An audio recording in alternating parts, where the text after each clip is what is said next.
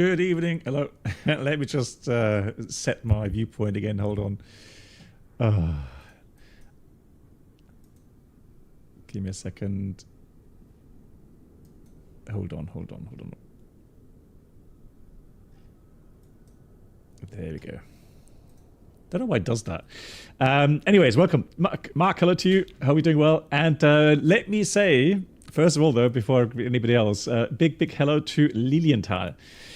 Now, on the last stream, Lilienthal came in as the first person to ever hit the 100-month subscriber mark.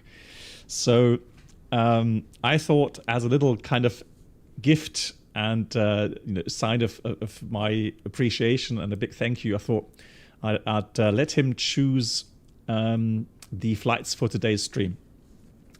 And so he wrote to me and he said he would really love me to fly here in Japan, and the routing is Tokio, Haneda to Osaka and back again. He said aircraft, 350, 777, anything would be fine. And so I thought, well, we'll do the following. We'll do a 350 flight to Osaka. And then coming back, we'll take the Phoenix 321. And the reason being is that actually yesterday I took some time to get the Mosa force feedback installed. Here it is. So it's now securely fastened on my MTS rig. And so I did some tuning.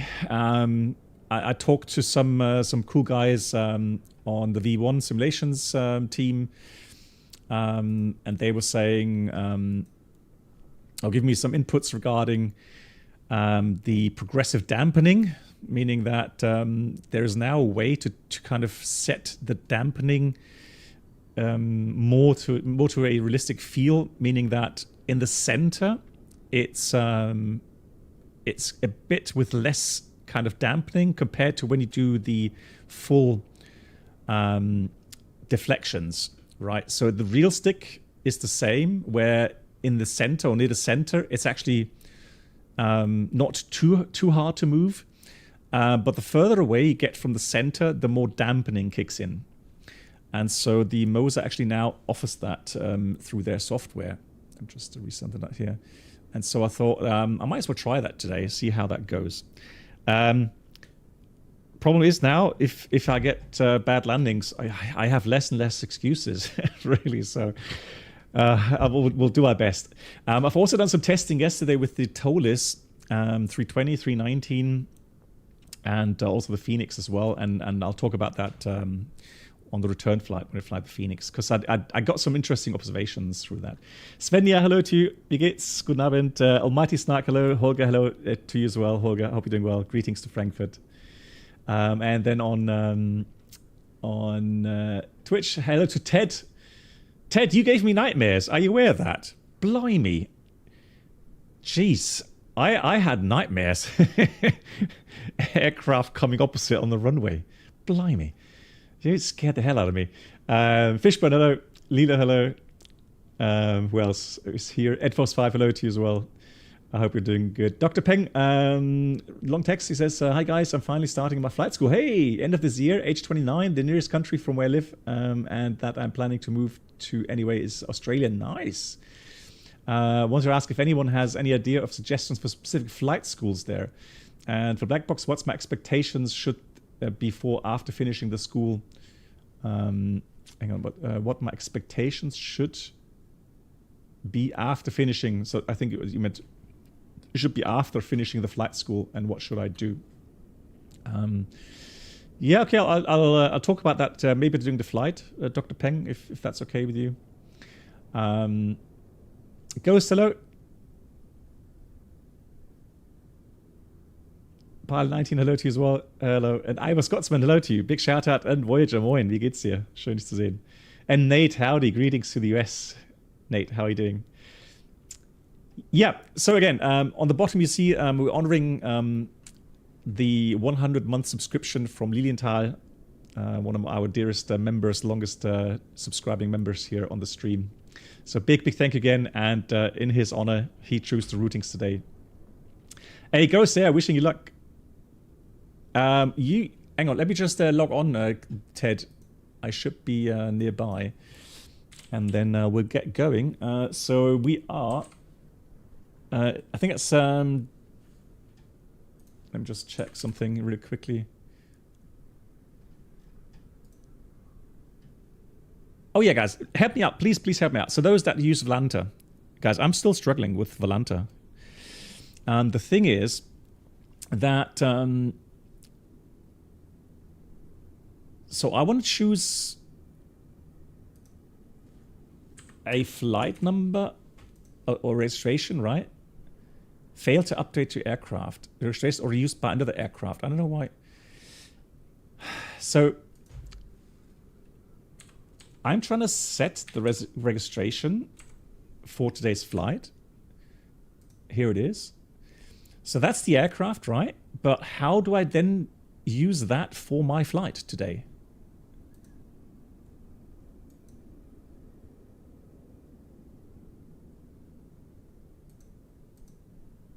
I don't get it. I honestly don't get it. So map, you see, that's the active flight. So how do I change this? How do I change this to my aircraft?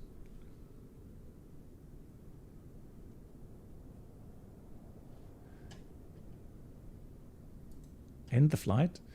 So start new flight.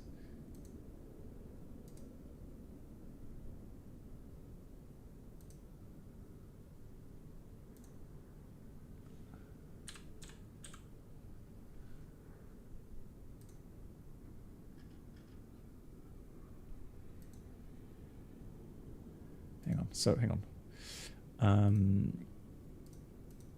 Man, this is just absolutely not intuitive. So add a flight plan. So this is the flight plan, right? Ah, here. Ah, there we go. Thank you. All right, finally, blimey. Why does that supposed to...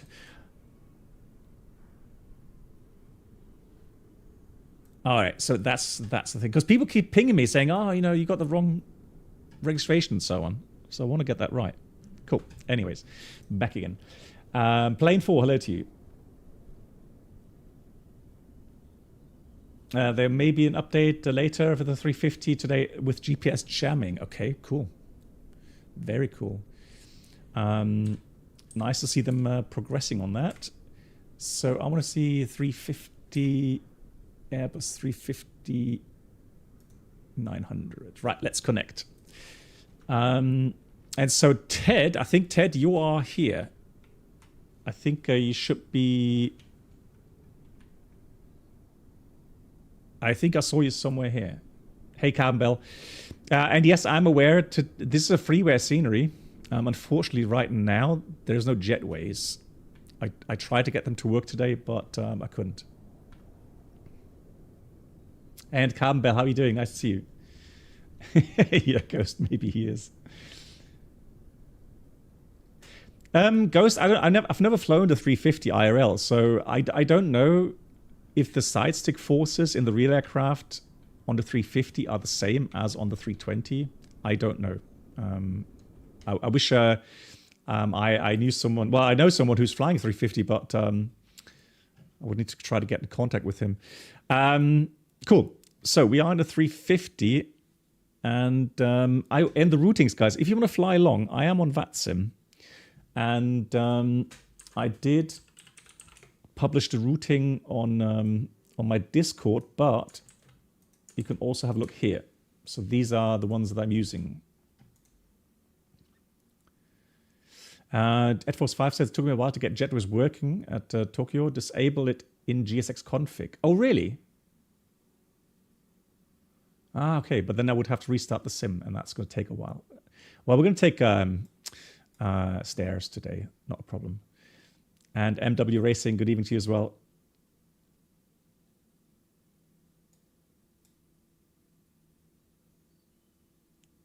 Yeah, so Snark, I agree with you. I do agree.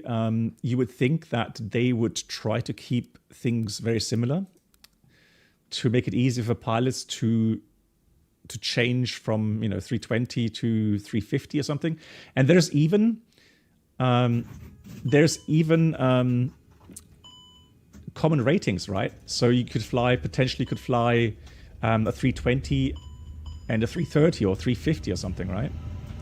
And so yeah, I would think so too, that it should be in the interest of Airbus to actually have these forces the same across different variants, right?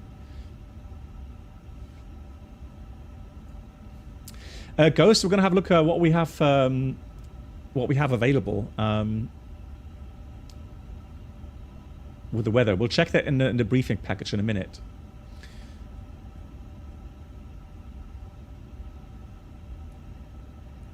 Cool. So let's do flight ops status, sim brief import. There we go. That is imported. Now let's do ground. Stairs.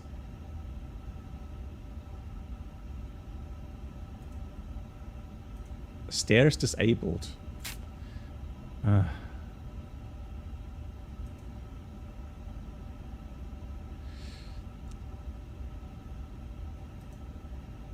Ramp.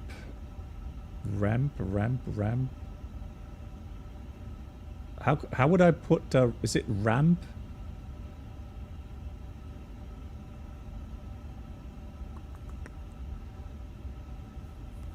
No jetway. Welcome aboard the Captain Black Box Twitch channel subscriber experience. Could new subscribers please make their way to the first class cabin? How do I save that? Complimentary drinks, snacks and premium flight entertainment will be served. Thank you. No jetway.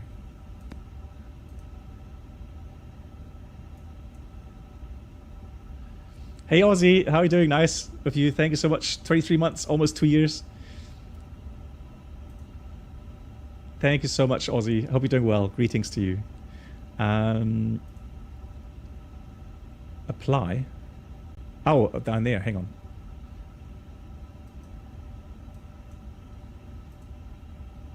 Why didn't I see that before? I did not see that.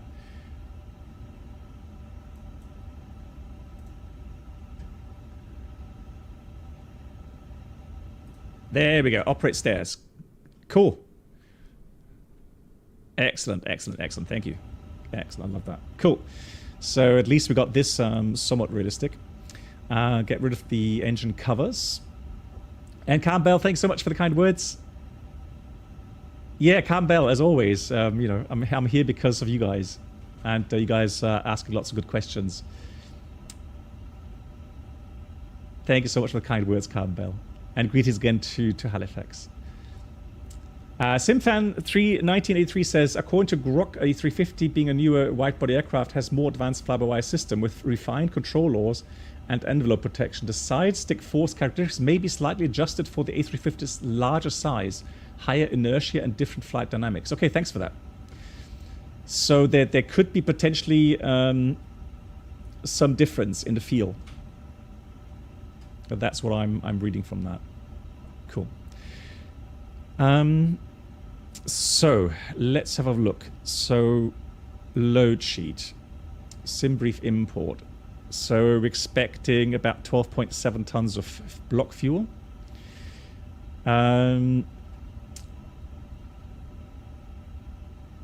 Ground enable request refueling. Refueling truck is on its way. Let's see if that works. And then we're going to go through the panel here.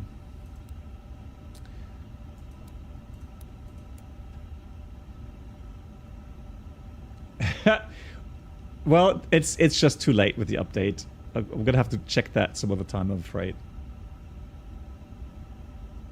Yeah, Ghost, the reason is that some of these sceneries don't work in 2024.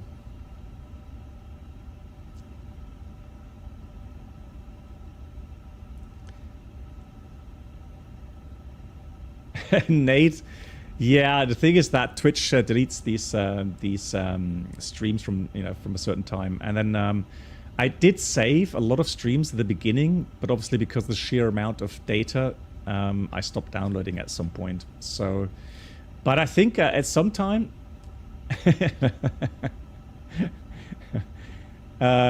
so at some time, yeah, they, yeah, Nate, okay, no worries. So, yeah, it's just, I would have to search my hard drive to see if I can find that at some point. Hey Ali, how you doing? Yeah, we're just going through as always, looking at over the panel here, making sure all the switches are in the correct position. Strobe. Now the strobe should be on the off position if you're on VATSIM. Otherwise, in the auto position, it starts flashing for other people. Oh, that was quick. Like, seriously? Why is that so laggy? What's the fuel say? Fuel... Ah, alright. Custom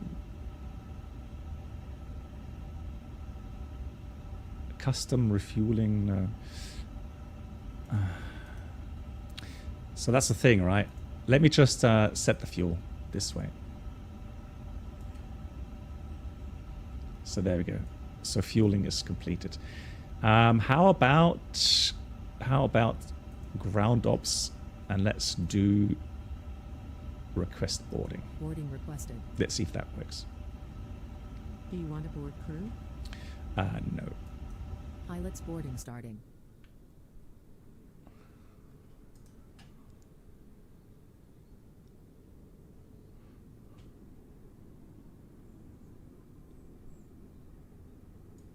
I'm not sure. So my FPS is fine.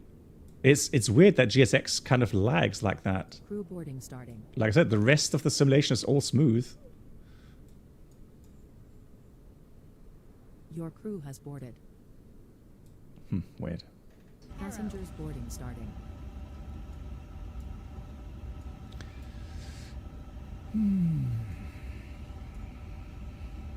Okay, so the overhead panel is completed.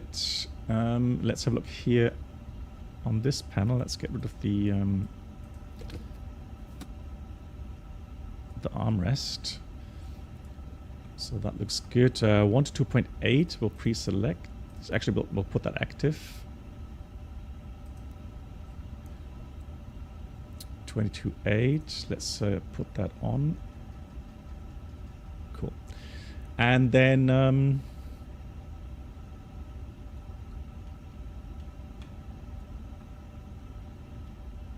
let's get into position so you guys can see. That is okay. So let's have a look first of all. Let's go to init. Company flight plan request. Request.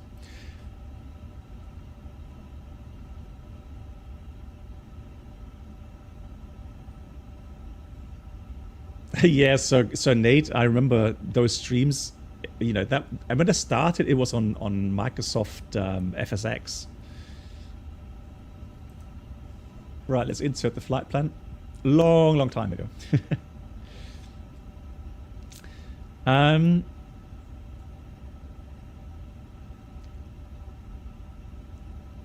Good. So now position,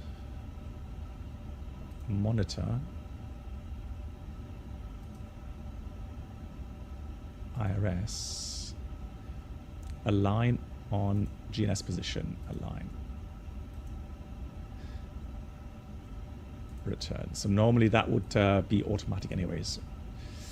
Good. So flight plan. Now what I want to do is I want to have a look at potentially getting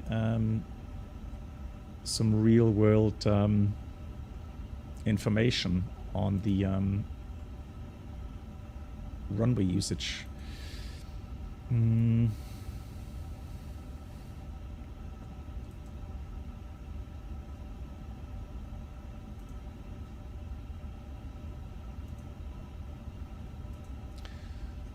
Right.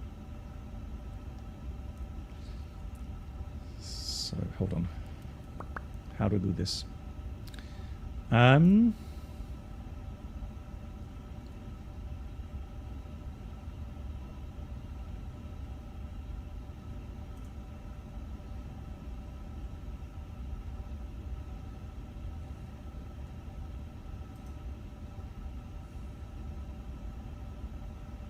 Yeah, I think I have to do that with the Navigraph app. I don't think I can do that here in the Volanta. A gift from me to you.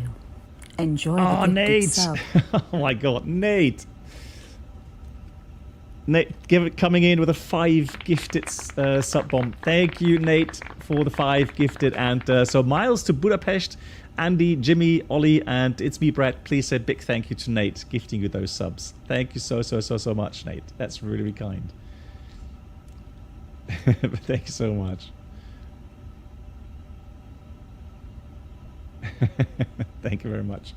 Oh my god. All right, so so let's do this. Do it this way. So what I'm going to do is I'm going to go to import from Simbury first of all, and then if I go to weather ATIS, there's no ATIS available, unfortunately. So METAR says 01018 currently, and we are hopefully on live weather. Let's have a look here. No, I'm not. Good thing I checked, right? So now we are on live weather. Oh. Wow. Oh, that got worse a lot quicker. Blimey.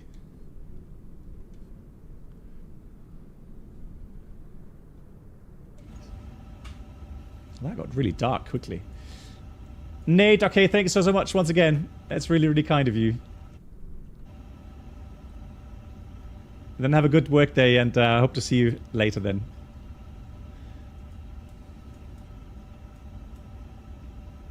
And once again, Nate, thank you so much. So let me quickly have a look here at the charts. So let me go airport. Let's go here. Airport info. There we go. So we're parked here, and the wind was 010 degrees. Yeah, 010 at 18. So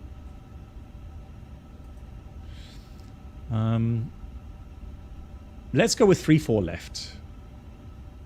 3,000 meter. Yeah, let's go 3-4 left.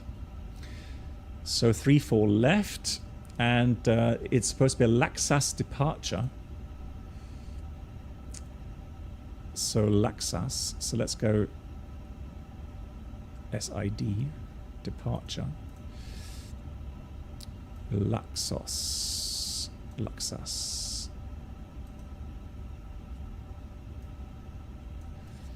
So it will be runway 3-4 left and right. So that's the Laxas 4 departure. Yeah, okay, look, I know. Yeah, like I said, I'm not gonna restart the stream and so or the sim. Mook TF, yeah, if you could be so kind, that would be much appreciated. And physics, hello to you. Yeah, I know, guys. I know there's an update out from 350, but again, I don't know. I mean, I could do a vote. So the update for me would take about 10-15 minutes, and then restart the sim another 5 minutes.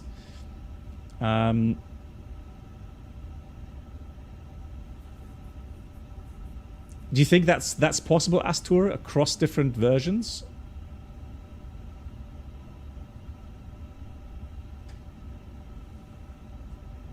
Sure. So how do I do this then?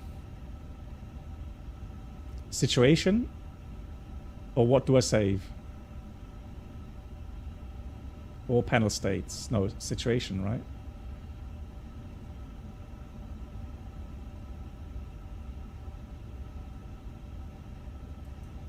Autosave? Save now.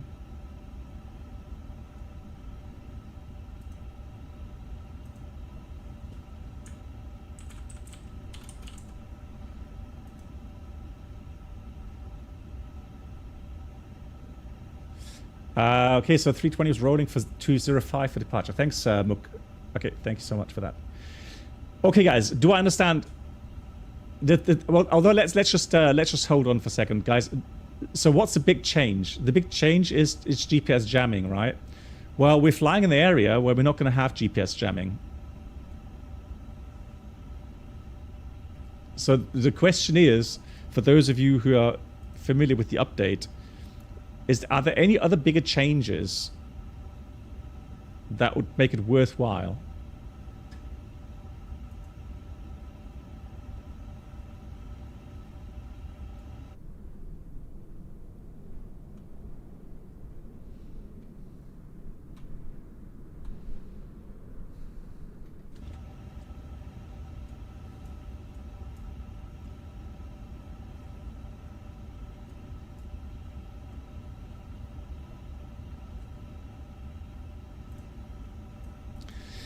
So if they depart 05, or actually, well, yeah, 05, is that down here?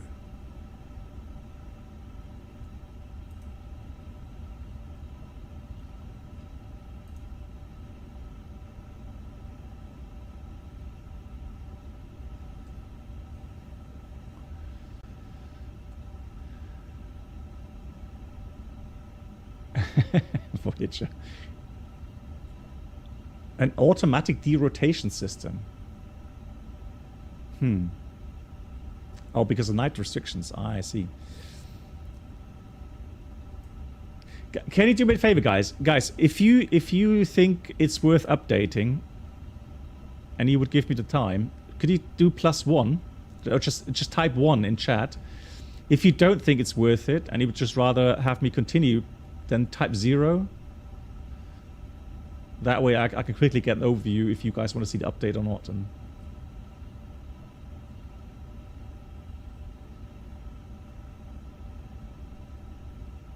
yeah, okay, thanks guys. Yeah, so initially we got lots of zeros coming in.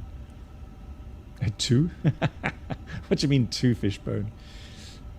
Okay guys, I can see you guys rather have me continue than yeah, I understand that. That's what I thought. Yeah, that's true, Ralph. I also think you're right. You never know what's really broken in the update, right? Because then we're running into the possibility that yeah, we get crashed desktops and so on, right? Because I've heard people say that the update that I'm running now, the 1.10, thanks, Michelle, 1.10 is actually quite stable. Okay, guys, so let's do this, because that way we're going to taxi over the bridge here. So let's do that. Let's do 05 departure then. Cool. So we'll take the...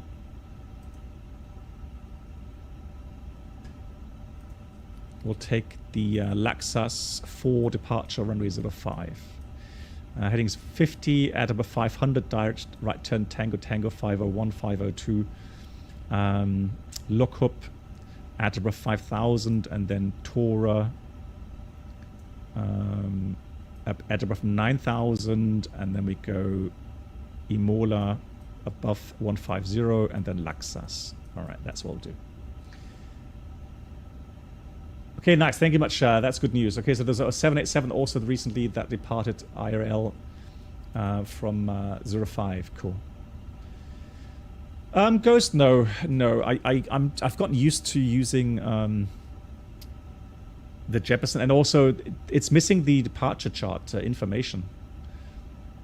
So that's why, yeah, it's just not complete with the Lido chart. So we'll take runway 5. The SID was the Laxas 4. No transition. Let's insert that. So there we go. So we got then the routing all the way to Ikoma. And then let me quickly have a look at the arrivals. So the weather in Osaka currently is 350 at 11. No cloud, which is nice. Good weather there, giving us some options. So let's have a look at the approach charts. Do we have anything very interesting. So northerly winds. So we got 3-2. What about this one here? That's an RNF approach, VOR approach, RMP. So there's nothing really exciting there. Then we might as well just do an RMP, 3-2 right. Hey, Terry C, hello to you. Yeah, just now as I was streaming, and I've asked my chat if they want me to update or just continue with the current version, and there's literally everyone just replied, just continue with the current version. Don't update, because it may just have some issues. So we'll take 3-2 left, we did say. We'll take the RMP 3-2. Actually, hang on. No, that was 3-2 right, wasn't it? Yeah, 3-2 right. My bad. 3-2 right. With that RMP approach via Ikoma, correct? Yeah, Ikoma. And then the Ikoma... hang on. Hold on. The Ikoma East. So the Ikoma East arrival...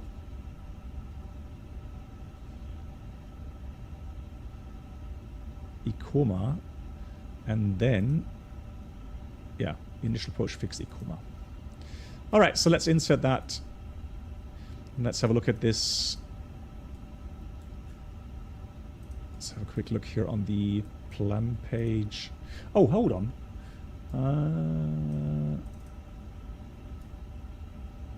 Let me use my my WinWing FCU here.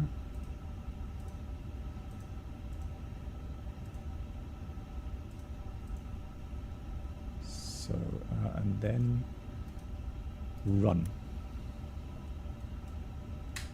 Yeah, fantastic. That's working. How cool is that? Nice. So, oh, nice. And it does work with the EFIS control as well. Oh, that's brilliant. Love that.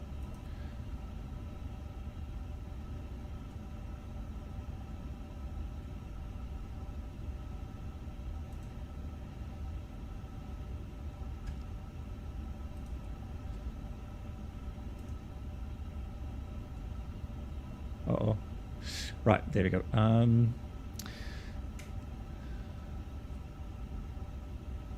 So it looks to me, though, there's some double routing points in here. Yeah, you see, that's the thing. So it has some double... So I'm going to take these out. Let's go...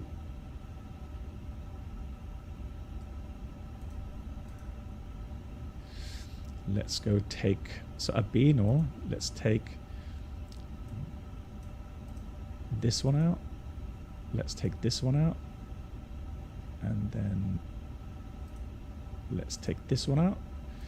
And then let's take this out. Insert. And voila. Now we have a proper routing there. Pretty much straight in. Nice. So let's see. We've got lots of questions. Hey, Fish Cup. You didn't post anything regarding the your question regarding the VOR distance calculations. I did search my Goulot school books, and I found something, but I'm not sure exactly what it was you're inquiring about. So if you want, I'd still be up to have a look at it and then maybe have an answer for you.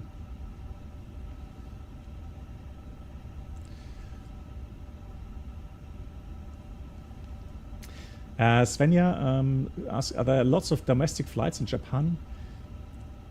Well, Svenja, this is a real-world routing.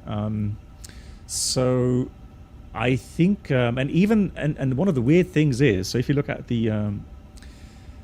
there's a weather system moving, and that's why. Okay, so if you look at the island of Japan, it's a big country still, right? So yeah, that's why you have these domestic flights, and they do use these big aircraft, heavy aircraft, on the domestic routings as well. So not uncommon, I would say.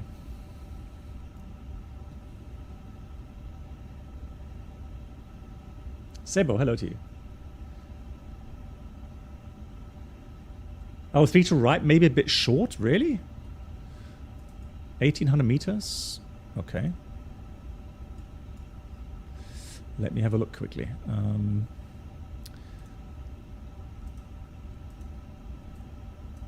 Oh, you're right. Yeah, okay. Well, we'll change that. Thanks for the input. Appreciate that.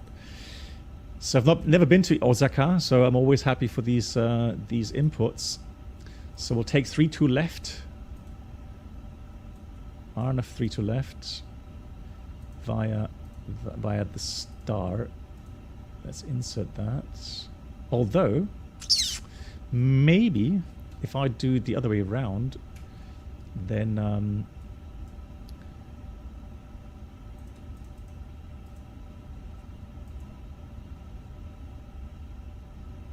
yeah, let me try that again. So arrival. So I'm not going to do the arrival itself. 3 to left. Let me get that RMP approach and then just do the via Ikoma, and then hopefully we won't have these double routings in there. It still has some duplicates.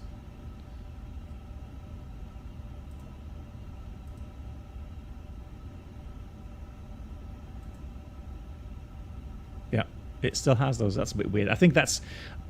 I'm pretty sure the real aircraft wouldn't have that.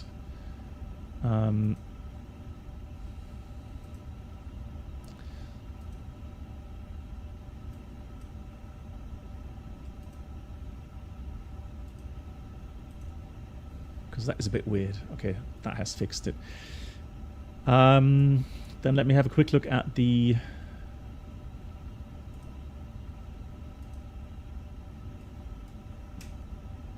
whole distance, destination. Time.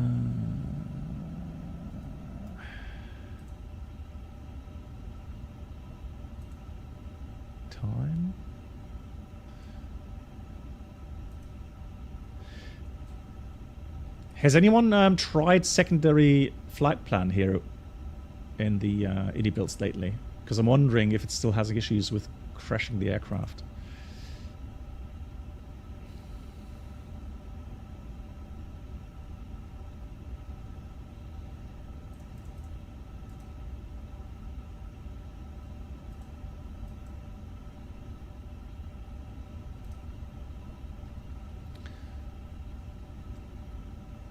Bambino, hello. Did Singapore to JFK? Wow, okay. Wasn't crashed. Oh no. What about autosave, Bambino? Weren't you able to reload it with autosave? Air Revista, hello.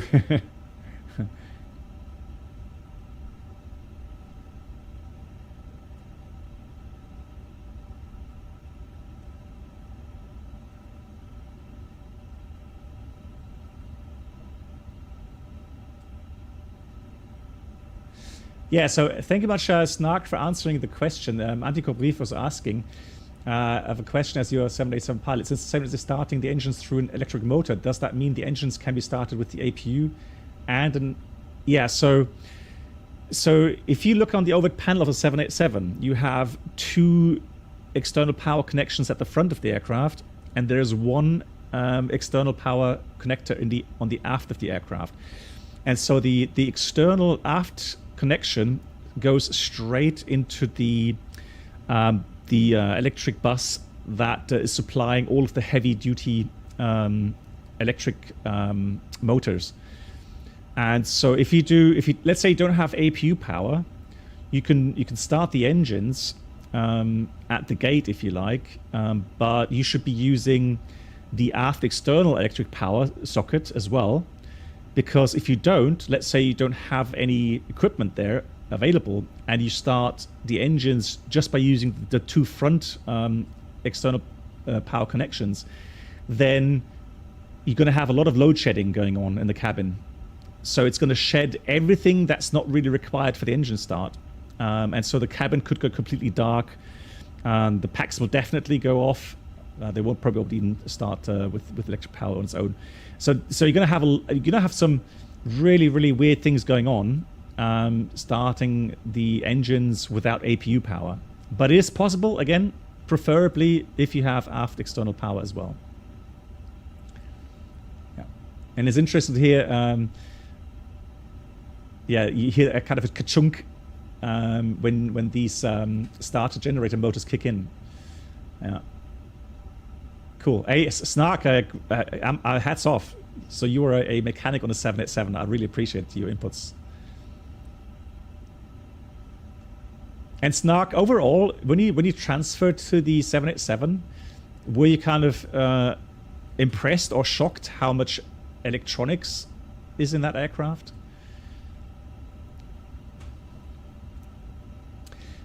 Fishkop, you said topic Kreuz.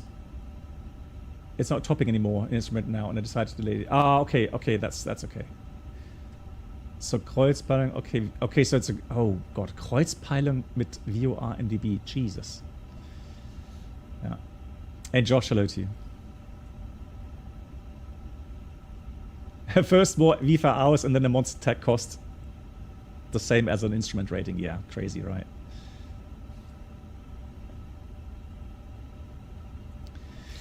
Yeah, Air Vista, you're correct. So there are some limitations to start both engines at the same time on the 787, but mostly you can. It's only at these high elevation airports where yeah, it may be recommended not to start both engines at the same time, or if it's very hot outside, etc. Yeah, normally you can. Yeah. How do you like the Mosa? Very much, very much. The thing is though, if you watch my video about my hardware setup, so the Monster Tech rig, it's again, it just made it so clear to me again that even though it's a very expensive investment, or expense, I should really say, the way you can quickly mount certain things, and the Mosa, so the whole box here, that Mosa box, right, that weighs 8 kilograms. But it's so securely mounted to the rig because the whole rig is metal. It's so strong, and it's connected with some fasteners and quick release fasteners. So I can change this and move this this unit to the center of the chair. So I can use it with fighter aircraft, DCS and so on. And the amount of different setting possibilities through the software is incredible. It's yeah.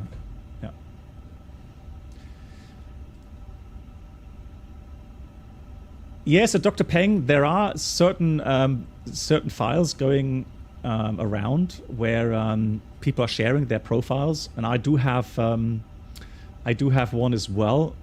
So if you're interested, let me know. I can send you one over.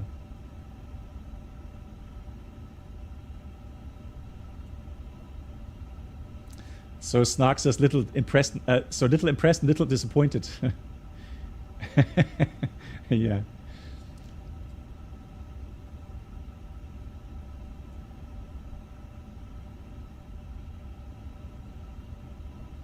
Yeah. So I've talked about it at the beginning. I don't want to waste too much time at the moment for trying to get airborne, but I can tell you that I can show the settings here real quickly. So. So there are so many things that you can set up here with torque output, force feedback, intensity, spring loading, dampening, inertia, friction. And here, since it's Airbus, I don't use any dynamic kind of feedback, meaning so things like you would have for aircraft effects, right? I've deactivated those because in the real aircraft you wouldn't feel them either, right? But again, you can see there's an endless amount of things you can actually select to have the whole thing vibrate, you know, when you lower the gear or when you get into a stall or near the stall, or in the critical angle of attack, propeller rumble, helicopter stuff. For example, here your helicopter effects, right? Again, you can go absolutely crazy with those settings, all right? And so right now, what I've been fiddling with is this. This is new. It's the adaptive centering compensation. And so when the spring force's strength in the basic physics model is set too low, the base may experience inaccurate centering. This is typically due to combined effects of friction damping, etc., etc. So what I'm trying to do is I'm trying to get to a point where if I'm deflecting the stick only slightly, there isn't much resistance, or you know, there isn't that much friction or force. However, once I get, you know, more outside of the center, I've got to put in quite a lot of effort to get to full deflection. And to my recollection, I think that's what the real stick does. Yeah. Because of the airports basing, because the airports I'm using today are not working in 2024. Sandman, yeah, thanks. But we did a little poll at the beginning, and people said no, we should stay with the 1.010 version. Okay, so here we go. So those are the settings right now. Make a screenshot, please, Dr. Peng, and then we'll get going with the flight. So again, access, travel, linear, typical Airbus stuff, right? So linear stuff. So hope that is enough for you. Cool. Then, so we've done the initials. Let me have a look at the wind data really quickly. So climb wind is in. We've got the cruise wind. Let's have a look if I can request it again. Insert. Oh, it's because of the short flight time, isn't it? Yeah, probably that's why. Maybe that's why we don't get the cruise wind. Okay. So that's fine. Performance we'll do in a minute. So fuel and load. Let's have a quick look here. Okay, Dr. Peng, fantastic. So let's go with load sheet. Just make sure that we set the zero fuel weight. So we got totals 298 passengers, and we've got a load of 23.5. So we've got zero fuel weight, 170. Well, let's say 171. Fuel 12.7. What? Why is it? Hang on. Is it not finished loading yet? What?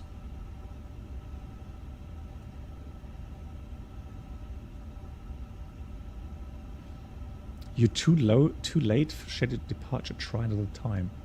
So how do I change the time?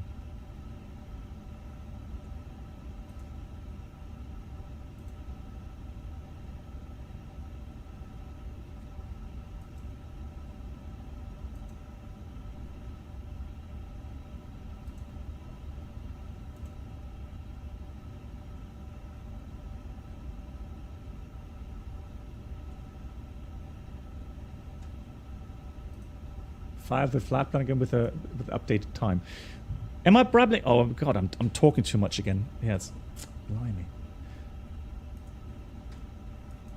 Okay, let's do this 1800 then, or 1810, 1800.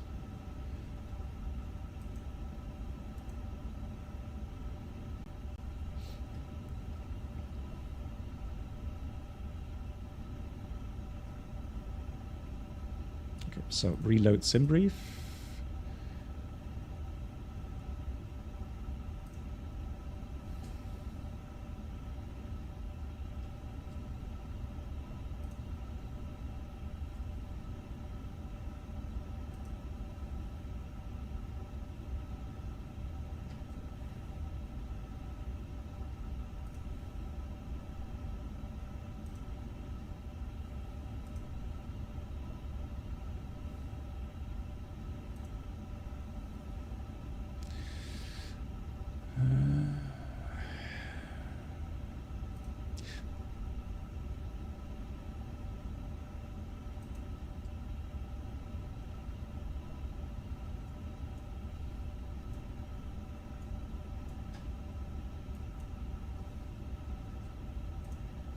All right, let's do that. Let's try that again. Set zero fuel weight. Set fuel. Can't refresh zero fuel weight CG while loading is in progress. Hello.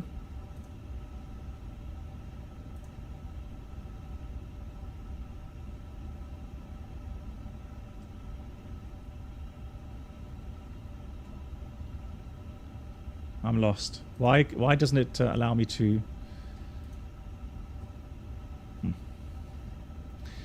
All right, let me do that. Start the APU, and then we'll try to force these things. I don't see any loading going on, if I'm honest.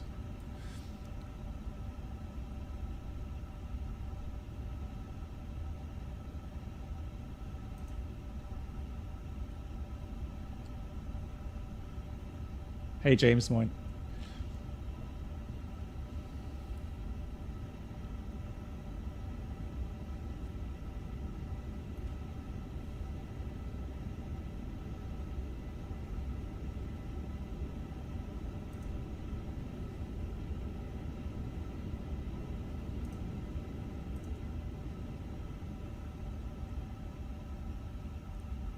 Maybe that it needs the doors to be closed.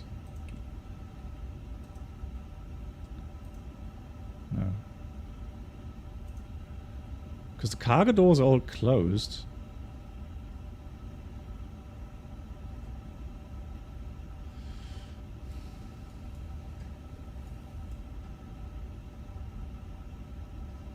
Right, APU's available. So then let's get rid of the externals. Let's do APU bleed on. Chocks remove. GPU.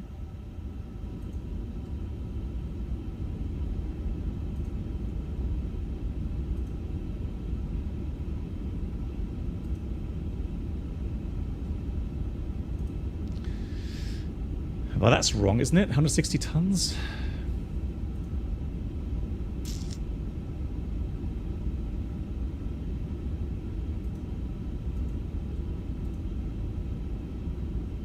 Yeah, I honestly don't know what's going on there, if I'm completely honest.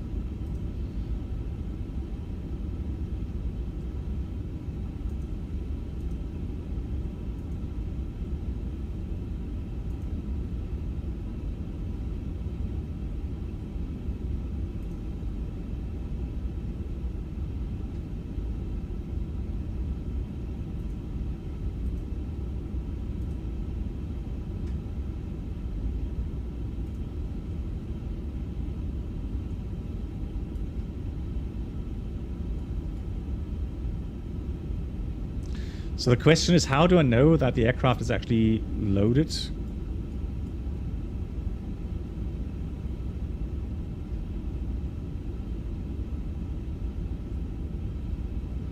Because that takeoff weight is wrong, isn't it?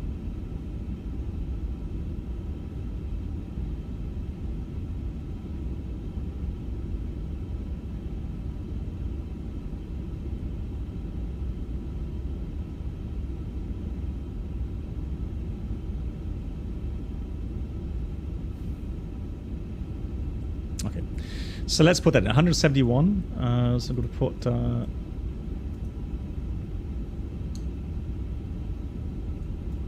171.0. Enter. Block fuel 12.7. Enter. Pax number is 298. So 298. Enter. And the zero fuel weight CG, I can only guess. It doesn't give me that, so...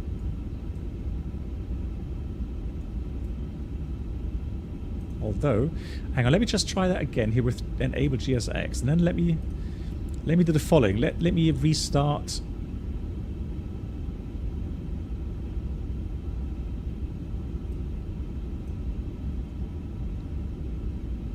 Oh no, okay, let's do that. Let's go here. Let me restart Quattle.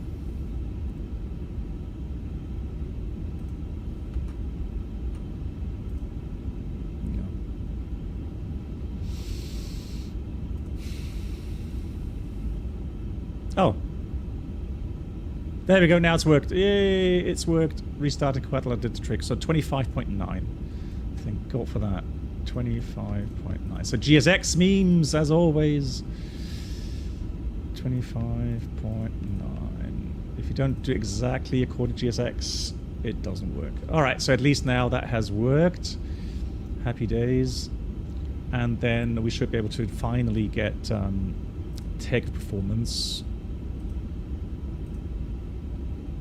Well, that's not right, is it? 183.5.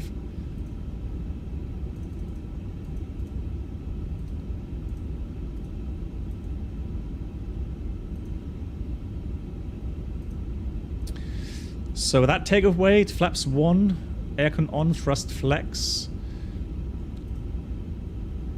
So those are the values with a flap 1 plus F, flex 47, and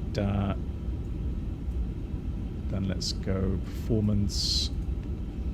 Let's confirm the speeds, flex 47, acceleration is fine, transition 14,000. Let's put this at 1500. And then I think we're good to go, finally.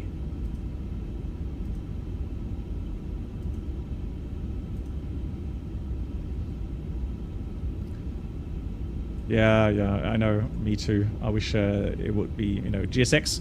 I guess it's a complicated thing overall. So it's not the easiest kind of software. Right, so here we are. And then what I would like to do... Well, let's keep it that. Good. So let's do one more thing here. Let's update the weather real quickly. So let's go with ATC. Let's have a look.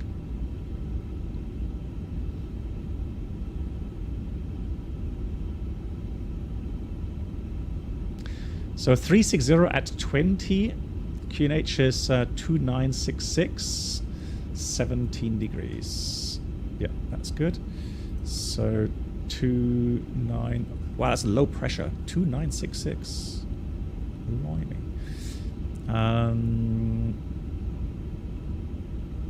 So let's put terrain on. VUR airport constraint. And then we'll zoom out. Zoom in actually. Plan mode. No, let's do arc, sorry. Let's zoom in some more. Fantastic. And then...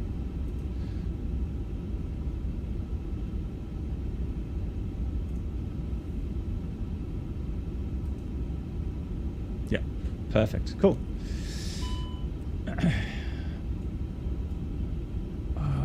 Isn't there a way to sync both of these altimeters? Options. Linked. There we go.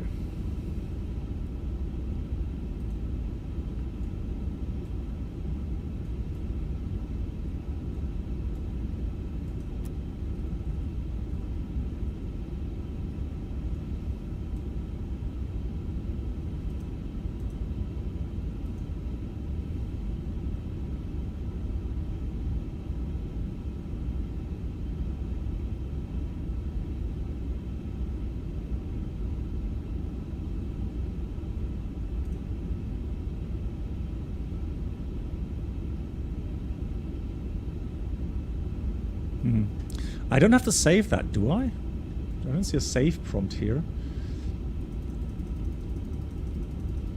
Oh, now it's... hang on. Oh, I get it. Okay, so it's not working through the WinWing FCU. That's the restriction, because I need left and right. Ah, okay, I get it. Okay, so I have to do the altimeter here through the virtual cockpit. No, so Matteo, I did buy a plate for that. Oh, actually, no, hang on, you're right. It is actually... I just had a normal plate. I think I did a a Warthog Thrustmaster throttle plate. And then you have these mounting brackets from Bravo throttle quadrant, and that way I did mount it.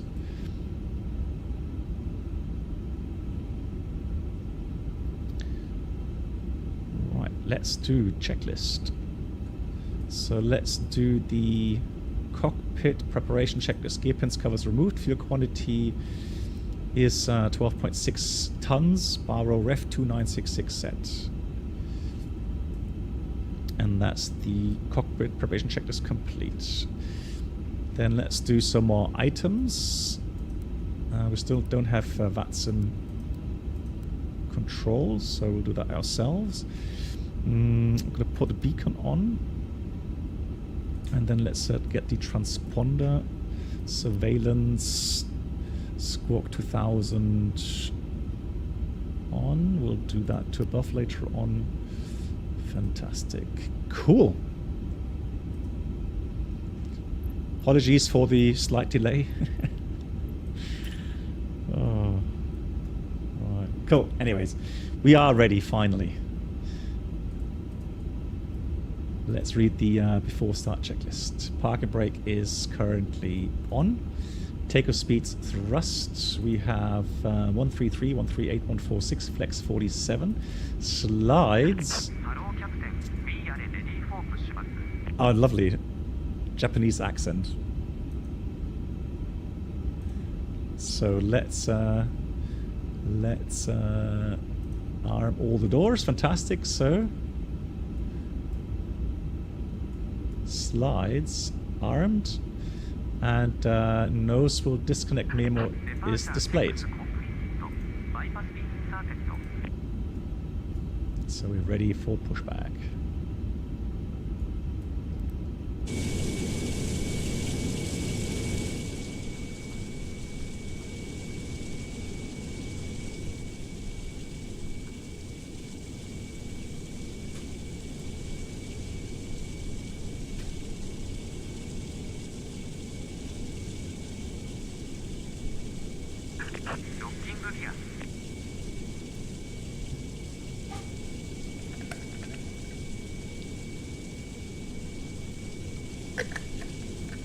I need to get into contact with Sven regarding the shared flight physics.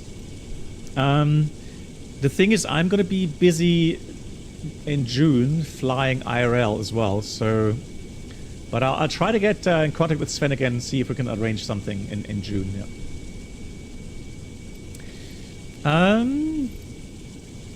Where do I want to go? Where do I want to go? I want to push back.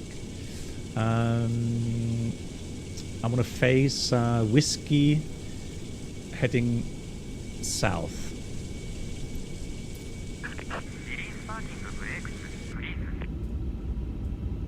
Very polite as always.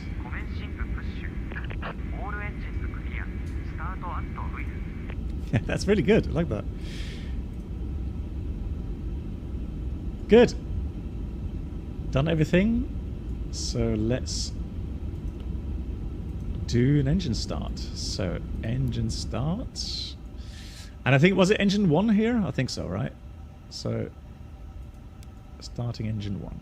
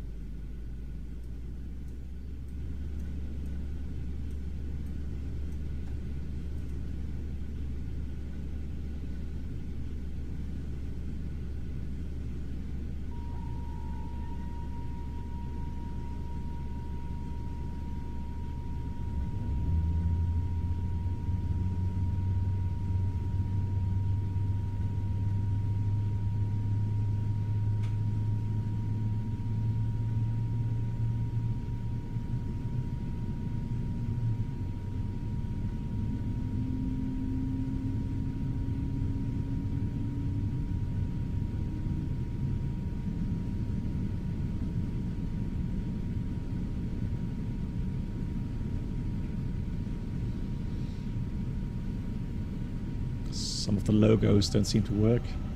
Right, that's already started, so engine 2 start.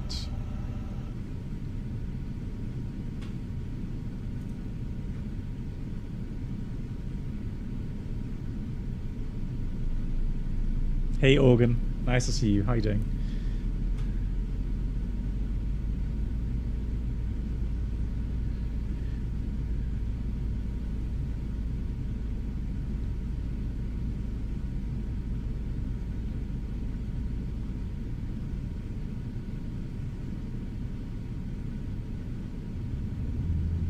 Yeah, thank you. Doing well. Thank you so much for asking.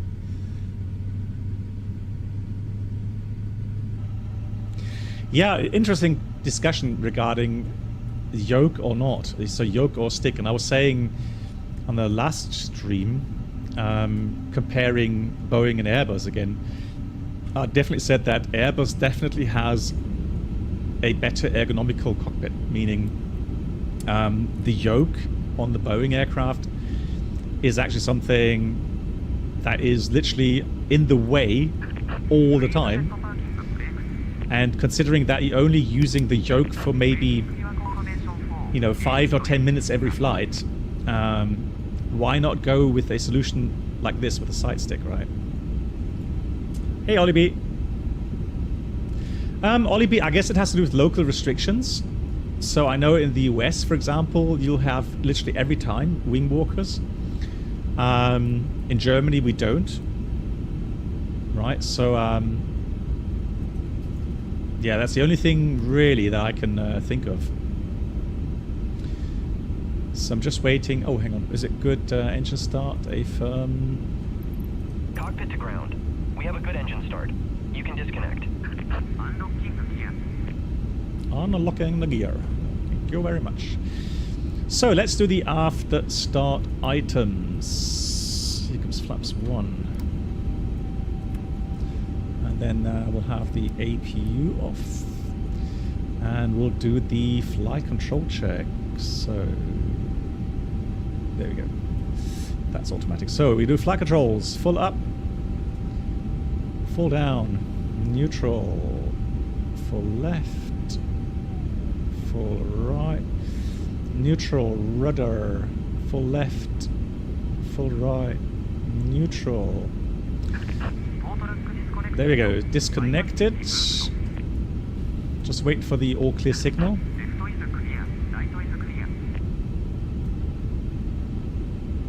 No, so James, at the moment, we're not flying to the US at the moment on our fleet, so I've got a plan to fly to Canada and I'm flying to India in June.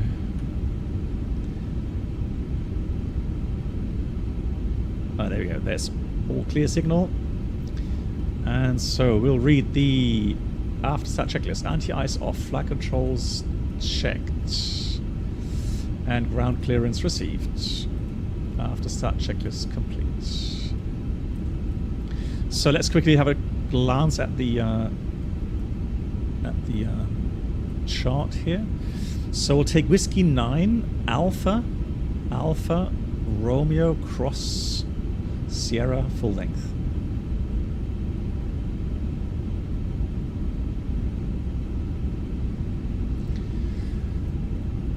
Haneda traffic, Japanese Airlines 139er taxiing runway 05 in Haneda.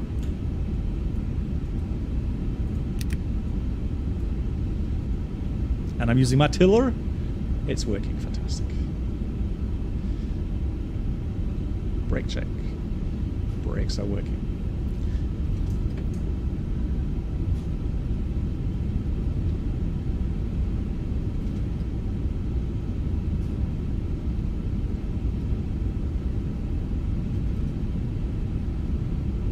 Just Lamy, hello to you.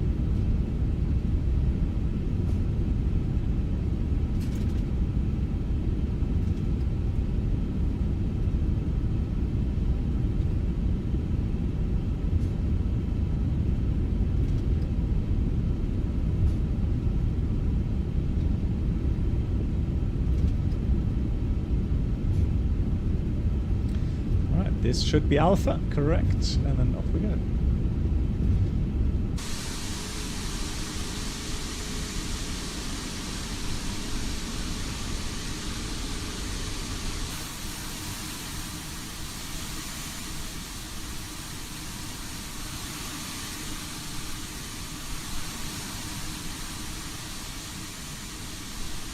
Volva.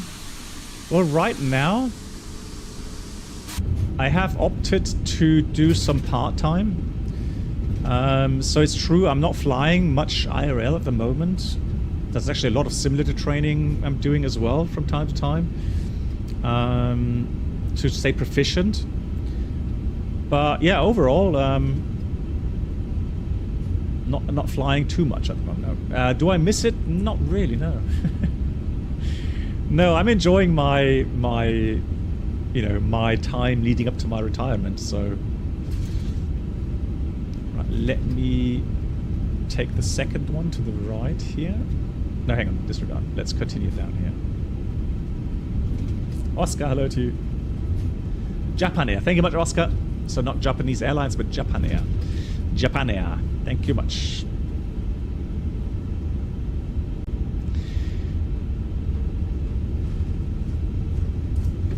Well, the thing is that... Oh, a bit fast here. Is it going downhill or something? So the thing is that my original plan was to retire last year. But my airline has the option to keep me 12 months longer. These are the contracts. So they opted to keep me flying for 1 year longer. And so end of October, my contract ends. And yeah, so as I mentioned before, I've planned this for many, many, many years. And so I'll be 56 and retire. And then, yeah, I want to do some other things in life.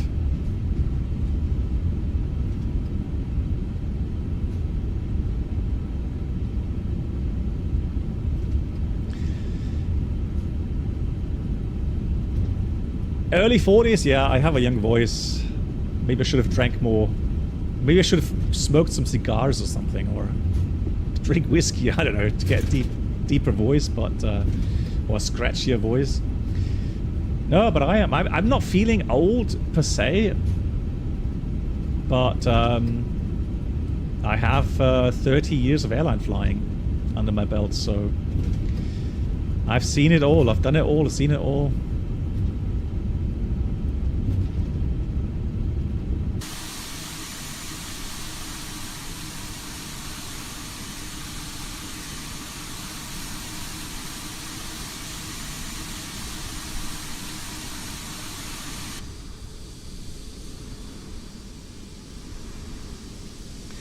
Well, it's just airline flying. So I started training in 1990. And before that, I started glider flying in 1984. So really, if you want to take that into account as well, I've been flying for 40 years? More than that, imagine that. God, I had to calculate 3 times just to make sure I'm not saying something wrong. 40 years, more than 40 years I've been flying. Yeah, I am old. I do have grey hair, so probably, you know what? Probably when I start using face cam in October or beginning of November, I think that's going to scare a lot of people. They're going to say, "Who's this? Japan Air 1 that can't be Black Box. He can't be that old." And I'm following Black Box instructions. Yeah, and Nick, Tom. So you know, I'm going to continue flying, but I'm going to fly just GA. Private VFR flying, maybe some IFR, who knows, but not more commercial anymore. So that's what I'm looking forward to, and flying whenever I want, right? That's the thing. Hey Blaze, thank you much for the 2 months. Ladies and gentlemen, welcome aboard the Captain Black Box infotainment experience. New subscribers should now pick up their fast first class. Thank you.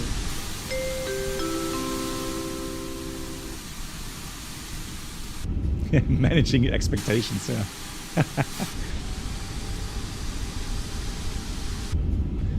So the Blaze, thank you much for resubscribing again. 2nd month. Much appreciated with the Twitch Prime. Thank you very much for that. Let's go here. Let's do this.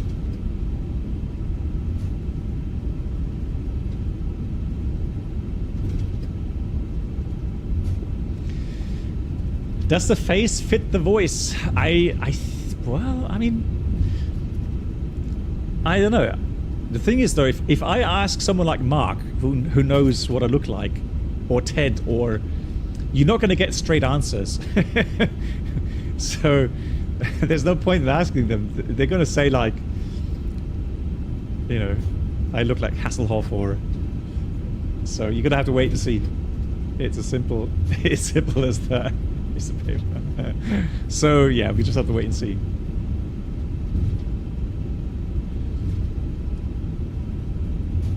But that's always a problem with the internet, isn't it? The internet and you know, the voice being one part of what you take into account, and then what's missing though is yeah, face, right, expressions and so on. So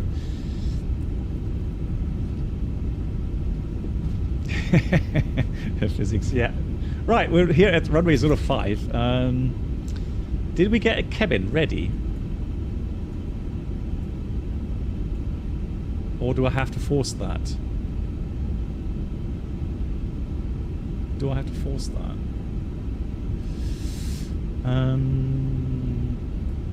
So initial climb is 5,000 for me.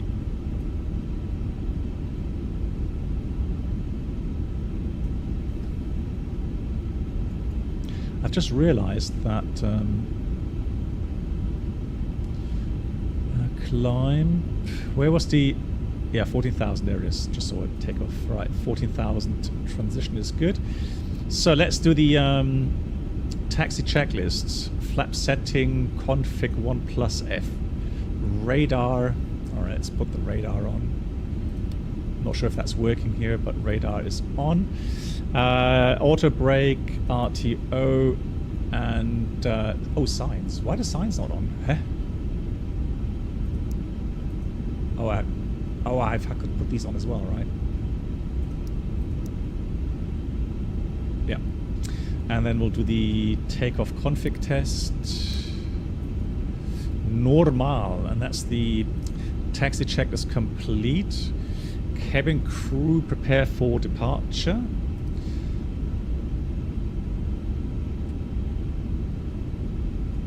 Do that, and then we'll read the lineup checklist. Cabin is secure signaled. Takeoff runway 5 checked, and pack 1 and 2 remain on, and that's the lineup checklist complete. And then we'll do surveillance and TARA, and then we're good to go. Avimar, yes it is. So we did take a bit longer with the preparations. Tokyo Haneda traffic, Japan Air 139 lining up departing 05 in Tokyo.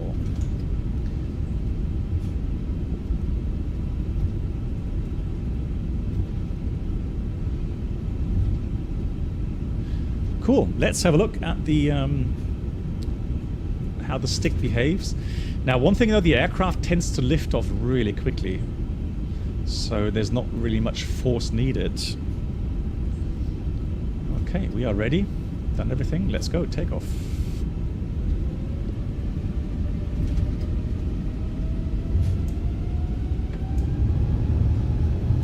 Manflex 47 SAS runway, auto thrust blue. Thrust set.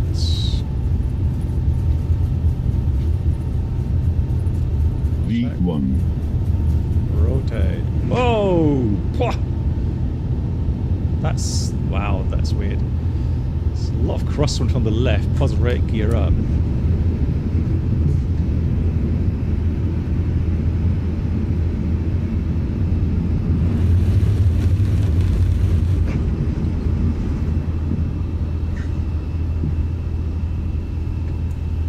Thrust, derate, climb. flaps 0. Speed check flaps 0. And that's the thing.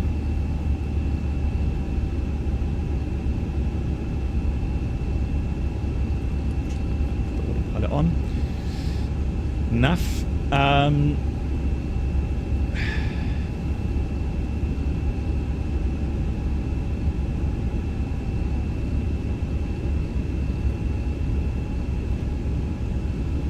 You see, that's what I mean with the loading, right? So weight data disagree.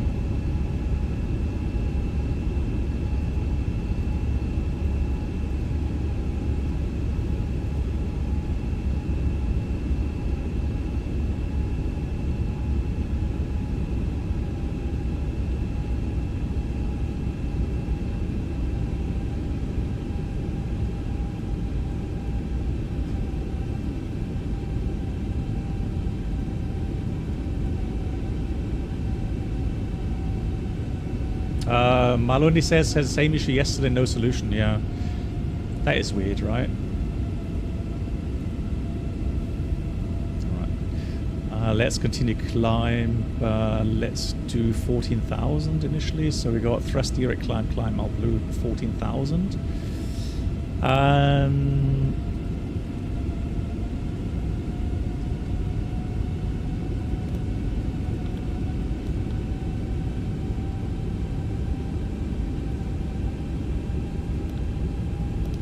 Alright, there we go.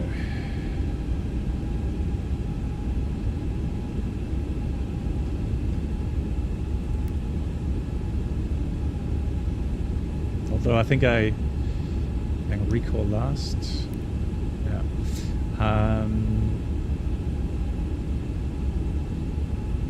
Ecam gross weight correct.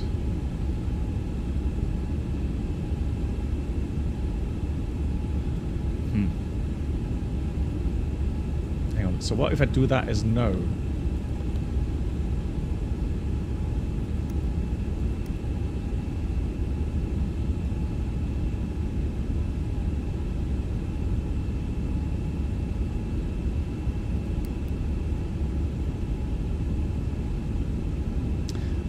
Do I use FS Realistic? No, not at the moment. I do own it, but don't use it at the moment, no.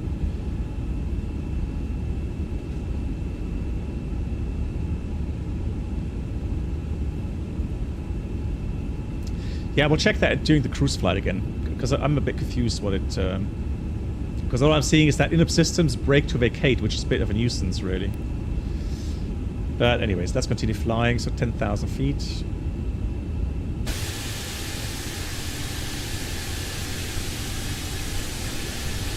Sandman, I agree. I agree with that.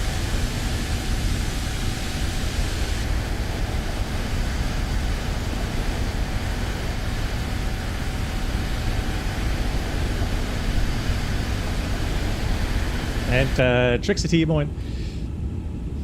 I need a traffic, Japan, 1 Papa Romeo. There should be more focus on some of these things with, you know, aerodynamics and so on.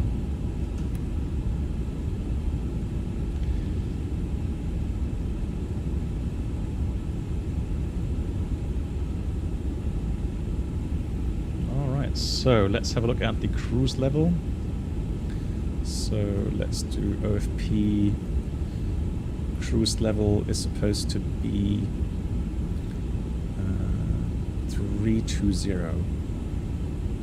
Okay, so let's climb up all the way 320. It's a short flight. Now, hopefully, we're going to see the Fuji today. Traffic, Japan, 1 Papa Romeo. So I'll cruise blue 32,000.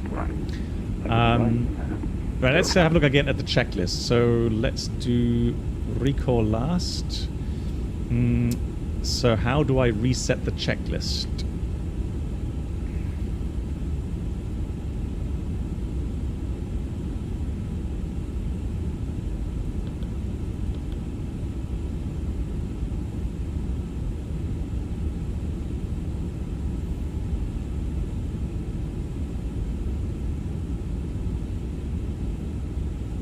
Okay, Aviamar, no worries. Hope you can watch the replay then, or the video on demand.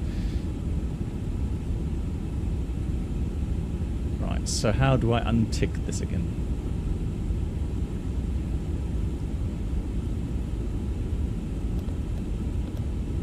can't click that. Clear? No. Deferred, abnormal. Anyone know? How can I untick this?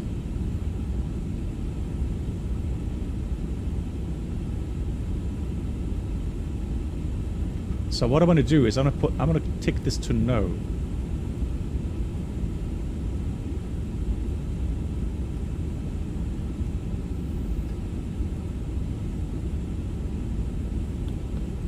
Yeah, but I can't, you see?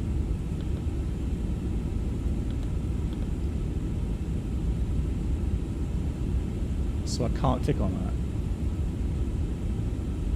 What's the best beer in Germany? That's a tough question.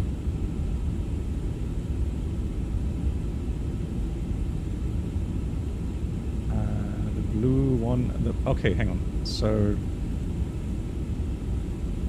this one here.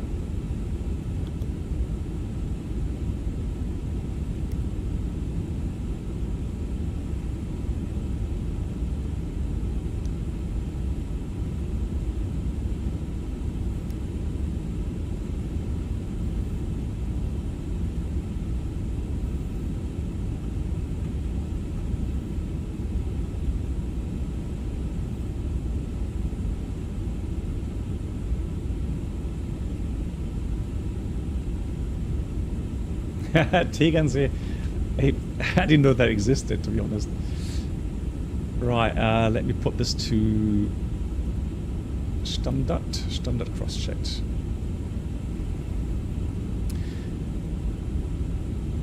Guys, yeah, so I can't go into that menu there with the pointers. So how do I clear that?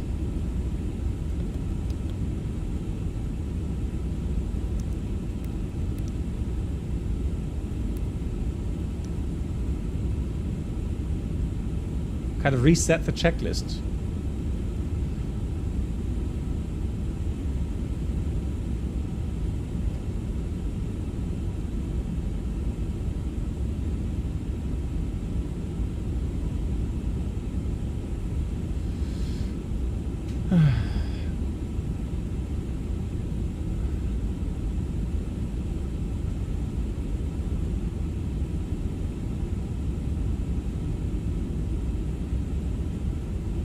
So 150 above is fine.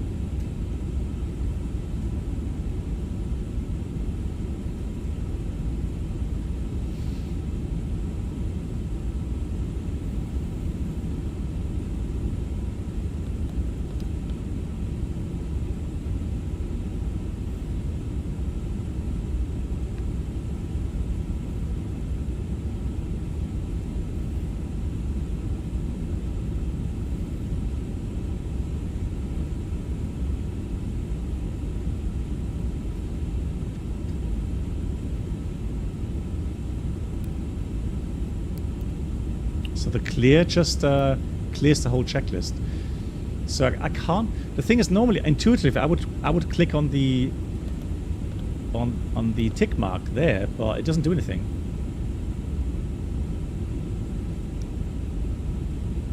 No deferred.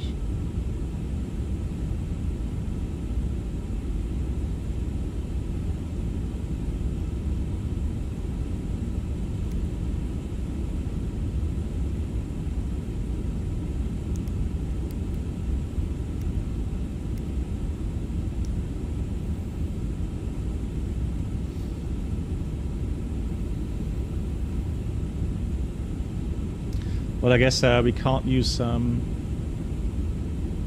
brake to vacate then.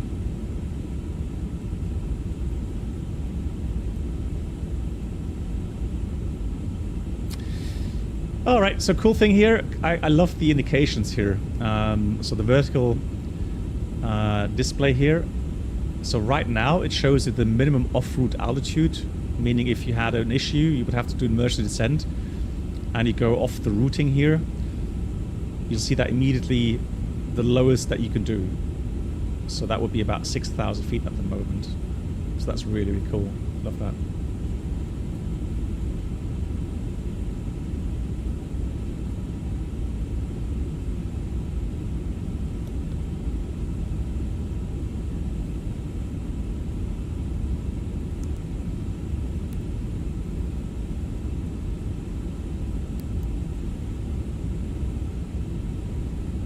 So the only thing really, what I have a feeling,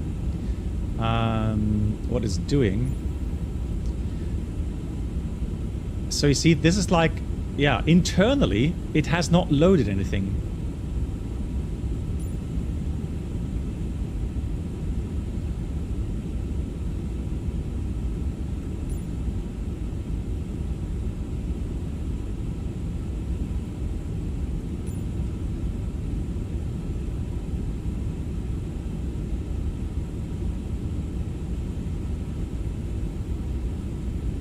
And that's why it's giving me that disagree, you see? So the fuel on board is correct, but the payload is incorrect. And it doesn't allow me to change that here. So iniBuilds is overwriting that.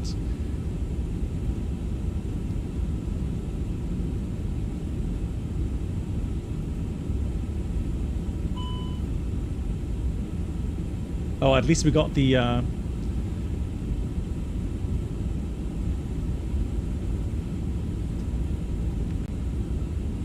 Well, now... Okay, now I can see what's happening here.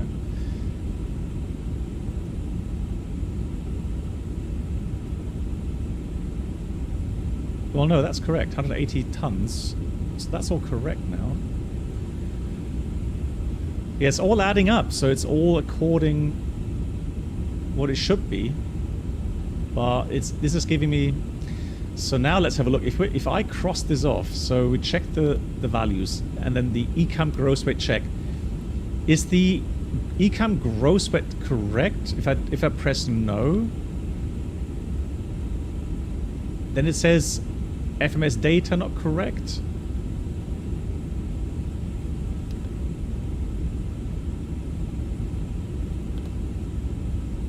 Yeah, same thing, right? Same result. Rectivate is not available. Oh, that's annoying. Alright. Wow, it's bumpy. Blimey. Good things, what is going on? Oh, well, 100 knots wind, yeah. Well, ladies and gentlemen, do remain seated with your seatbelts fastened. And unfortunately, due to the short flight time, we're unable to provide any in-flight service today. Hey Hayden, how are you doing? Nice to see you. Alright, let's enjoy the scenery here. Ah, yes, look at that. And that's what, that is what Lilienthal wanted to see. Well, we all want to see that, but that's why Lilienthal... And I wonder, Lilienthal, when you flew this IRL, did you have that that view as well?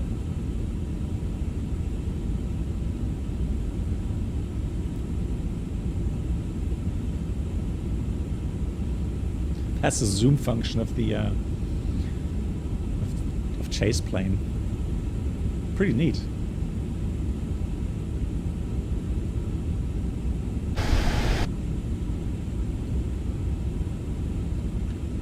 Pretty much, Lilienthal, I'm happy. I'm so happy. I was worried, Lilienthal.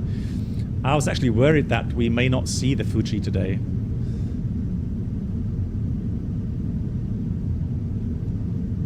So when you saw that it had a bit less snow, okay. It looks like there's a second crater there as well. I've never been on the Fuji. So...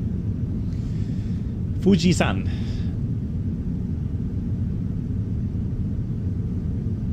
Yeah, that's brilliant. And guys, this is the thing. This is why we should love flight simming. Because we do get these kind of views. And virtually, you know, fly around the world wherever you want. And enjoy this. This is cool.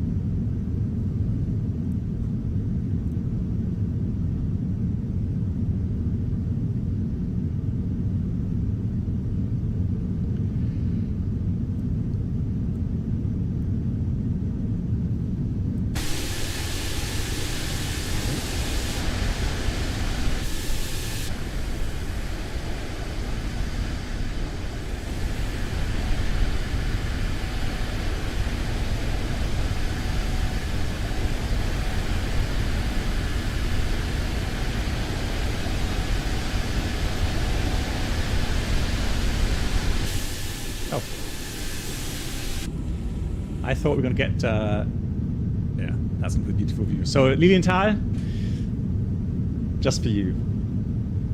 Lilienthal, once again, thank you so much for the 100 months of support. And, you know, just look at the number, right? It's not weeks or days, it's months. 100 months. Unbelievable. Yeah, Ted, you're right. We are crossing a jet stream, 108 knots right now. So you can see the drift angle. Look at that. So the nose of the heading is 263 or 262, and we're drifting about 274.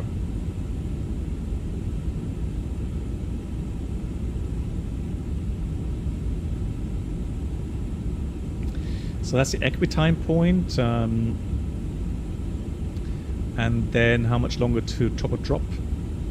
21:45. And it is now 20... Oh, 4 minutes! Huh? Hang on. Oh, there we are. 60 miles. Yeah, okay, so let's get the weather. It is a short flight. It really is. So let's go ATIS or weather. Let's have a look. Stephen says, one of my favorite departures out of Haneda is the one that you take to the east over the Pacific. So you follow the Akawa River over Tokio, and then you get a great view of the city and the Fuji in the background. Nice. Okay, 020 at 6. And so let me just do this. We'll do approach.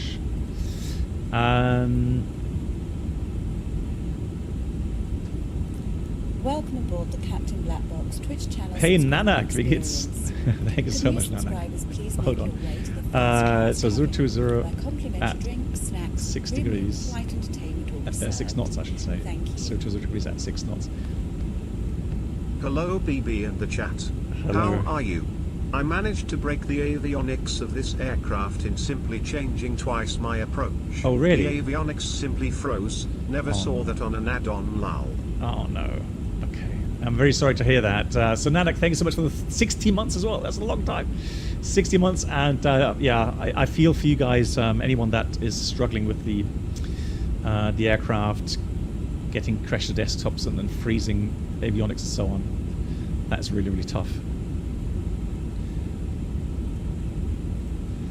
And someone was quite rightly saying, you know, they should get these issues fixed instead of adding fancy stuff with GPS jamming and so on, right? Actually, you know what? We got LPV approval here, so let's do 310. Localize a position with vertical guidance.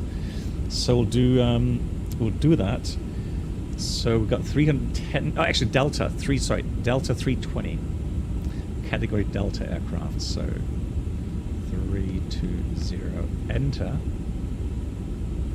And transition also at 150.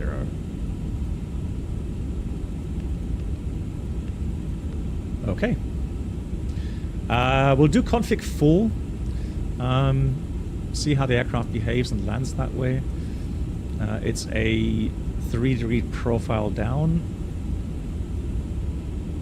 Okay, and then after landing,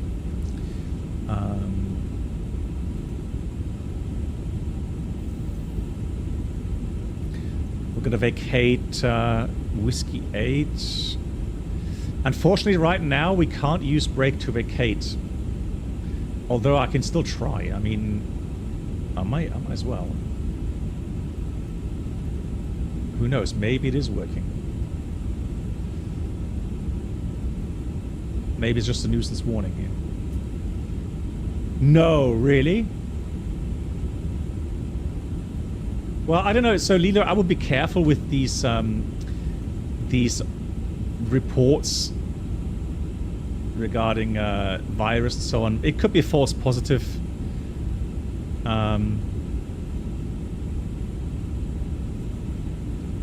There's other add-ons that had false positives in the past, so.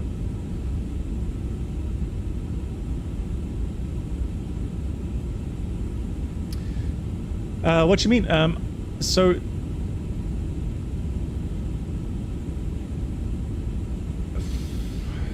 I don't know Aviamar. So like I said, you know, for some reason it's not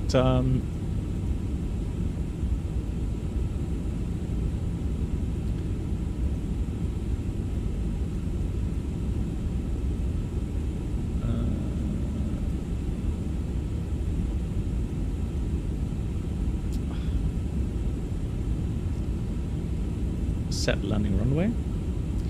And then let's take the exit here.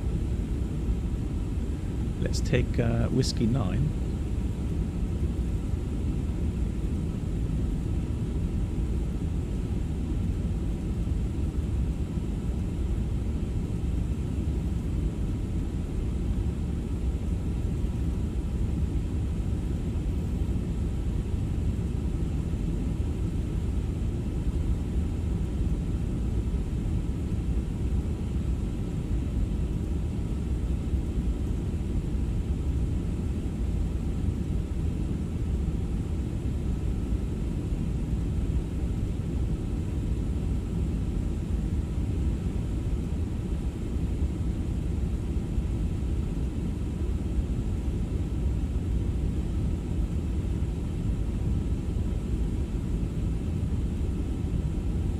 Yeah, so it's not letting me set brake to vacate here.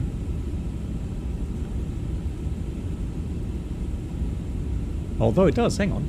I can.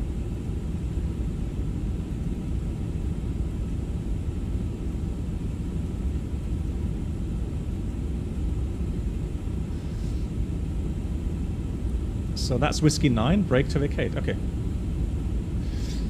So let's do that. And let's see, maybe we can still use brake to vacate. Yep. Oh no, you can't. It says brake medium.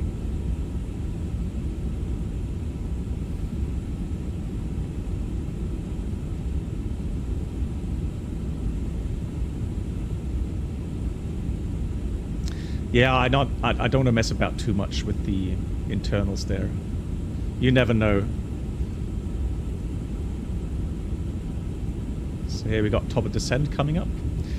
So let's initially go down level 150.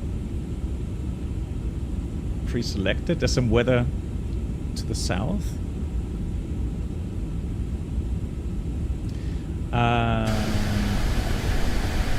Just getting outside view real quickly.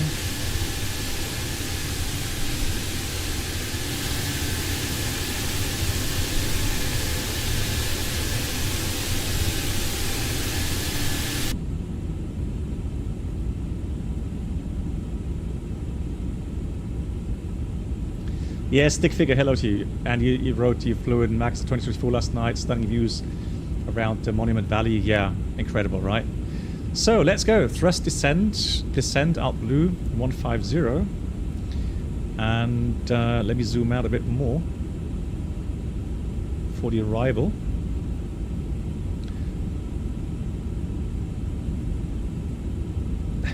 And look at that, 55 knots. We're dropping out of that jet stream.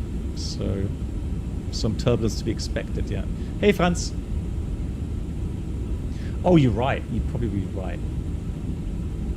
Oh, yeah, you're right. I did. Oh, no.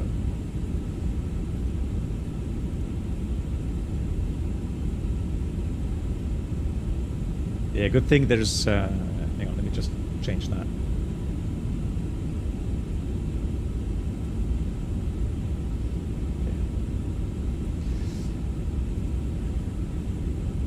Yeah, Lilienthal definitely worth for the views. I agree. Really nice.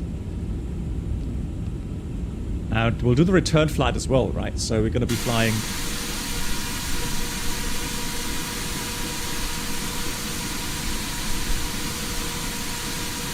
this beauty into Osaka, and then we'll do the return. So one more thing I want to check here. Where we're going to park. So parking positions, parking spots. So we'll park somewhere here. There should be some heavy gates there. So Whiskey 9, Charlie 4 onto the ramp.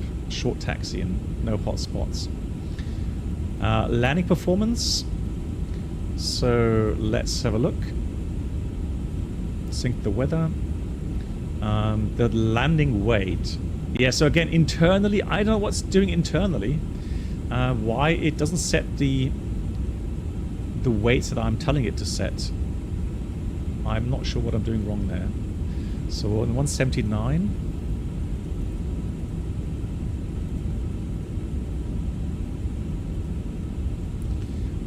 Landing technique manual. Let's do medium. So medium, we can't select low. Medium. Reverser, no. And let's compute. So we'll take fact at 1700, and so plenty of runway. We could even, well, potentially we may even take Whiskey 8. If we're slow enough, we'll take Whiskey 8. If we're fast, if we flare too long, we'll take Whiskey 9. But potentially Whiskey 8 should be fine.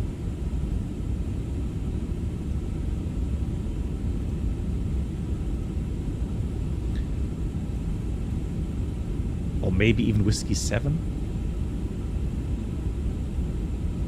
No, sorry, Whiskey 6. Yeah, we'll see. We'll take one of those. Plenty of runway available.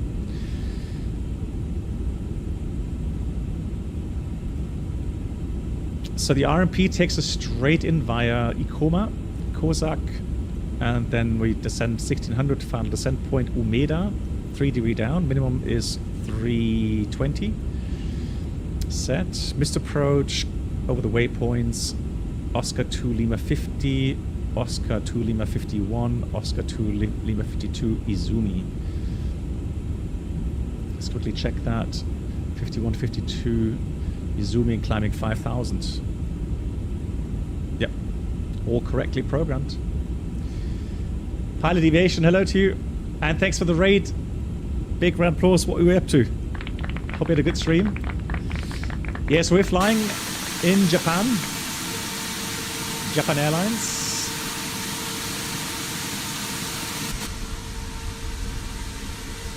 Tokio, Haneda to Osaka, and then return back to Haneda. But the return flight will be in the Phoenix A321. And we're trying out today, the first time, the Moser force feedback with the FS Project Airbus stick to see how it behaves, how it feels different to the Warthog. Pilot Aviation flew from Bern to Zweisimmen in the Swiss Alps. Nice. And then jumped into the taste jet from Oberpfaffenhofen to Geneva. Nice. How's the weather down in Switzerland?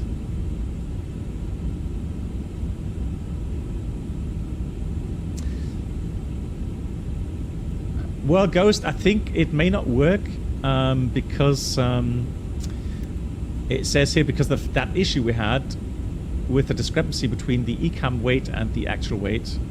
It's telling us that the brake to vacate is up. So I guess they are simulating that.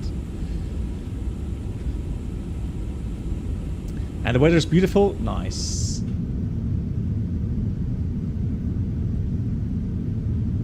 Yeah, then Switzerland is so beautiful. I'm going to be in Switzerland with my wife in July because my brother is turning 50 this year. And he's going to have a big celebration there in the Swiss Alps somewhere. So, looking forward to that. Wilti, moin, wie geht's? Okay, so any questions, specials, threats? Well, there's some terrain to the northwest, otherwise I don't really see anything. So then let's read a checklist. Approach checklist. Oh, hang on, we can't read that yet because we haven't changed the altimeters yet. Although, let me descend now down to 6,000 and then we will set the altimeter.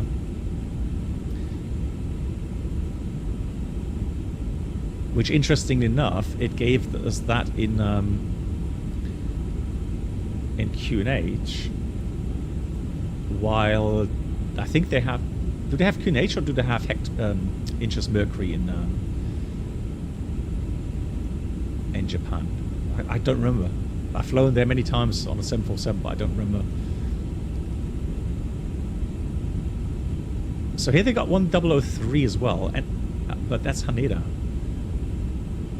2962 and then 2965. Well, I think, well, we'll take 1004 in this case. So, altimeter set 1004. Let's do the approach checklist. Bar ref set 1004. Minimum bar 320. Runway condition is set with dry. And auto brake is medium. And that's the approach checklist complete.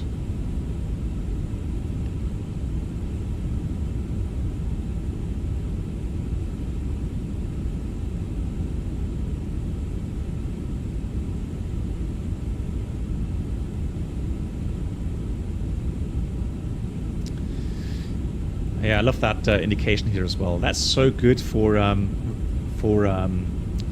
situational awareness. So aircraft position, you see the descent path. You got your restrictions. About 6,000 above. Later on 3.5, etc. Now we're going to decelerate.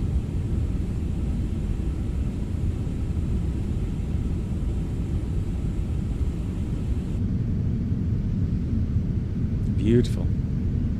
Honestly, I don't know. People are so hyped about Microsoft 2024, and yes, it has improved visually. But honestly, I still think Microsoft 2020 looks better.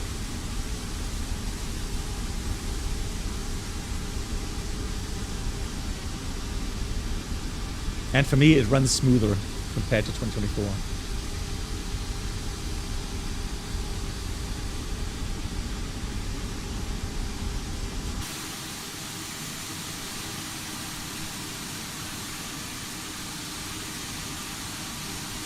And we have chase plane here.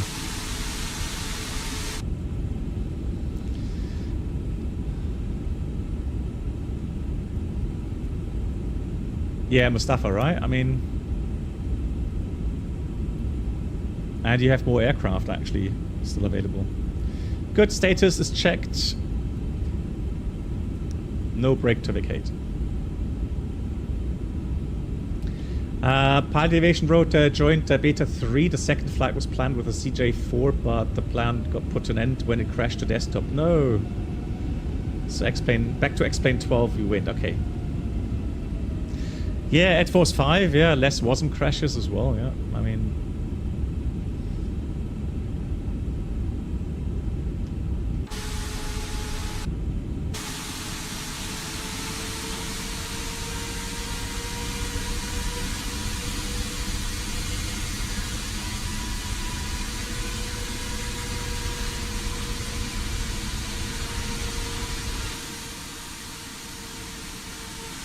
Hey Rui, fantastic. So Rui read the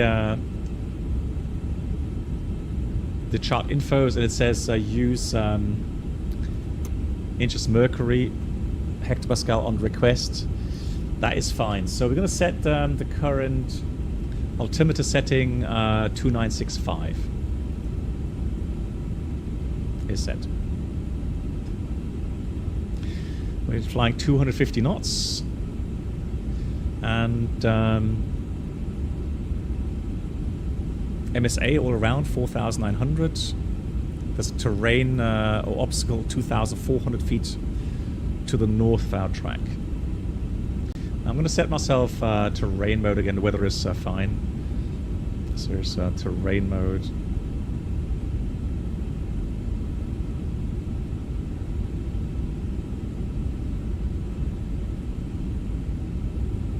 Very nice. And Peter, hello. You can't wait for chase plane in 2020. You mean 2024? Because chase plane is available for 2020. Yeah. And you're waiting for the Justified 300 B4 with the SIVA. Nice.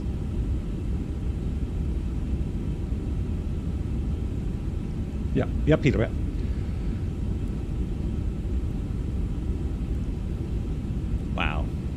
Look at that.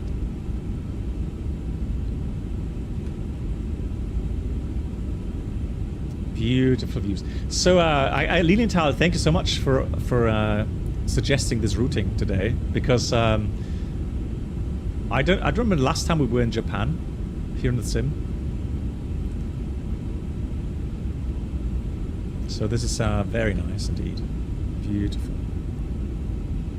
Connection lost. Lol. While I was praising Microsoft 2020, let's hope it recovers quickly. Alt star. So let's go down to 3000. So we got descent alt magenta 3.5.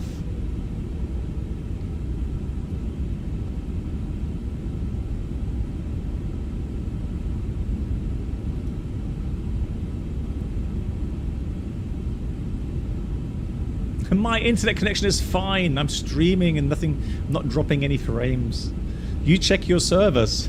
For crying out loud. I love how it's blaming my internet. There we go. You see, it's not my internet. Konnichiwa, Avenger. How are you doing? Nice to see you. Hope you're doing well. Oh, I have been restored. Well, thank God for that.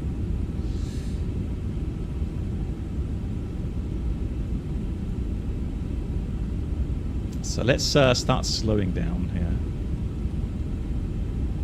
Osaka traffic, Japan Air 139 is approaching Ikoma, flying the RMP 3 to left in Osaka.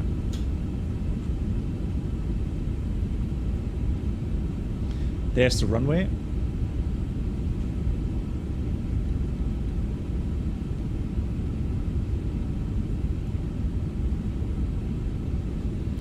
Man, honestly, I hate that. Why? Those speeds can't be correct. Because internally, it's just messed up the whole... I don't know why it's doing that. So this is the weight, right?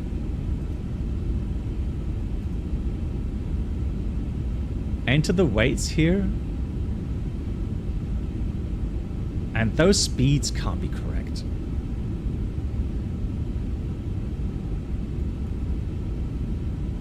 I'm going to enter... Can I enter a different speed here?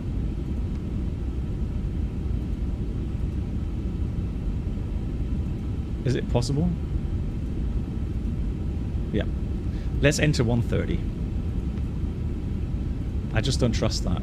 We're not that light.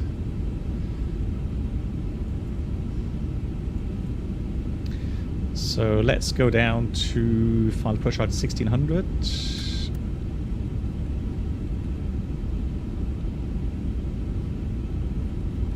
Here comes Flaps 1.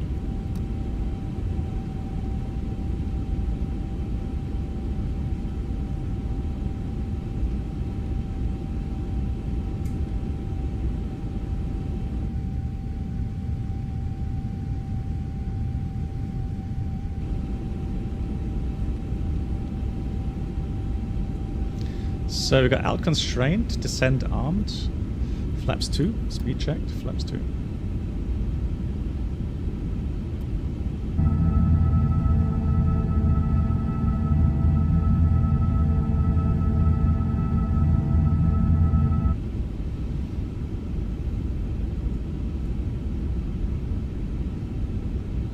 Speed managed. Gears coming out.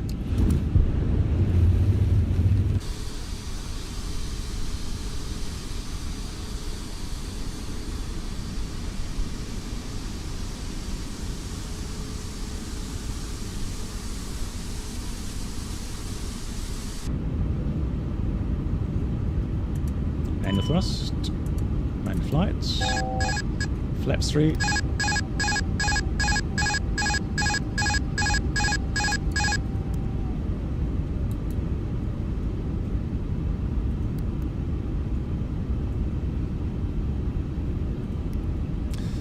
So it says glide slope lock, right? We've got SLS, so we're flying the arm of approach, flaps full, speed check, flaps full. So RP approach, LPV minimums. And we are flying this with approach mode. Missed approach 5000 is set.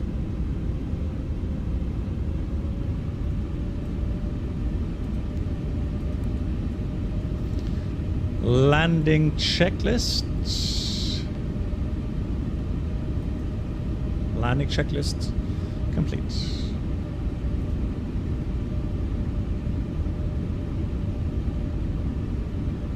So a bit of headwind still.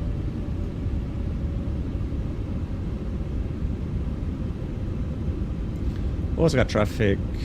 Japan Air 139 is on a 3-mile final. 3 to left in Osaka. Airbus broke. Hello, thank you.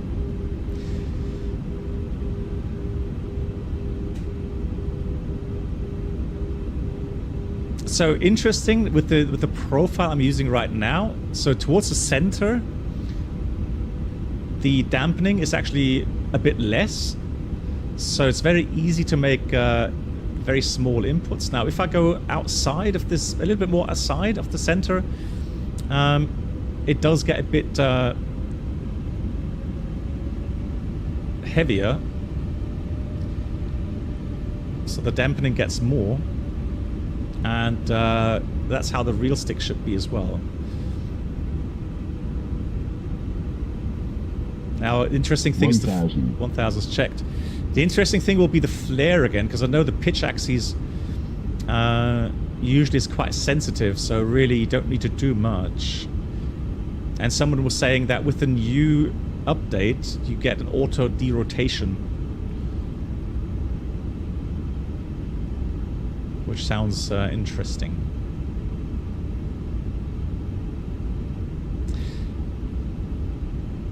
Although, what we're going to do, guys, let me do another poll once we've parked to see if we should update and fly back with the 350 or use the Phoenix to go back. 100 above. Yeah, runway's inside. Bit of crosswind from the right, 30 knots. 300 minimum. Continue.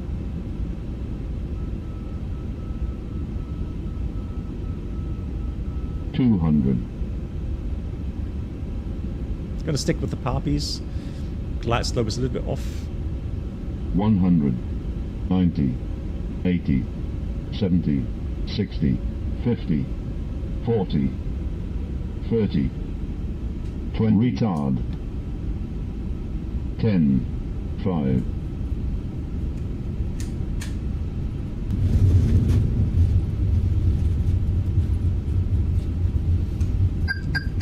Not sure why it's not going in. There we go. Reverse. We got spoilers. Reverse are green.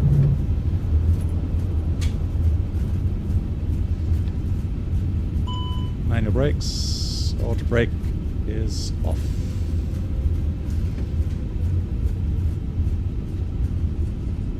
Got to take this tax away. We've got 30 knots now.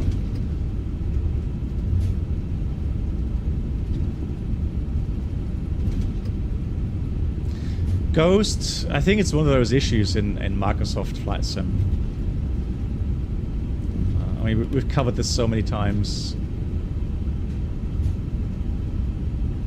Mustafa, isn't that if you're below like 45 knots when you kick out the auto brake, it doesn't call out auto brakes?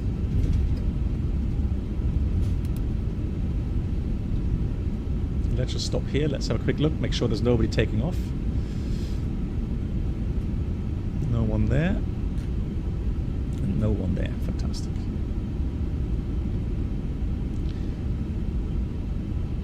Osaka traffic.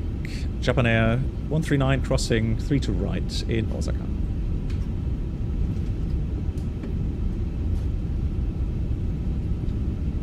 Yes, Sandman, we're doing one more flight. The question is if we're doing it in an A350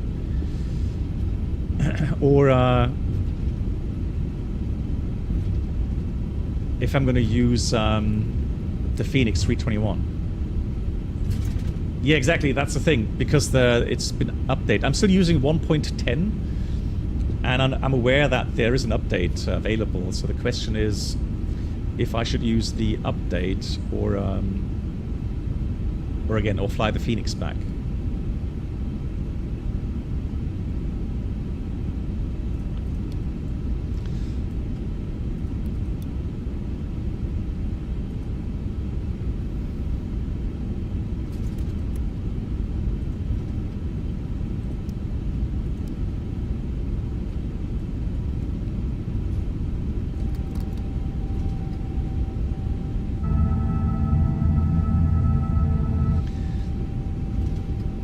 Lilienthal, do you have any preferences? Because it's in honor of Lilienthal's 100-month anniversary, sub-anniversary, so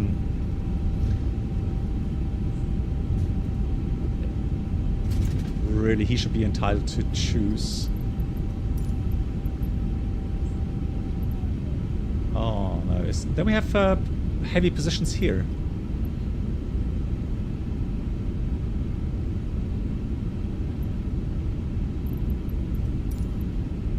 There we go.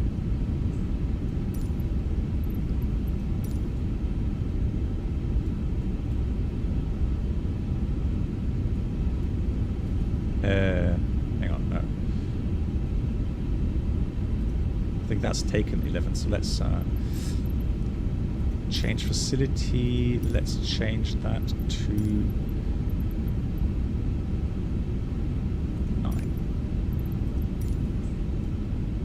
that's 9 there, fantastic. Hey Taylor West, lovely to see you.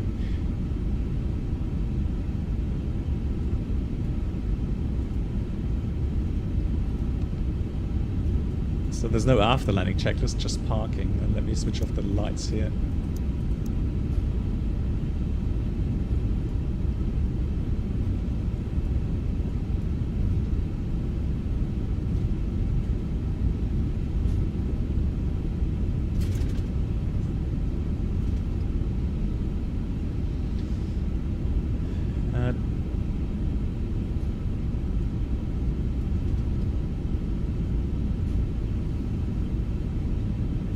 Well, I am intrigued.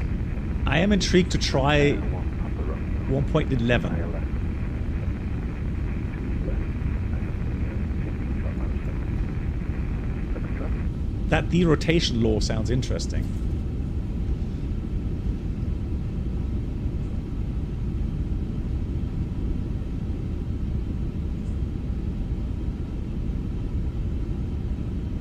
No more 350, okay. Oh, come on, guys. Hang on.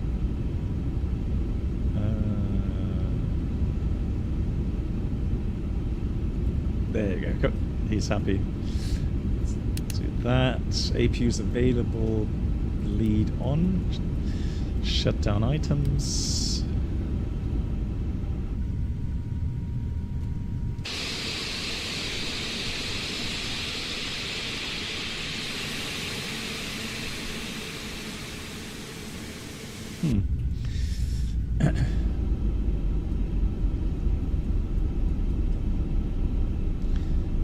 Engines are spooling down. Fantastic. Beacon off.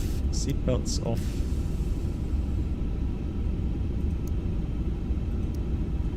And then let's do surveillance. Let's do that all off. Make sure radar is off. Terrain mode is off. And then let's read the parking checklist. Parking brakes, shocks, parking brakes set. Wing lights are off. Fuel pumps. There we go, fuel pumps. Lots of fuel pumps. Okay, and that's the parking checklist complete.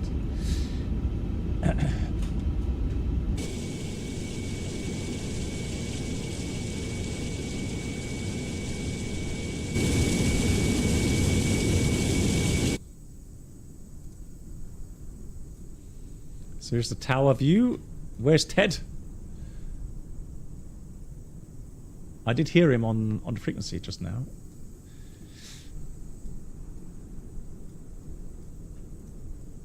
Okay, guys, if you got like 15 minutes for the update, I'm not going to start the stream again, so we're going to continue streaming.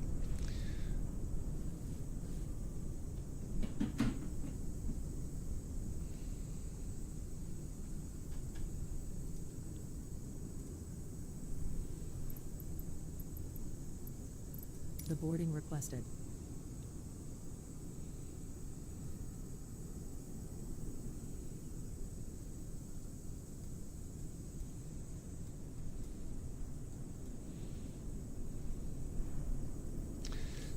Ghost. Yeah, Ghost, thanks a lot for watching. And Pilot Deviation. Speaking of historic flights, any opinion on the 737-500? You mean the new one that's coming out? Passengers, the boarding starting. Man, honestly, I'm having issues reading all the things about it and looking at the bad textures. It's been, you know, showcasing of the so if you mean the CSS, yeah, the CSS, no, I'm not going to try that. Yeah.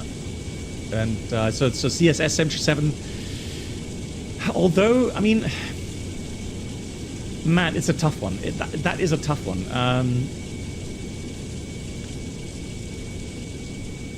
Because some people are reporting they're getting virus warnings. So some people saying that their virus program has found a Trojan horse virus. So I don't know. I honestly, the whole thing just sounds and feels so weird to me.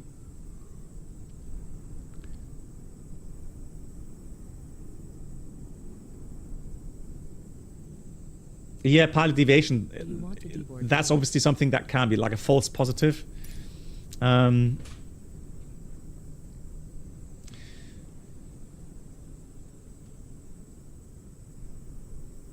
Okay, so Chewy actually tried it. GG to Chewy, who tried to and the FPS went down heavily. Okay, yeah, that should be the case then, should it?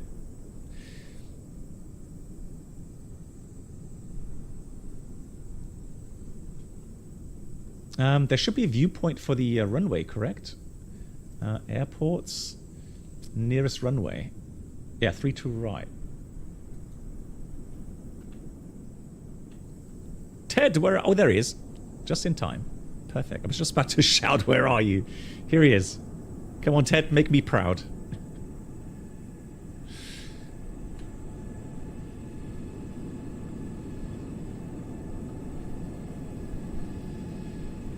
Well, he's landing on the correct runway this time, so...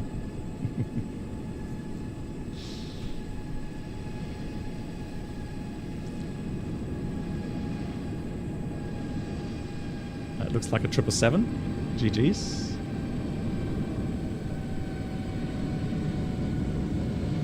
Looking good. Airbus Broker, apparently it's a new company. So it is a new company. Okay, guys, I'm going to update the 350 then. What we can do is we can talk about GPS jamming. Although, I mean, GPS jamming isn't really the big thing. Big thing really is spoofing. Jamming per se isn't really that that interesting in the sense that, you know, okay, so the GPS will not get any valid data.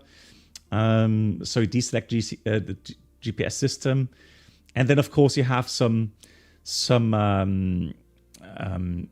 you know, issues regarding RMP values or RMP requirements that you can't fulfill. You can't do GPS approaches, that sort of thing, right? So your accuracy and navigation accuracy may go down a bit. Etc., etc. So there's a couple of things, of course, operationally that are interesting in that regard, but otherwise, I don't really see that much.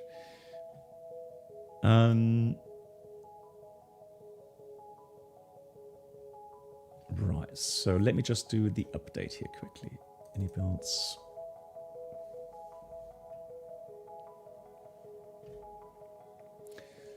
So, my products, iniBuilds airline update for 2020, updating 1.49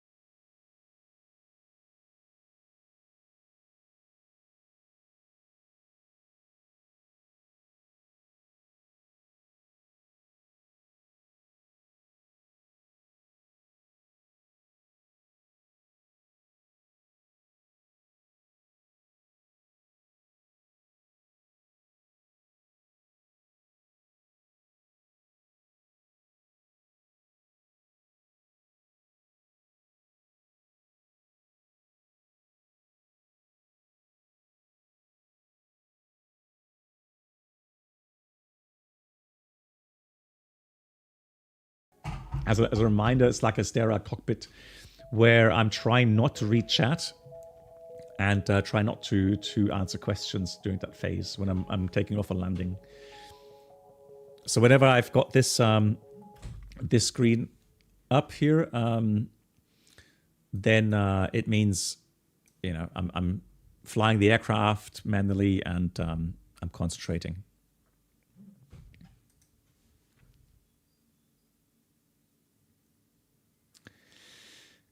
Can you check the scaling in OBS for your Simulate game source to linear? Just noticed the anti-aliasing while watching the stream, which isn't present in the pause.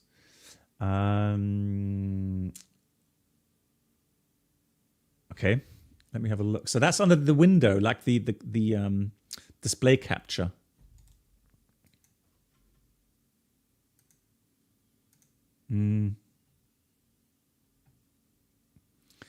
So capture method automatic I have.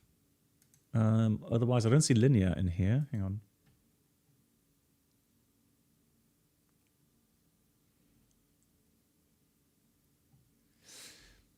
Yeah, let me make a screenshot of your comment there, and I'll check afterwards. Hey, Dr. Fred, moin. If I remember correctly, I think I have it on ByQ, but the only reason, so pilot deviation, I think the problem is that my upload rate is only like 5,000 kilobits. And that's my issue at the moment with my internet being not the fastest. So that's the thing. So maybe that's, so whenever I'm changing views or panning around the cockpit, yeah, hopefully by the end of the year, I should have fiber. And then, and that way I should have a much higher upload rate with better quality. Yeah, Stephen, absolutely. The Hot Start Challenger 650 for X-Plane is definitely, yeah, one of the, if not the actual, we can say it's the most detailed add-on available.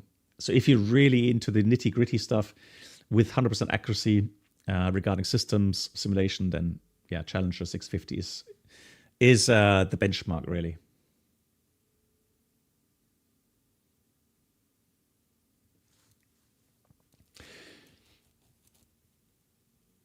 And it's interesting, if you talk to some developers about X-Plane and in X-Plane 12 in particular, and the way that fluid simulation, so the aerodynamic simulation works there, and how some add-on makers have to find workarounds to scale down the effectiveness of the aerodynamic influence of on the aircraft.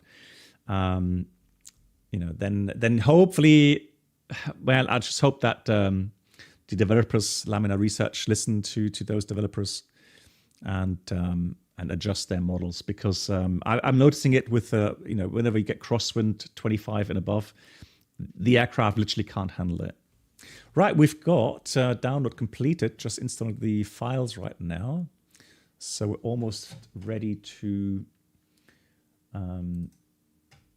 start the sim again. And so let me go ahead and file the new flight plan.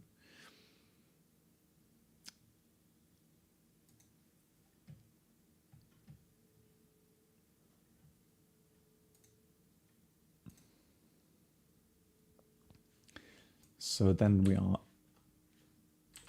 Japanese Airlines 138, and it's going to be a 350-900 again with the latest update. Hopefully it's stable. And we'll use a bit of extra fuel for one go around if necessary. Although, you know, I want to try go around. See if we could get the hey Gude 346, how you doing? So let me put 2,000 kilograms extra in there.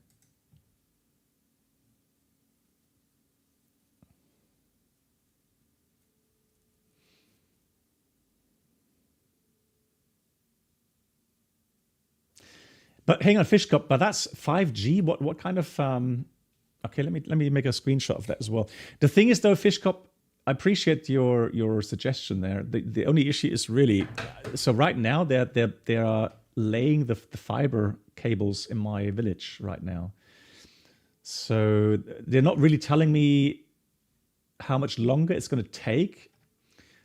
But I don't know if it's really worth to do that right now. Oh, it's a 1 month contract. Okay.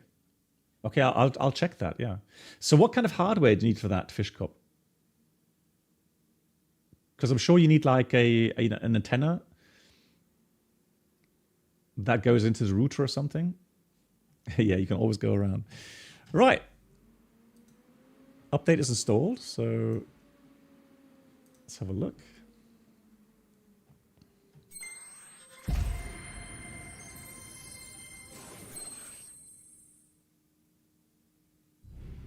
Yeah, pilot deviation, right?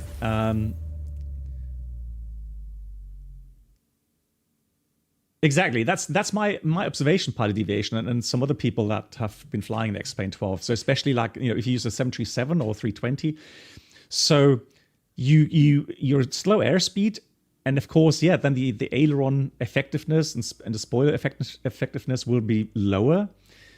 But again, if the whole aerodynamic model then is overpowering, you know, what you can do with the ailerons, then yeah, you just can't get the aircraft to stabilize. And that's exactly what I noticed as well. Good. So 1.11 now.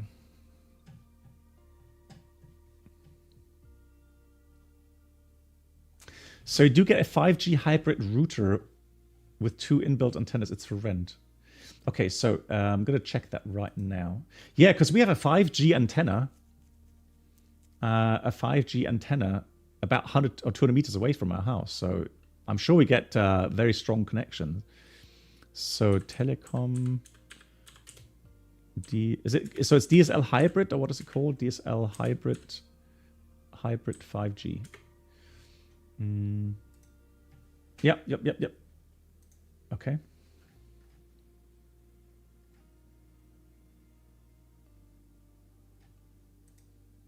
Okay, so let me check my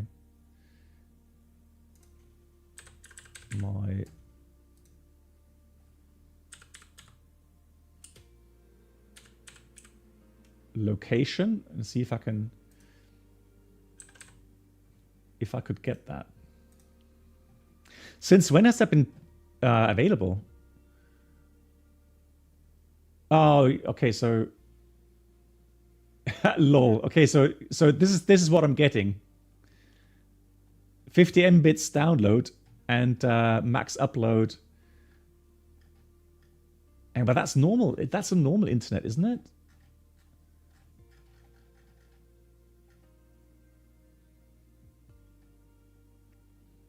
And it says 10 Mbits max upload. But again, 10 max means most likely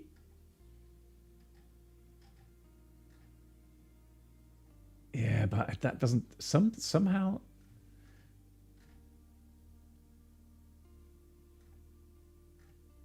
no, that looks hang on.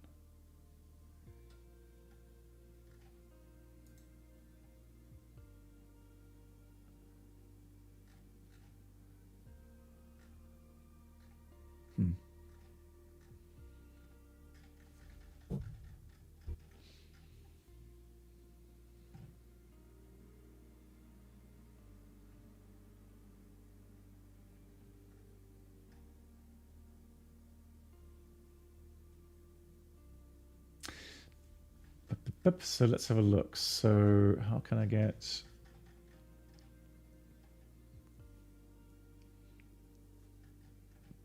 Okay. Yeah, we'll have to look that up over the weekend maybe.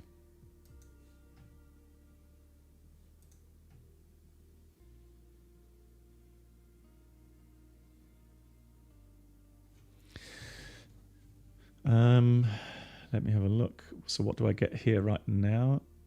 5G. Hold on.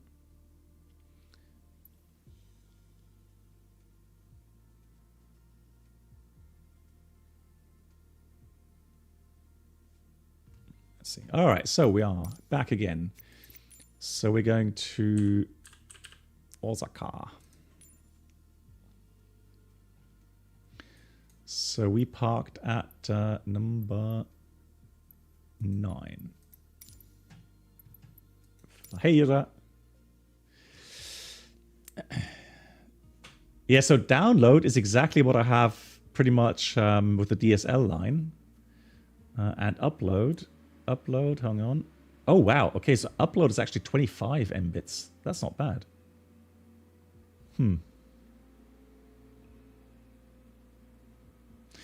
Yeah, so I'm going to check that. See if I can get that here at my place.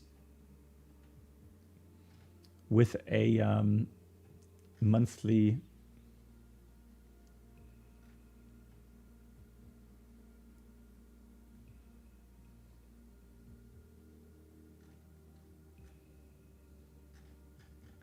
So Kevin is saying he got a high ping because of that. Okay.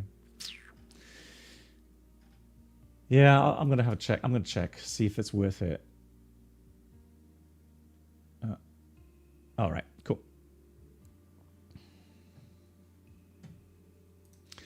Yeah, that's a problem, Trixity, right? So then, if the ping is not stable enough, you get some lag, and yeah.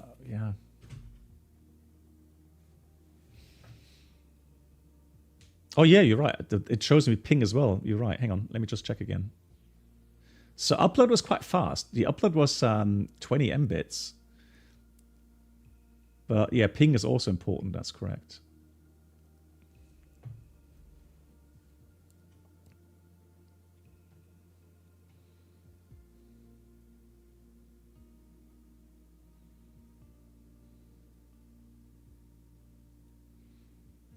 So now, yeah, 17, 18 Mbits upload. And the ping. Well, actually, you know what? Hang on. It's giving me ping. Ping of 20. Jitter 2 ms.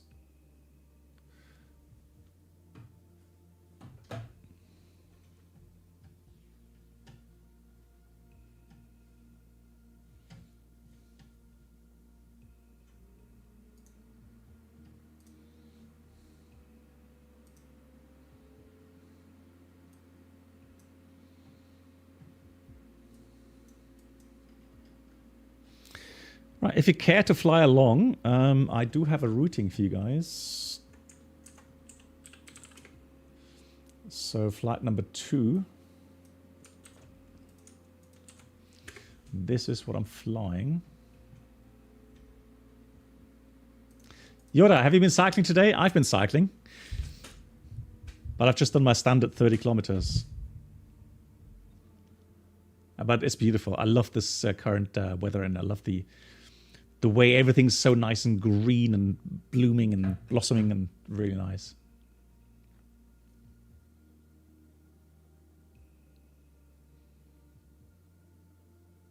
Yeah, there are some trees in the way, Trixity, towards the antenna. I know that.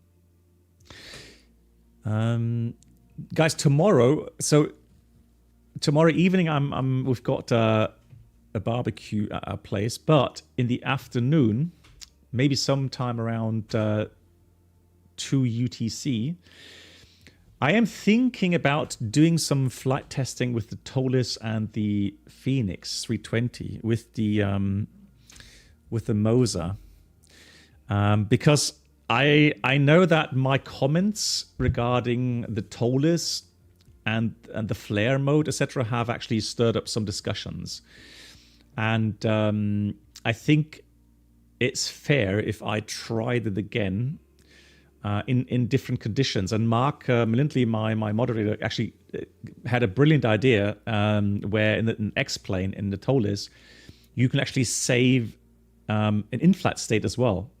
So you can land, click on load that state that you've saved, like let's say 3 miles, then it'll put you into that position within like 5 seconds. And so you can land again and then, touch down, load the situation again.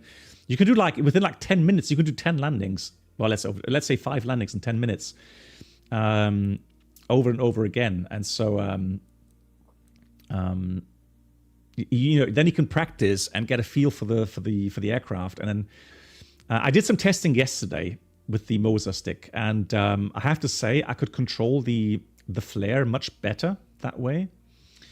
And so there's a difference. So it's not as easy as you would think. So if I went with no wind condition, then I did not really feel the aircraft nose drop too heavily like I did before. However, here's the thing. If you have crosswind, right, and you decrap the aircraft, what happens is that you change the oncoming airflow very quickly, right? So let's say you have 15 or 20 knots crosswind.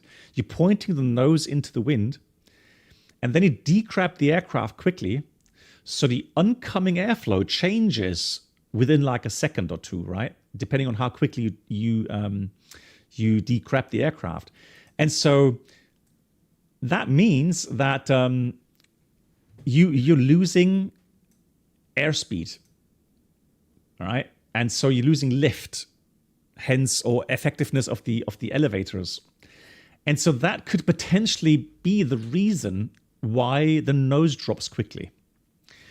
So maybe it's not a TOLIS issue per se with the flare mode. It may depend on the way X-Plane simulates the airflow again. So it's a tough thing to test.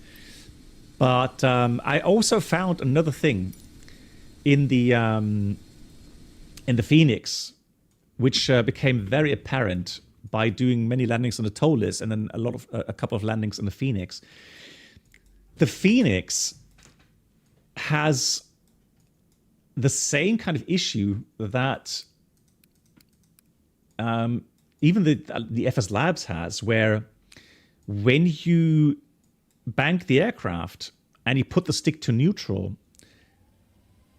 you have an instant rolling stop. So the roll stops instantly.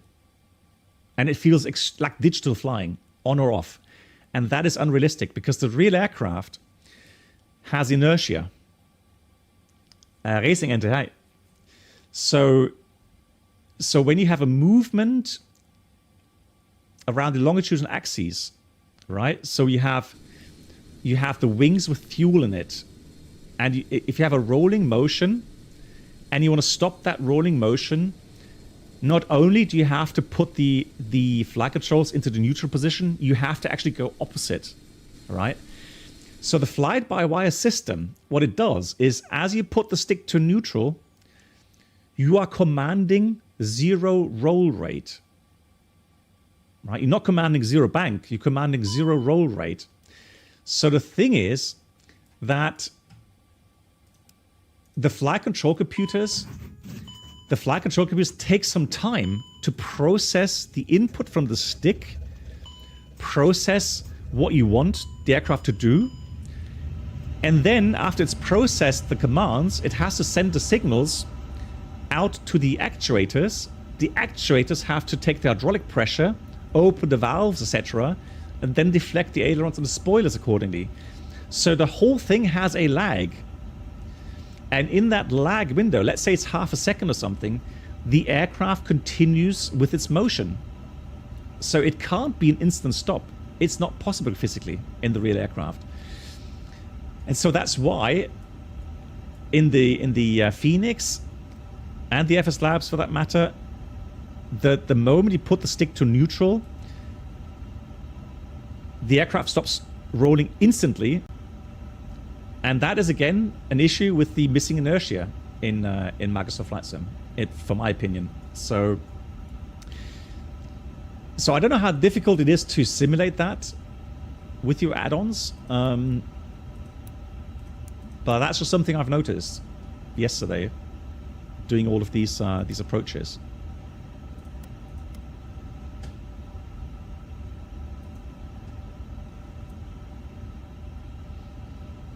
You can't wait for the barbecue.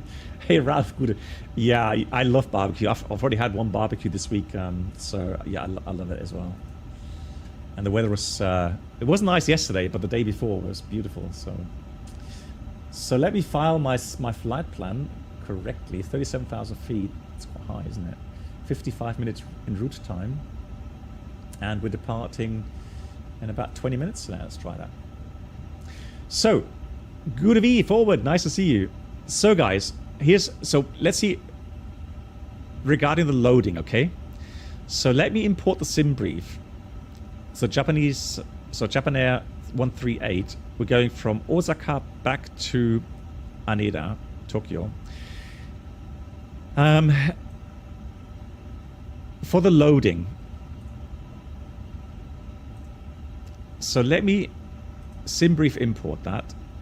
Right, set the 0 fuel weight and set the fuel. So now let's check what the simulator is doing with the weights. Oh, and of course we want to have live weather, and we want to have now the weights. So this time, look at this. So without GSX, it has now loaded. So it should be 184 tons around about. Yeah, 183.6. So now the weight is correct. Fly Lilo, I would have to try the fly-by-wire 320 as well. I mean, we could do that tomorrow. So the thing is that the idea is if I do it on a live stream, then I can get you guys to chime in with your experience. And or maybe you have some more ideas, things I could test.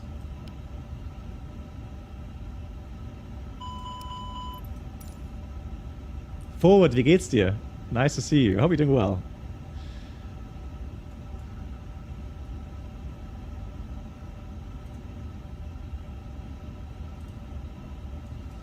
So let's have a quick glance at the OFP here. Flight time should be about 55 minutes, correct. We have about a bit of extras, 14.5 or something. Yeah, I'm doing well, Forward. I'm doing well. Thanks for asking. And I actually have some work coming up. So, looking forward to that. Oh, look at that. It's interesting. Look at that. It even says we got some severe turbulence as a SIGMET.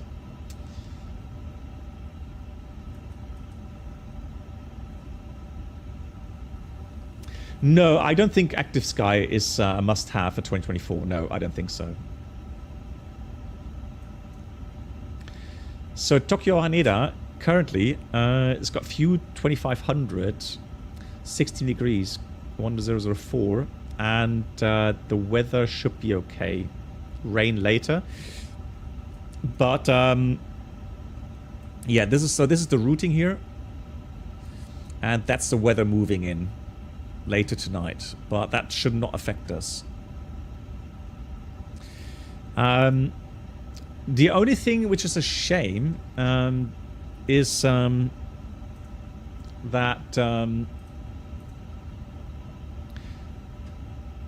there's a lovely visual approach for runway 16, but with that wind. But I tell you what we could do. Here's my offer, guys. Here's my offer. So what we could do is we could try to do a prescribed visual approach. So let me see, is that the one? I think it was a whiskey, wasn't it? Yeah, so I think, correct me if I'm wrong, but that should be although, hang on. Was it this one?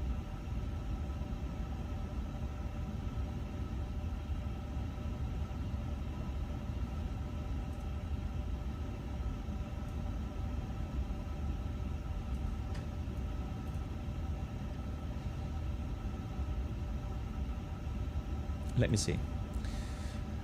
So arrival should be X-ray Alpha Charlie. Arrival. So X-ray Alpha Charlie.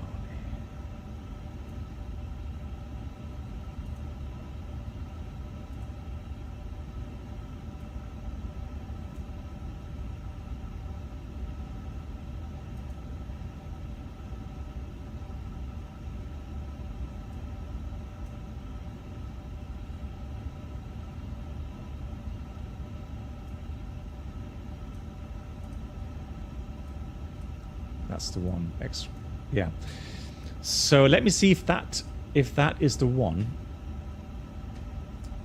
Sorry. So Yoda, you wrote you only did indoors cycling.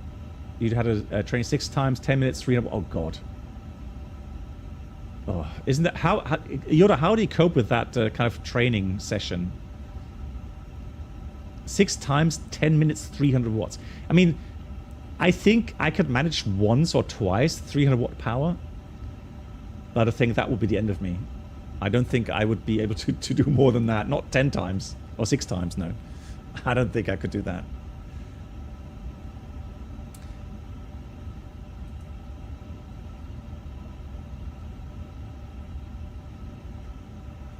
Okay, you're okay. I'll have a look, see what that is all about.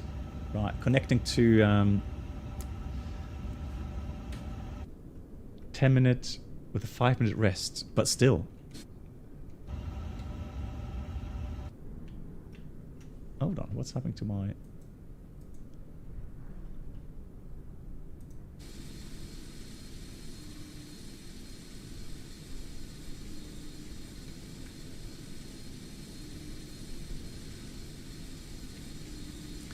Oh, Lufthansa Cargo MD-11. Nice. Nice.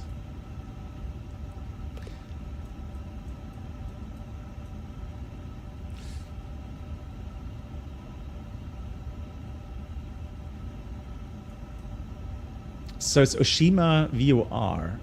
So where's Oshima VOR? There it is. Okay. Yeah, weird, right? Because that's we're coming from the east. So yeah, that's a bit weird.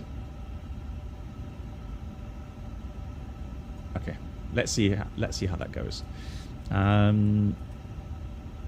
So let's go in it. Let's request that. No, we're flying from Osaka. So that's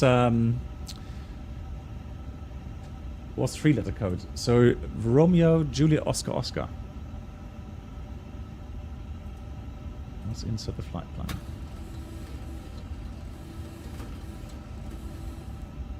LOL. That sound of the printer.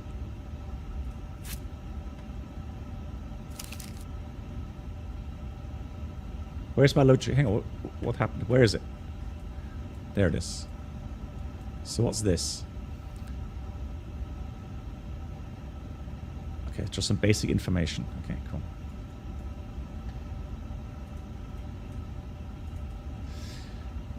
So departure.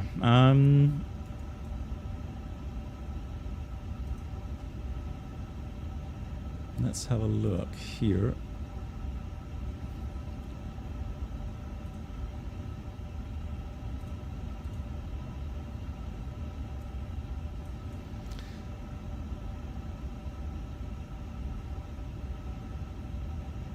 So runway 32 right is actually fairly short.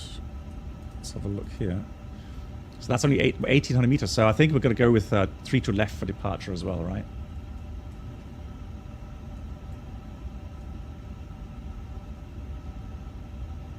Well, the weight is okay now, I think. I hope that stays that way. But right now it seems okay with the...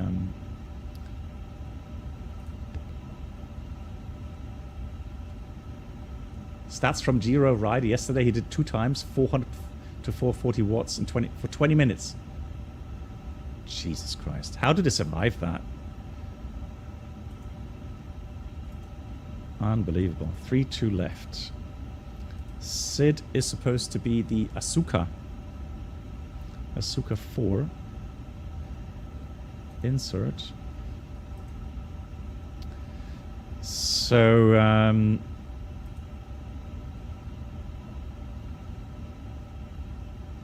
Arctic Spence, and then X-Ray Alpha Charlie. Let's have a look here at the plan mode. Oh, what's happened to my... What happened to my wind wing? Oh, there we go. So, let's go plan mode. Let's go it out.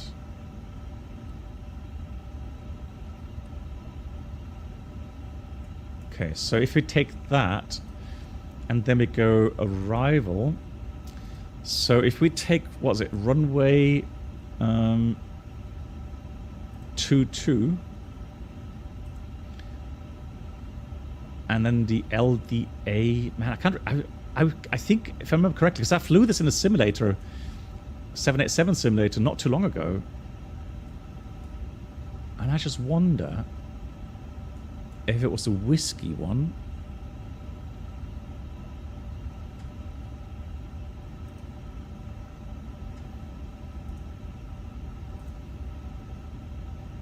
So it's going to be the ILS or the LDA 22. They're freeware, Delta XA. Yeah, they're freeware from flightsim.to. So it would be yeah,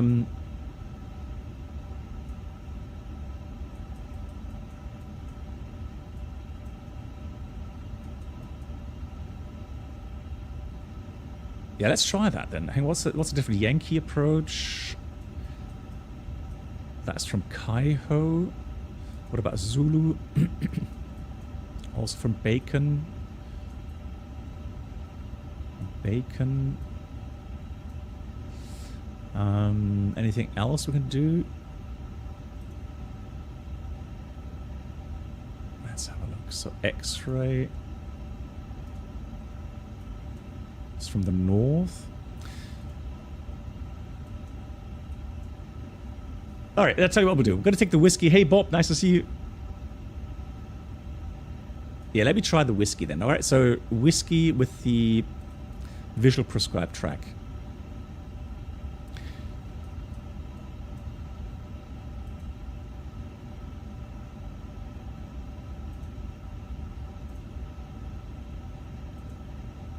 Via Bacon.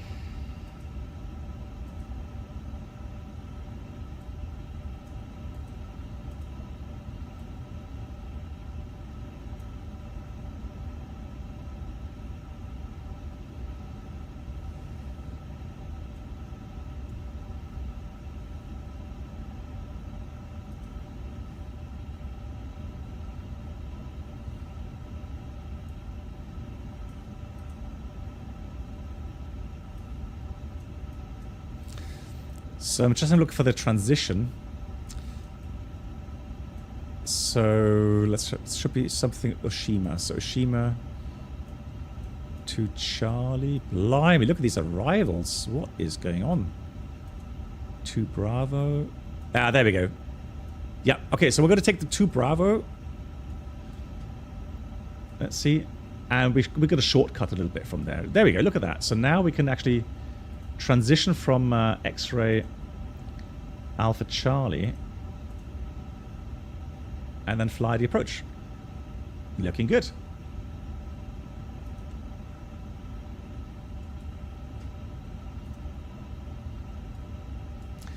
How come your camera has no momentum? Well, I'm using chase plane. Maybe that's the reason.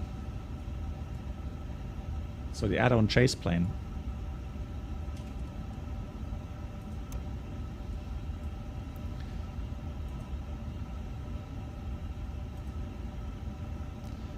So let's do fuel and load quickly. Load sheet 169. So 169, 0 fuel weight. 169. Block fuel 14.6. Zero fuel weight ZG is 29.7.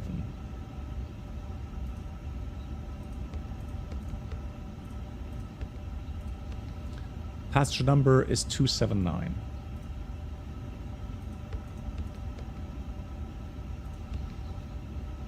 That is looking good.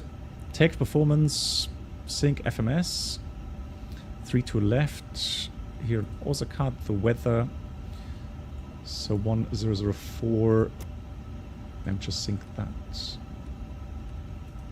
into inches mercury. 2965 sounds good.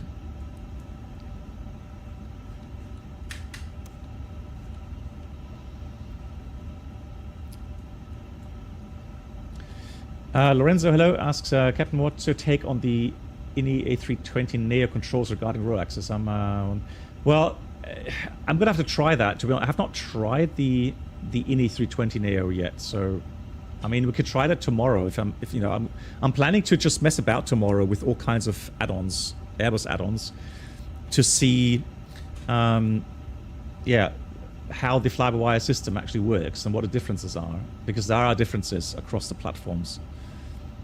So 183.7. Yep, that sounds about right. Actually, let me put 1.6. So we have 1 plus F again, aircon on, flex, and flex 67, 3 to left. There we go. So now that should be sent. Let's confirm the takeoff speeds. That looks good. That looks good. That looks good. That looks good. Okay. So that has finished everything. Let's close the door. Toggle the engine stuff. Let's get the APU started while we brief. And then we're good to go.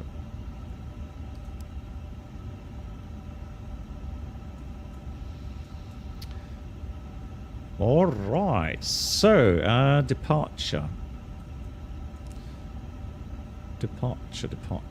So 2 Bravo. Why can't I sharp pinned 2 Bravo? Fantastic. So pushback, taxi out, Echo 1, Bravo 4. And then all the way Whiskey 1, full length, 3 to left. Hotspot crossing threshold, 3 to right. The departure route to Asuka. Let's have a look here. Departure. Asuka 4 departure. So Asuka 4 departure means initial climb, 500 feet or above, left turn within 4 miles from end of runway.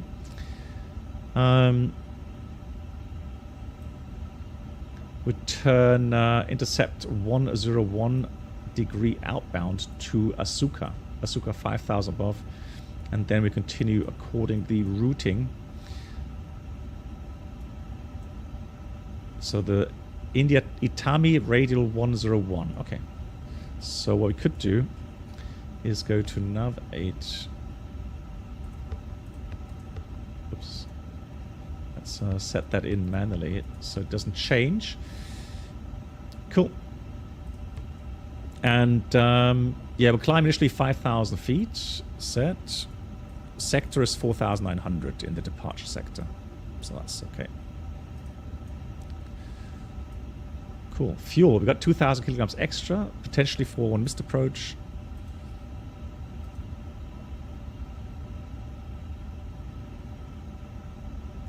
Parking brake is on. Doors are closed. Let's get the external power disconnected. APU bleed on. And then let's disconnect the GPU as well.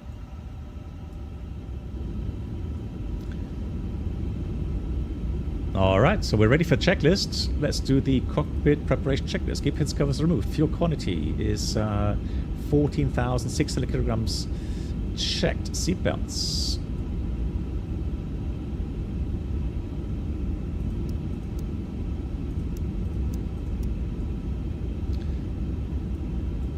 on, and bow ref we have 2965 set 3 times. Checked. That's the cockpit preparation checklist complete. Let's do the before start items. Beacon on. Transponder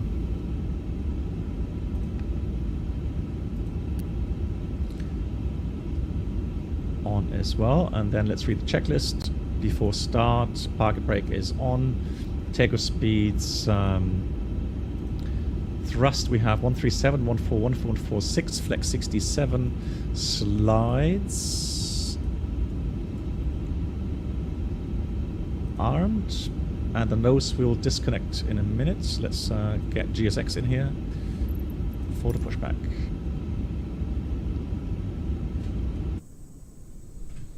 A little baby 737 there. Look at that. Beautiful. So, 1.11. What we want to do as well is have a look at the changelog.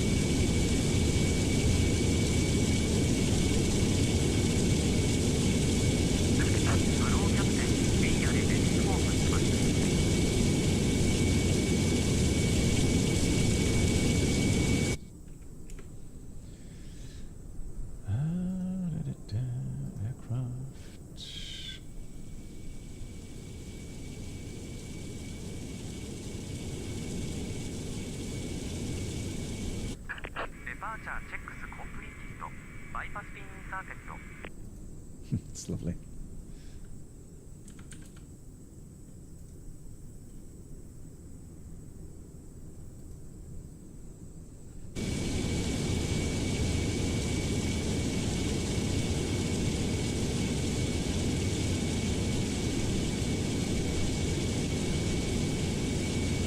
Does anyone have a link, please, to the changelog for the latest update, please? Right, no source steer disconnect memo is shown, and that's the before start checklist. They fixed the fly-by-wire roll. Okay, interesting. Yeah, that's what I mean. There's a couple of things that could be interesting to test.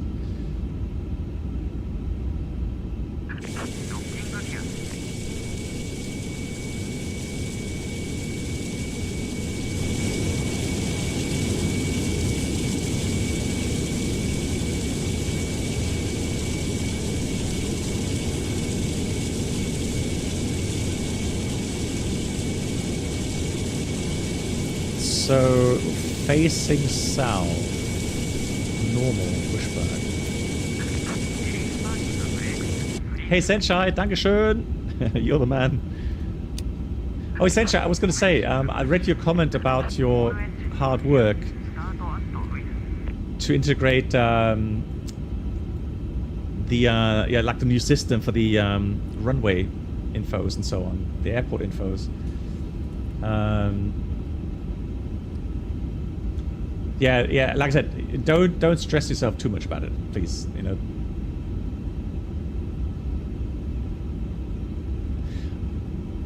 And thank you for the link regarding changelog. Okay, I'm just reading. Lol, I'm just reading. Cockpit printer. That's why I didn't hear that before. So that's new. That is actually just a brand new edition. You see. Yeah, so essentially I hope in a positive way. I hope you're busy in a positive way. Fuel pumps are on, bleed is on. We have good pressure. Start engine 1. Instructed to use it. Slip it over your head, fasten the straps, and pull them tight. Inflate by pulling the red tabs. That's good. Blowing into the mouthpiece. Only inflate your vest when exiting the aircraft. There is a light and whistle for attracting attention. There are 8 emergency exits on this aircraft. 4 in front of the wing, and 4 behind the wing. In the event of an evacuation, follow the illuminated exit signs to the nearest exit. These are being pointed out by your crew now. Please note, the closest exit may be behind you. Please take a moment to review the safety card in your seat pocket for more information. Thank you for your attention, and we hope that you enjoy your flight.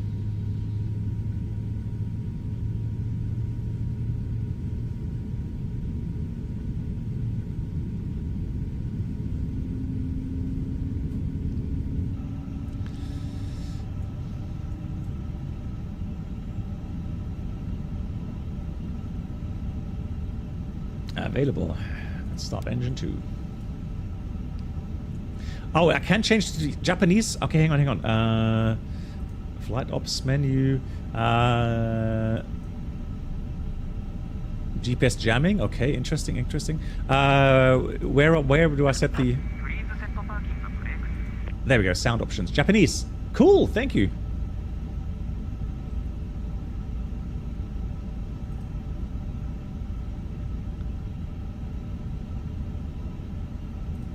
Let's try that as well.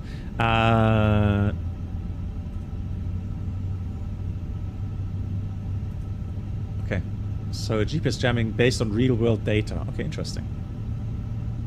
Arigato. Arigato mas.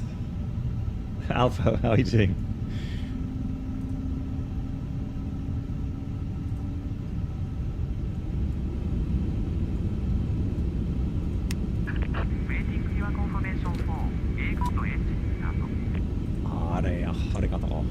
Confirm. Cockpit to ground. We have a good engine start. You can disconnect. How much does your hardware and flight simming save you heating costs in the wintertime? Quite a lot, actually. So honestly, I don't really have to use any heating in my room when the PC here is running.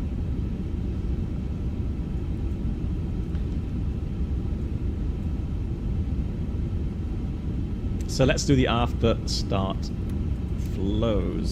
So after start items. Unlocking gear. Thank you. Oh, hang on. Can I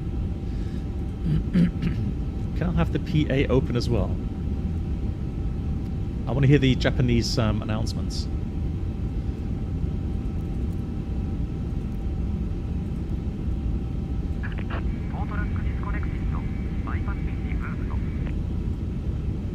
Give hand signal.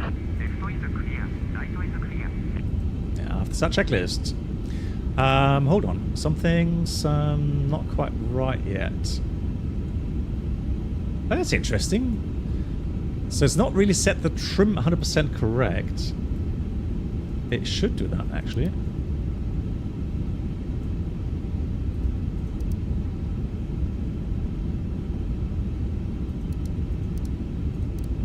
There we go.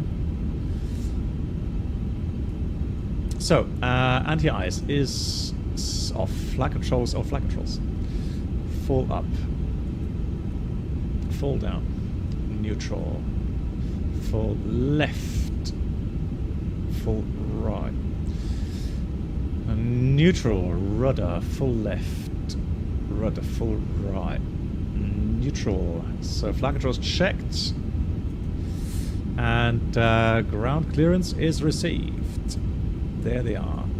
And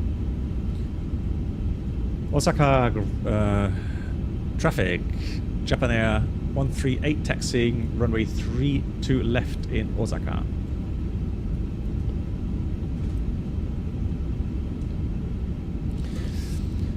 Weather pre-WS is off. Okay, why is that off?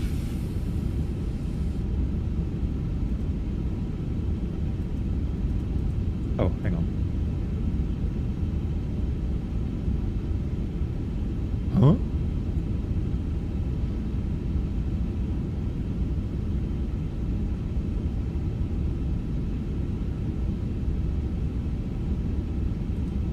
Oh, there we go. That's all. Okay, cool. Didn't click it correctly.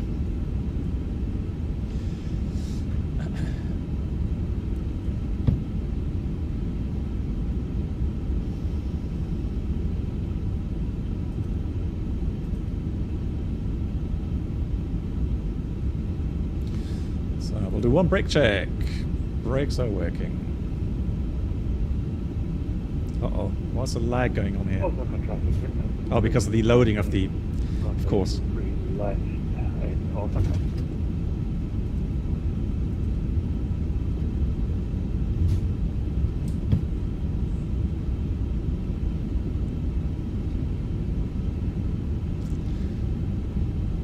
Let's go one more.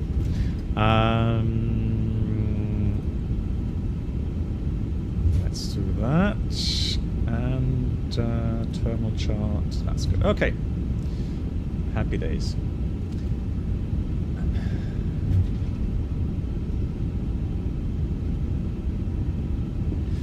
So now we're going to go diagonally towards Bravo, and then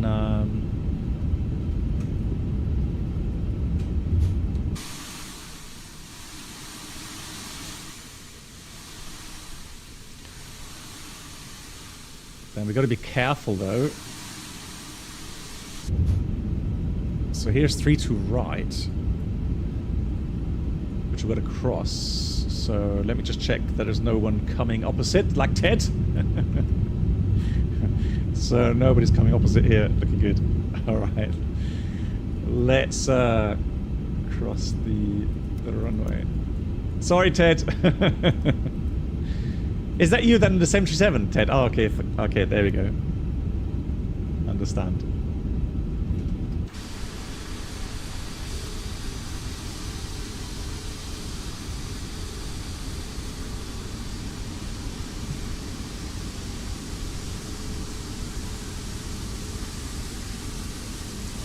Osaka traffic, Japan 3 to left crossing, 3 to right, taxiing 3 to left.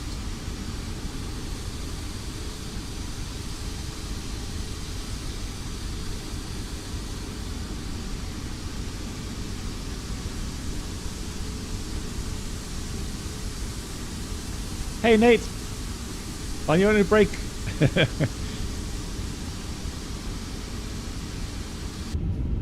Yeah, exactly. Heading back for dinner to Tokyo.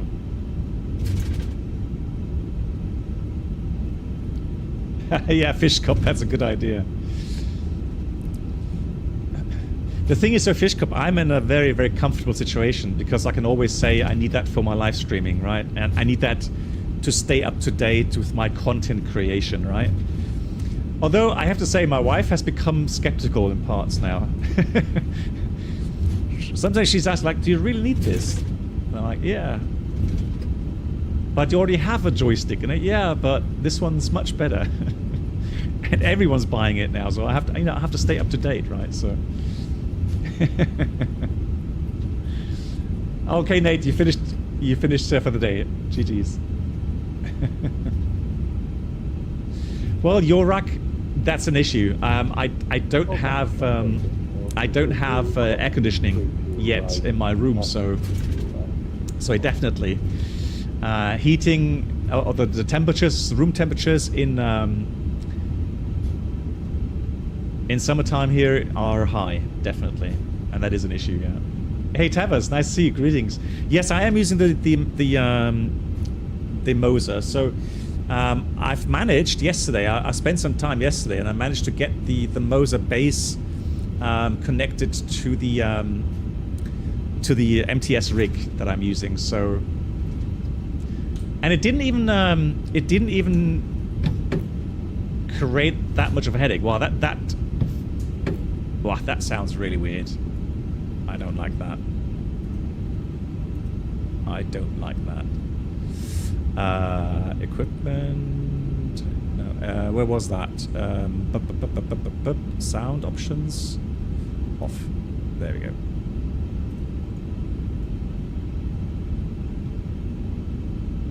Oh really? With Moser? Yeah. I mean, I'm actually tempted as well to get the yoke, but I think I'm gonna pass because I'll have the Brunner force feedback yoke. So yeah, I think I'll pass on that one. Although I'm not gonna lie, I'm intrigued, to say the least. All right. So weather radar's on. Here's got terrain. I'll take view R constraints. We'll take we'll take arc mode. Let's zoom out a bit. 10 miles. And then we'll do the config test. Normal. And let's do the I've already had the after start checklist, 100%. Yeah, checklist complete. There we go. So now I didn't click checklist complete, that's why. Taxi, flap setting, 1+F. Radar is on, and that's the taxi checklist complete. Now let's read the lineup checklist. Cabin crew prepare for departure. cabin is secure, advised. Takeoff runway 32 left, full length, and packed 1 and 2 on. Check is complete.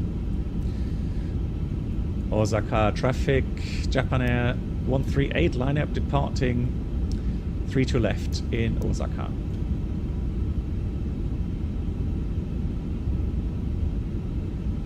Yeah, auto marker, I fully feel, I feel for that, yeah. Tyrus, I updated, so it is 1.11, so 1.11 now. But I couldn't update the title because it's just one ongoing stream, and I didn't know there was an update today.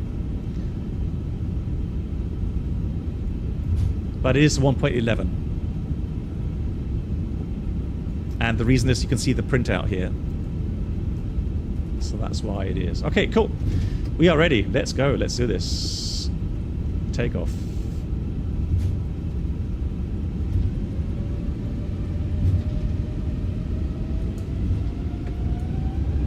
And Flex 67, SOS, runway, auto thrust blue. Thrust set. Yeah, it's better acceleration, 100 knots.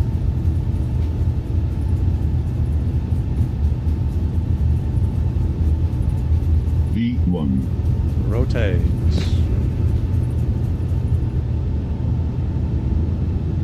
Pause rate, gear up.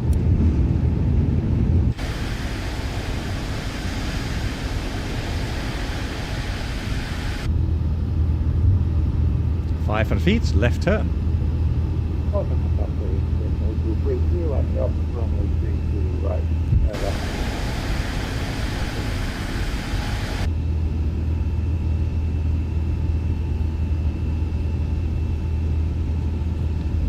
Thrust derate, climb. Out blue auto thrusts. Now I'm gonna stay.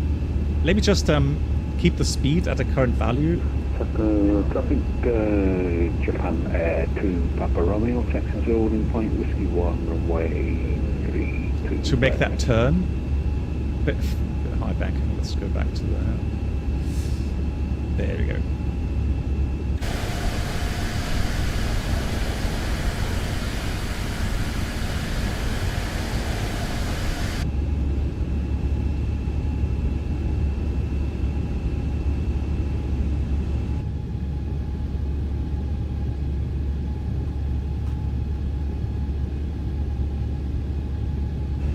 Beautiful.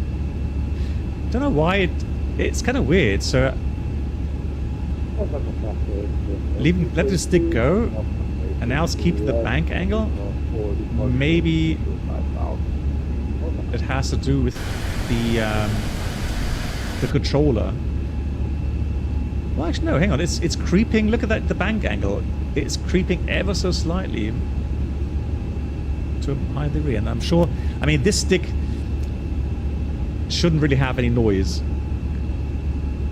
and I have put in a little bit of a dead zone there as well. So right, here's our start. Now let's climb. Let's continue climb here. 12,000, and then let's go back to speed managed, autopilot. Yeah, flap 0, speed check, flap 0. No, that's definitely not a captain's departure, no. Alright, look at that.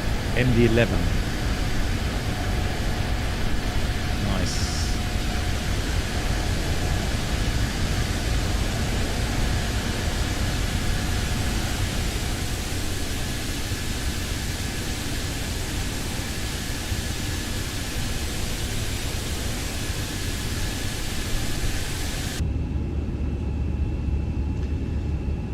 Hey Zolak, yeah, well, I mean, I like the 787 cockpit. It is a little bit less cluttered with these big displays, I think.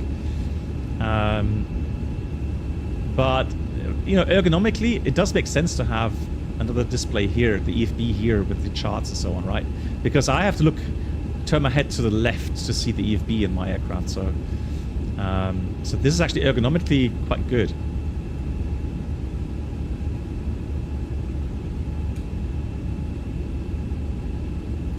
Well, fly it, Tom. I mean, let me go manually fly it again. Right, so let me go and have a look. So the roll rate is still... No, it's still... I don't know what they have changed. So pitch, roll...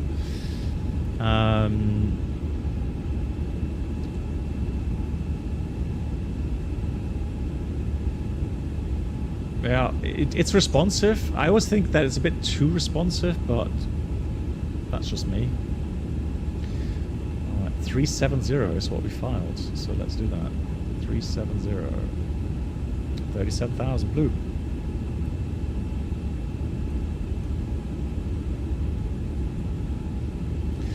Yeah, so flying, Tom, I mean, if you're looking for more responsiveness, I think it does have that, yeah. Are there any benefits in the Star Alliance partners for pilots like jump seats, or is it? Well, Fishcop, it depends on the airline and their, their company SOPs. And then, of course, in the end, it's also the captain with the final word on who's allowed on jump seats and not. So the captain can always be more restrictive compared to company or state regulations.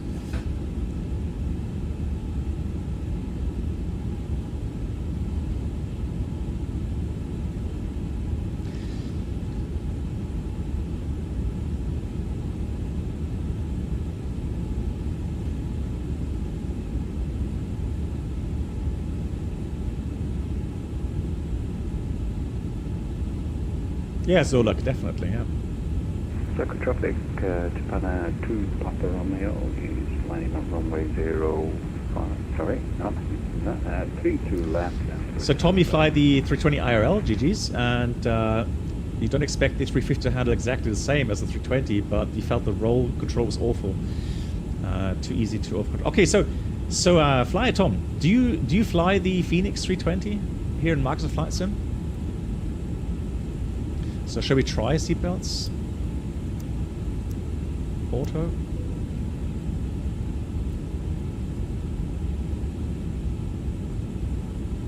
Because it would be interesting to see, if you do fly the Phoenix, what you think of the roll control there. You can turn off the auto save. Okay, where? Options. Okay, let me see. Yeah, how do you know that it was annoying me? Because it is. Right, so oh, hang on. Anonymous. Thank you much. Kind donation, and please join us on the captain's table.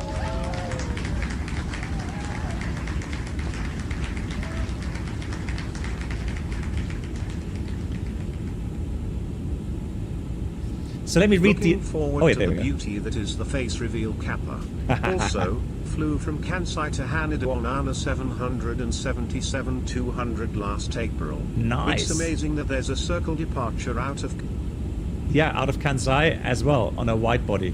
Blue skies at Captain. Thanks so much, Anonymous, for the $3 donate or €3 donation. Thank you so much for your support.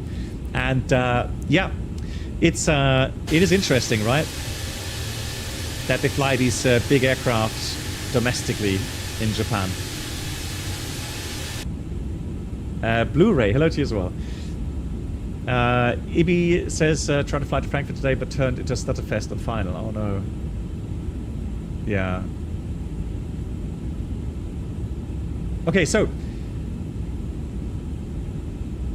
fly at Tom, here's my take on this. So whenever I fly, I noticed that yesterday especially. So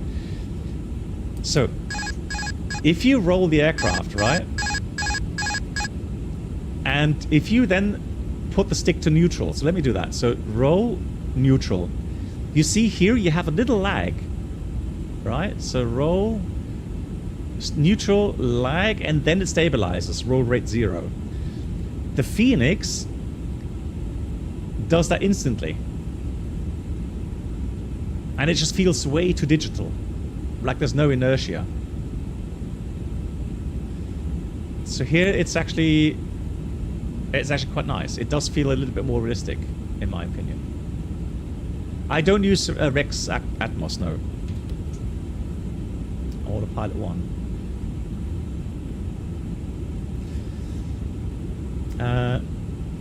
No worries, Fish Cop. And once again, yeah, thanks for your support, Fish Cop. And yeah, see you in the next stream.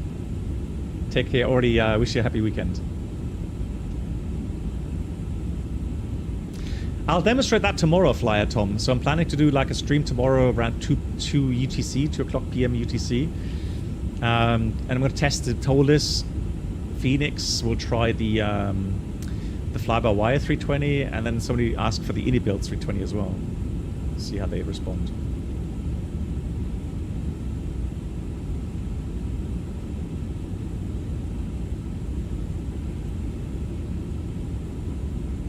And Beethoven, thanks. You said, yeah, the holiday was great, Beethoven. Thanks for asking. Share cockpit possible in the threshold 737. Response from Felix, ja, alle Modelle sind aber auch nicht alle sind vanilla. So yeah, you got to have those files. Check those files. Yeah, okay. Yeah, we'll see if we can set something up with Sven. Thank you so much. Yeah, Winky, definitely. So I do plan to do some shared flying English streams because the thing is this. So when I flew with Sven, so Sven is a real-world captain as well, as a colleague of mine. Although I've never had the pleasure of flying with him IRL, but he's an instructor on the A320, and we did a shared flight in Microsoft Flight Sim with the Phoenix, and it went really well. We actually did 2 flights, and the thing is that if you get 2 captains together with lots of experience, you get some really interesting topics going, and the flow was just so great to discuss some really nicely, insights, facts and things about aviation and our career and so on, and special aspects, and of course the viewers love that, right? So we're not sharing any kind of sensitive data, right? But what we're able to talk about, and those topics are already very interesting, and I understand that people love that. So it's like a podcast, but while flying. And I know that a lot of my English-speaking viewers were obviously a bit upset and sad that we did that only in German language, right? So there's definitely some some motivation to do it in English language as well at some point. Fish cop. Yeah. yeah. Yeah.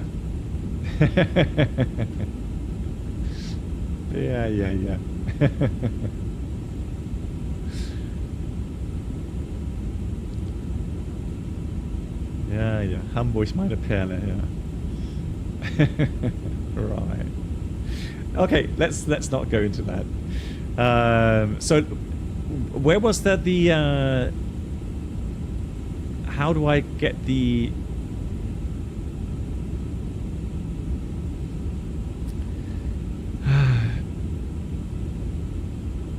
Oh, there we go.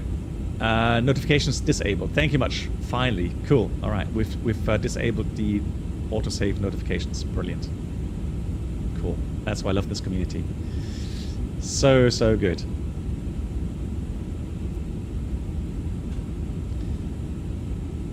Yeah, now the climb rate is obviously much better. So I can definitely say something went wrong while I was using GSX on the first flight with the weight information there.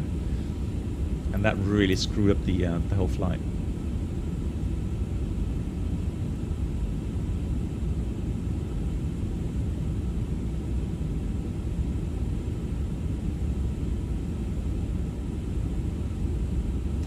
Yeah, Winky, that is also still planned. I think Sim Caesar is on holiday as well right now. Continuous, so Conti, he's really fond of the Challenger 650, so I'm looking to flying with the 650. And then we've got some friends, obviously Ted Barker and Mark. Hopefully one day we'll be able to do a shared flight in the 747-200 from Felis. Yeah, we're using your controls exactly, Sapphire Wave, yeah. With the Phoenix profile for that. And it worked quite nicely. Not perfect, but it was quite nice.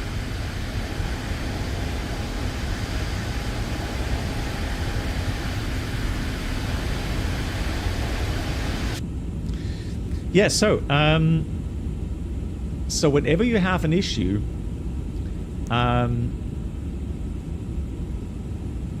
that's interesting. I don't know why it wants the landing gear gravity extension deferred procedure, because there's no fault. So I think that's a bug.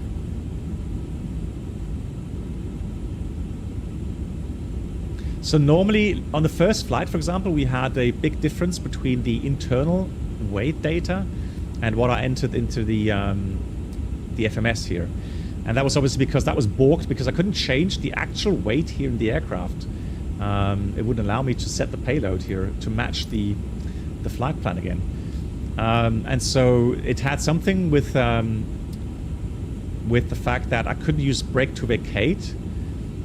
And so that shows you that there's something in the status and then a deferred procedure here. So what I would have to do really is if I go to deferred, so I'm pressing deferred here on the panel here, and then I could go through the procedure, landing gear gravity extension activate. Well, I'm not going to do it now, right? So we don't have the gear drop out, right, in cruise flight. But that will be for later. So that's a deferred procedure for later for the approach. That's why it's deferred. So, although, I mean, what I could do, let me just have a look here into situations. Failures. Fire, flight controls, fuel, landing gear. But there's nothing, there's nothing really wrong. Let me reset everything. Yeah, that must be a bug.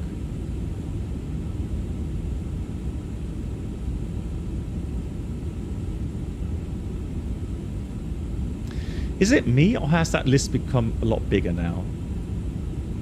There's a lot more failures possible now.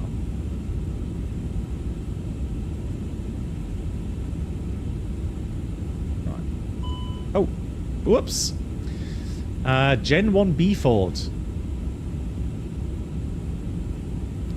Alright, so yeah, that seems confirmed. So ecam actions.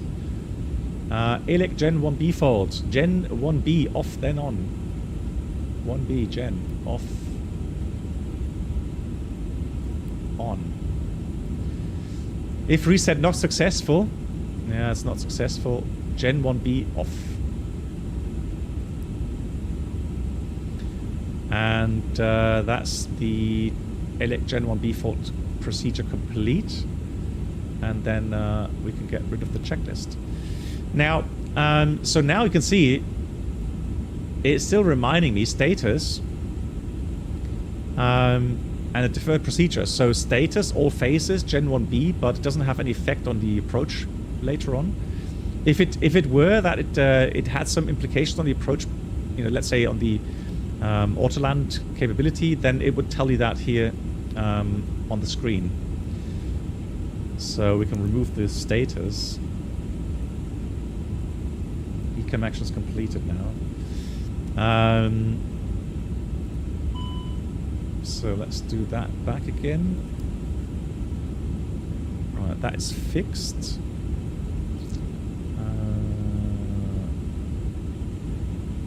And then situations, anything new there?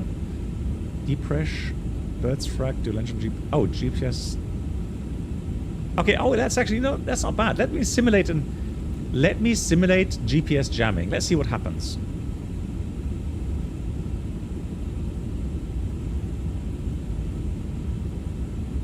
Oh, enabled. Start. Are you sure? Yeah. Pull Hit. up. Pull up. Pull up. Pull up. Is that it? Pull up. Oh no, hang on. Pull up. So it's a nuisance pull-up warning, right? Which can happen due to spoofing.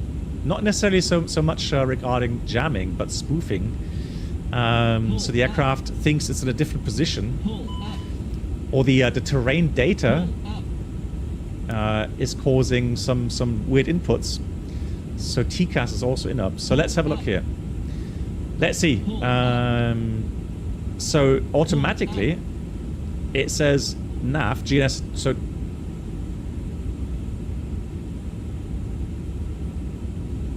right. So apparently it's reset itself. So let's have a look at the GNSS page. So we are getting data again. I wonder, does it come back again?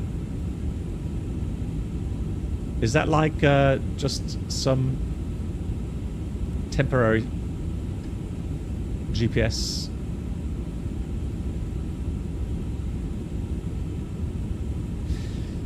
Yeah, Thomas. Yeah, there's some areas, you know, the Middle East, near the Russian, so near Ukraine, then north, obviously, Baltic regions. Yeah, you have a lot of spoofing going on.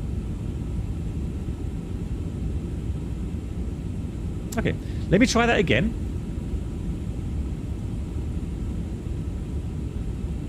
Pull up. Pull Now up. that should disappear. Pull up. That data. Pull There we go. up. There we go. So now Pull up. GNSS 1 fault. Probably going to get GNSS 2 faults. There we go. So GNSS 2 rejected by IRS, which is good. It's automatically deselecting the updating from the GPS position, which is good. That's a nice safety feature automatically. Now, also TCAS is set automatic inoperative. And you may get position disagree. And nav primary lost. Because now... Alright, let me deselect the GPS. And normally that should fix. Let's deselect that as well. Augmented means S-bus, although that's not that's really more for the approach.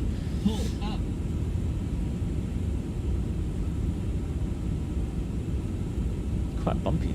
Let's get the passengers strapped in.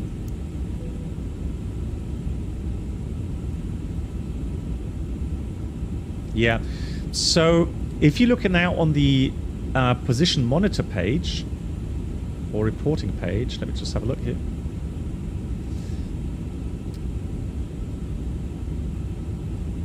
So required navigation position is 2.0, and right now you can see the estimated position is now getting worse because we're not updating via GPS anymore. But it should be using or DME distance updating, as long as it does receive some DME data. Hold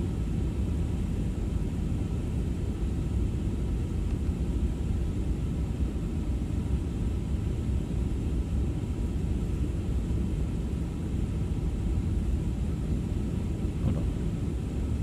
Trying to get rid of that. There we go. So let's have a look again at the position monitor page.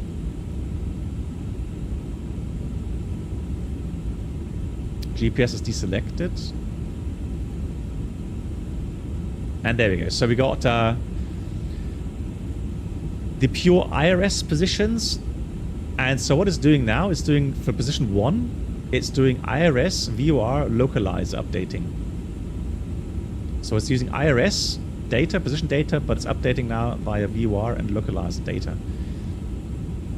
And it's estimating the accuracy somewhere around 0.7 miles. So it's still better than the required 2 miles, So there's no need to do any actions at the moment, right? Or worry that you have a big inaccuracy on the routing. And you just have to realize that right now, you know, this is a simulated picture, right? This does not have to do, or this does not have to reflect reality. That's something you always have to be aware of, right? Interestingly, for now, it's still accepting the terrain data, and I assume it's because the estimated position is still good enough. So there's no need to deselect the terrain data, which, oh, there we go. For some reason, yeah, we got GPS data again. So look at that. Now that we have GPS data coming back, it says the estimated accuracy is getting better, but that should not be the case because we've deselected GPS.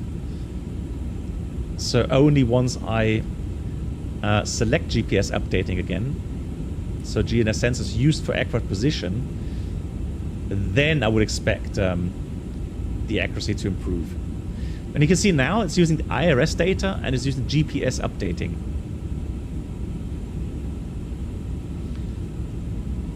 And so because using GPS updating, the accuracy is now much, much better again.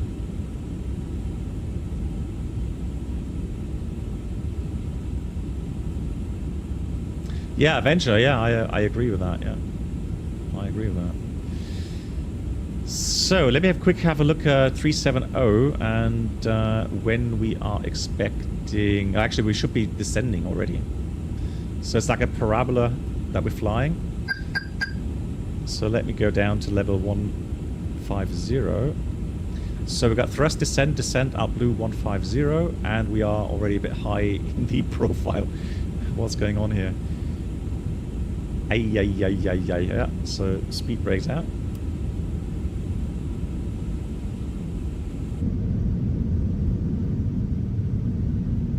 And down we go.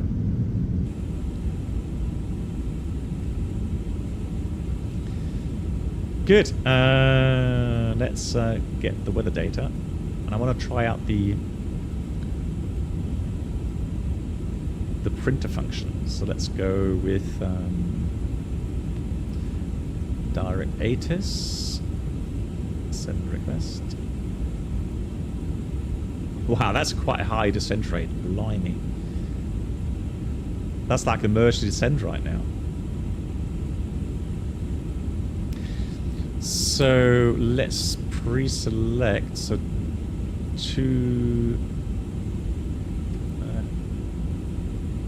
let me quickly have a look here at 2962. So I'm pre-selecting the pressure here. 2962, which is nice. 7,700, are you kidding me? 8,000, okay man, you're flying.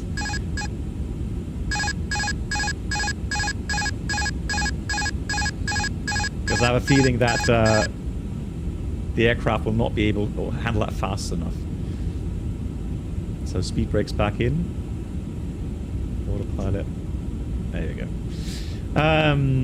Good, so we got 36018. So the idea is this, guys. We're going to fly that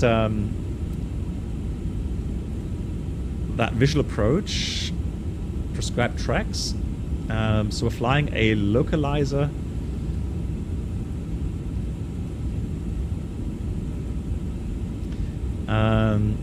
Whiskey approach initially. All right, so we're flying the arrival here. Hiroshima 2 Bravo.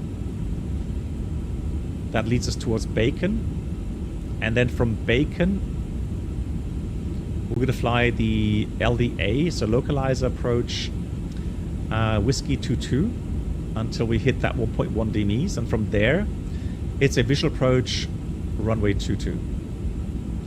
So we're supposed to look for a bridge on the right-hand side and a power plant there, and we're supposed to just stay south of that.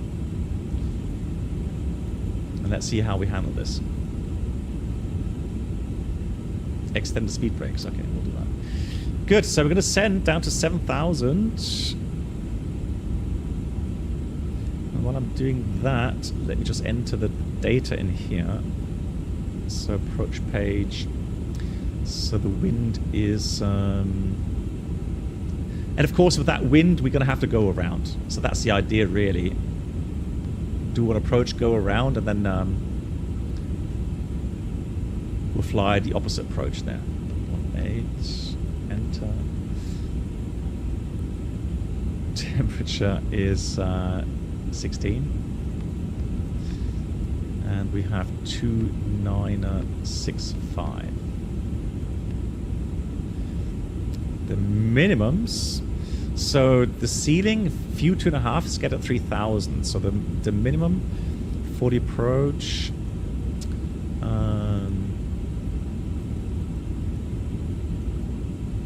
So the minimum for the approach is 1,000 feet. So it should be fine.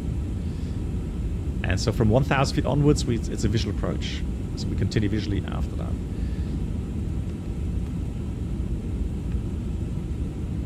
Good. So now we're on path. One more thing I want to do is, and I'm going to try to see if I can find this flight plan. Flight plan info, fix info. Well, actually, let me do that here. Let me go flight plan, fix info, and then I want to have Romeo, Juliet, Tango, Tango. Oops. I have to get used to that. 22.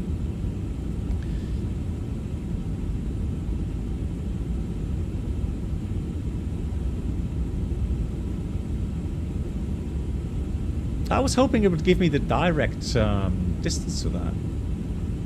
Hang on, how do I... progress, progress, progress. It doesn't really have a progress page, does it? In it? Not really.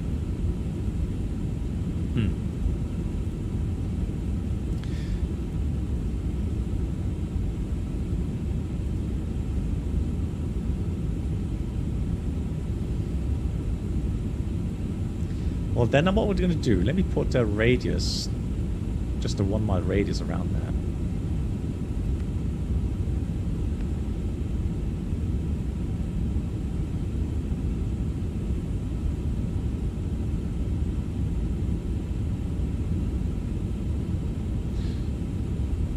Yeah, I was hoping like getting information distance to the threshold, because that really helps for the visual approach later on. All right, doesn't matter. We'll...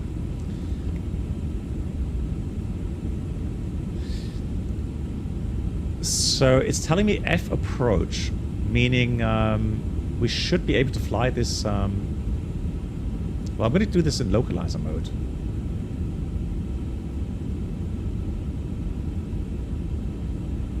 So localizer flight path angle. That's the idea. Good. If we don't see the runway at the minimums of the missed approach point, Mike X-ray 22, we're going to proceed to the right, missed approach. Climb 4,000, outbound Hotel Mike Echo VOR radial 015, inbound to Casca to hold. Now, if we continue visually, and we go missed after that, in case of go around, notify ATC, aircraft turn right to join Hotel Mike Echo 015 as well. Okay, so even for that, we're supposed to go right as well. Okay, we'll do that. Fuel, 9.6, so still enough fuel. Min diversion fuel is...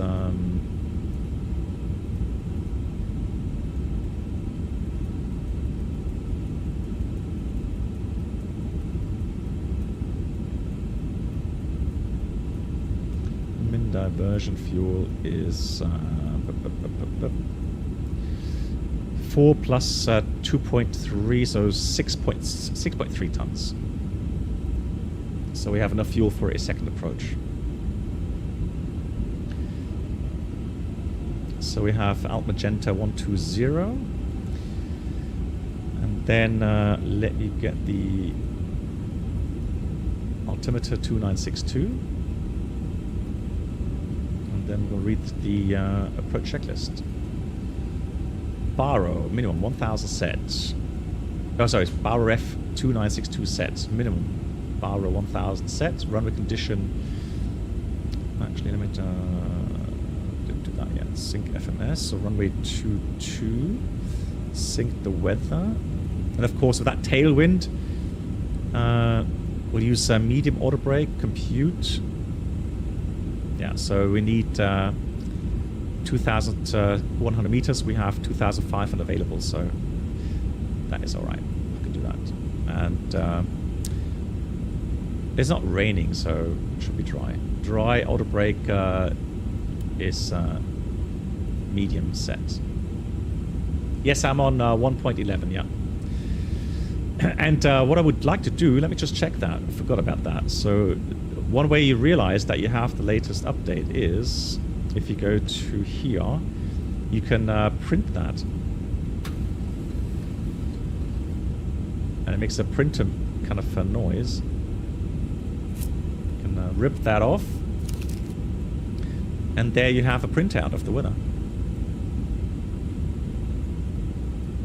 And you can do that with ACAS or CPDLC messages, all kinds of stuff.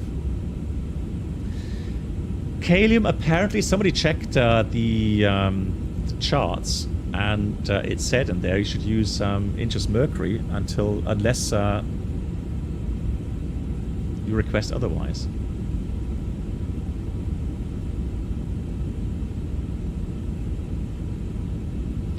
Tokyo Haneda traffic, Japan Air 138 is going to fly the localizer 22 with visual circling 22 approach in Tokyo Haneda. Just hope there's nobody around.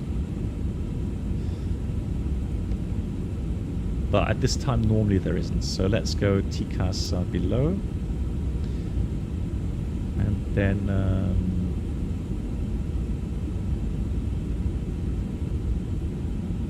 hey Bob, yeah, so Bob confirms that they use inches mercury. Thank you.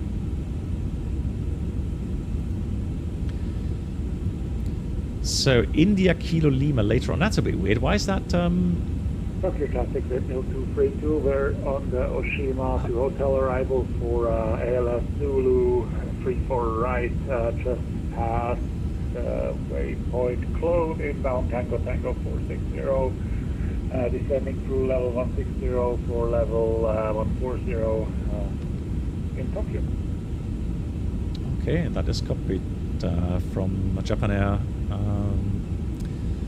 138, and we are aware of the wind situation, so it's for practice, and we'll probably do a missed approach to the north, so we shouldn't get into your way. Thank you much.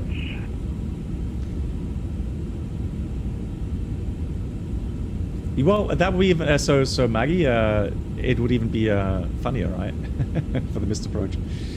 So I don't know why. So I have selected. So the LDA 22. I'm not sure why it's giving me 108.1. Because that should be the case, unless that's the straight in ILS approach frequency. So let me go here, and then let me use the ident India Kilo Lima manually.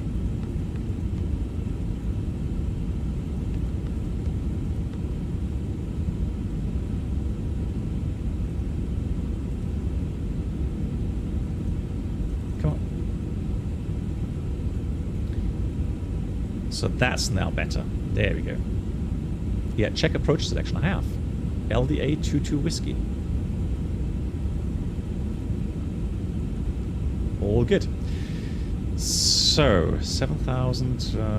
It says we're a little bit low, apparently.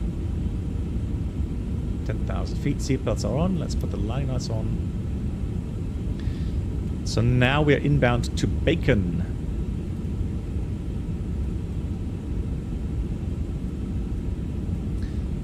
So Spark 7,000 below. Oh, it's not. Hang on. Why is it not keeping these restrictions?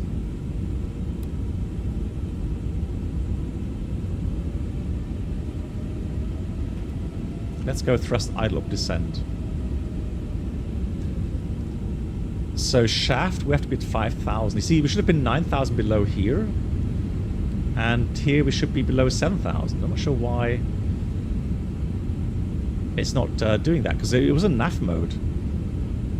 You see this? So this shows you actually.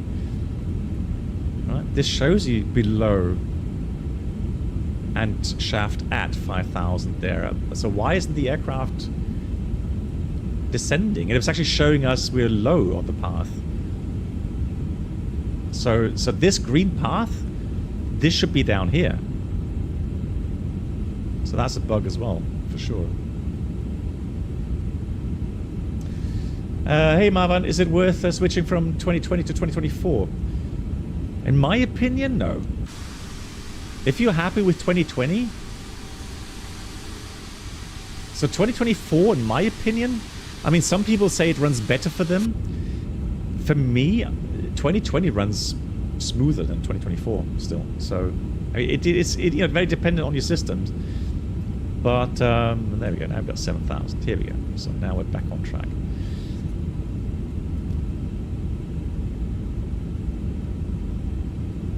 But again, if you're happy with 2020, just stay with 2020 for now.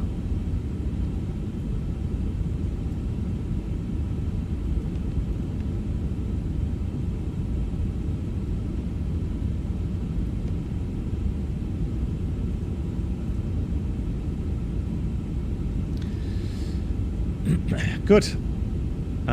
What's next? So we're gonna fly down to the 5,000 military Bondo. Oh, that's a bit weird though. Okay, so now I'm getting where this discrepancy is. I don't know why it's got the shaft 5,000 there.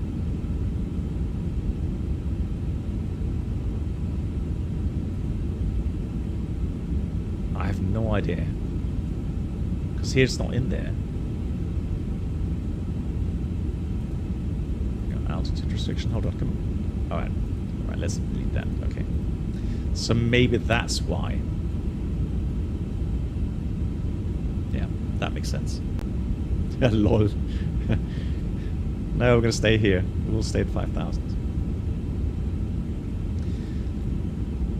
So let me delete those restrictions out as well. Constraints. Altitude.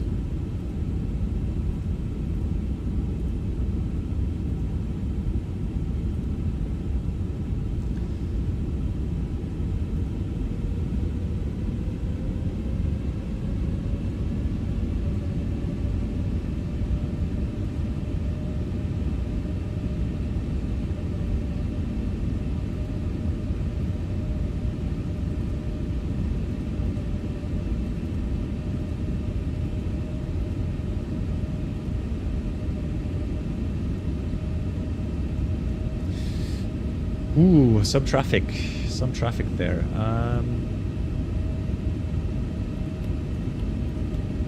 So that's a Swiss 160 United.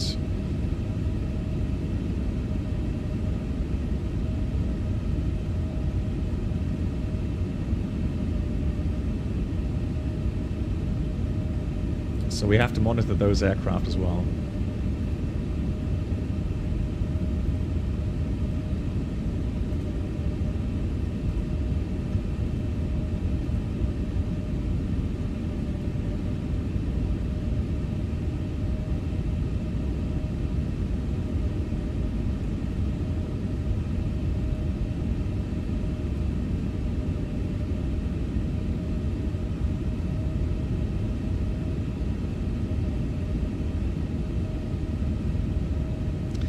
Is that Nagoya there? So he's going to different airports. Swiss is going this way, so that's no problem. Not sure where he's going.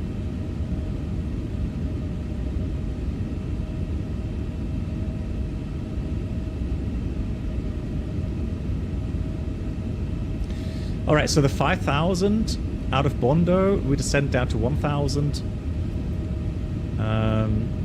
on the localizer. So we have a total of about 12 miles to the MDA. So 12 divided by 3 is about 4,000 feet to lose. Yeah, so we could do a nice normal 3-degree profile down to hit the 1,000 here at the missed approach point. And then 1,000 here with 4 track miles. So about 2.8 degrees down for the runway. So should be all nice and gentle. So should not cause an issue. Would you rather fly Mexico City or Singapore? Singapore. Anytime. 15 miles, Narita. Narita. So we go to Haneda and he's got to Narita. Excellent. Oh, that's a windmill 232.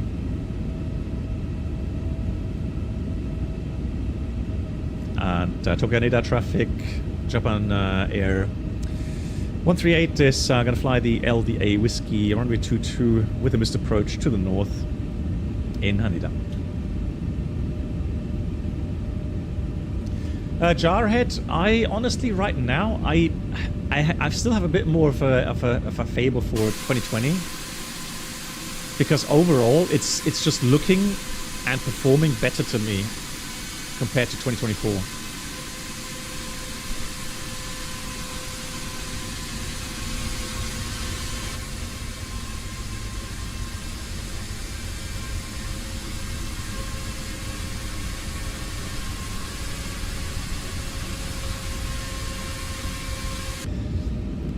Yeah, and also I have some add-ons like Chase Plane, which don't work yet in 2024. So that's why, for me personally, I do prefer 2020 still.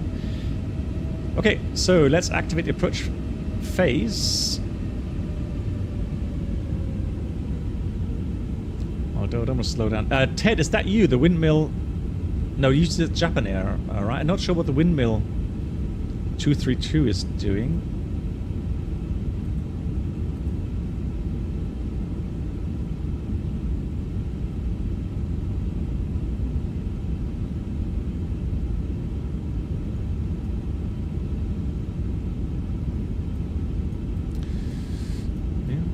So terrain 2,500, 3,100 around Hotel Mike Echo there.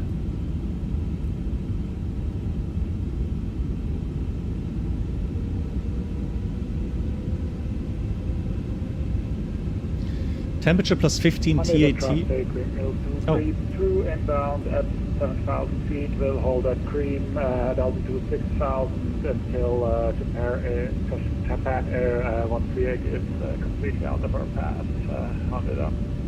Okay, that's copied. Appreciated, Japan Air 138. Ted, orbiting, avoid runway incursion. Good. I'm happy to hear.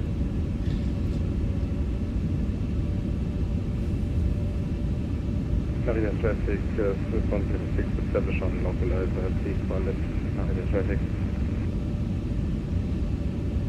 Yeah, so he's already on the localizer, 3-4 left, that's fine. Okay, so here comes flaps 1.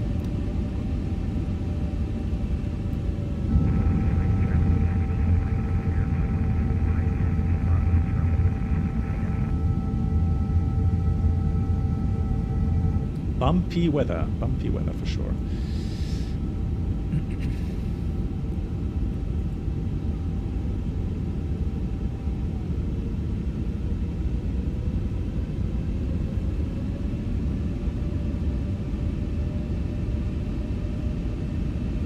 So, India Kilo Lima, localizer identified.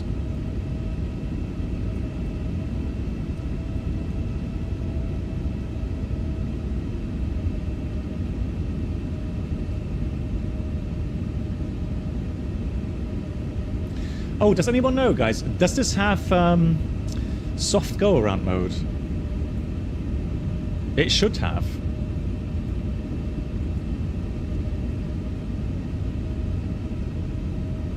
Well, Senshai maybe, yeah, potentially. Yeah, could be the case.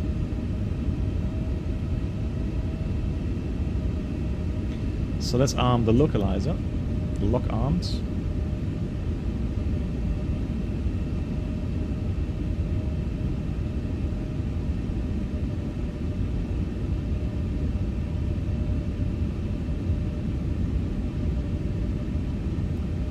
Oh, this, I don't know why this is happening today.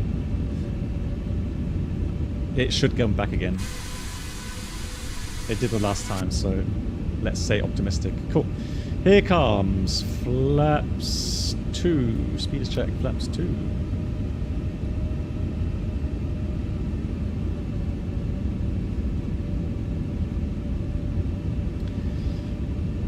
And I'm going to set, actually I don't need to set 1000 here. I can descend with flight path angle anyhow. There we go, successfully reconnected. Now missed approach will take us up to 4000. Copied. Lockstar. And then we can go track flight path angle. Japan Air 138 is now clear of our path, so we're proceeding to the initial approach for 3-4 right at Haneda. Let's go. Japan Air 138 is approaching Bondo for the LDA Whiskey 22 with a missed approach to the north.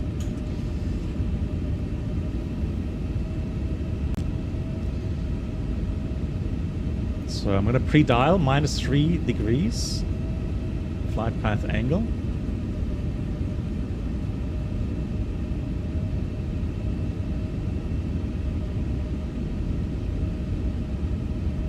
Bumpy weather. Blimey.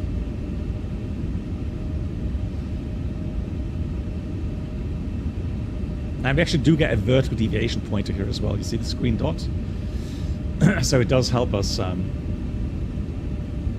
Here we go, -3. FPA -3. Down we go. The minimum is 1,000 feet. At this point, we have to go manual. Of course, we should not forget to configure the aircraft as well. Terrible weather.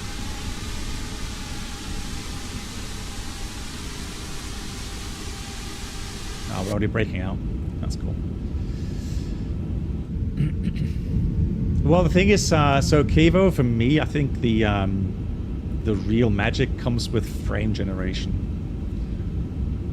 Not DLSS. So I'm not using DLSS as a anti-aliasing mode. I'm using TAA mode, but frame generation to get the 60 FPS, and then everything's nice and smooth on the monitor, which is really nice.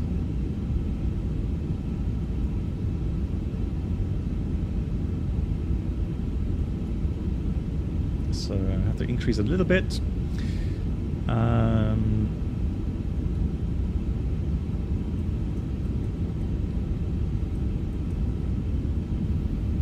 So 8 miles to go, or 7.5 miles to go, 2,500 to lose. Yeah, looks good. So again, we're going to go initially towards the runway, and then we're going to go around.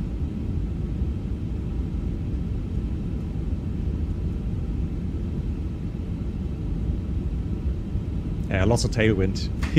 The gear's coming down to help with that.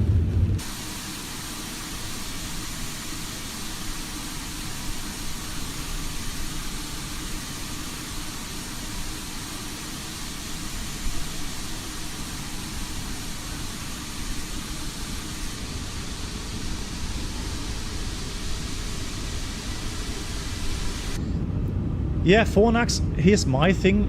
I think if you have a very fast internet connection, then you probably run Microsoft 2024 also a lot better.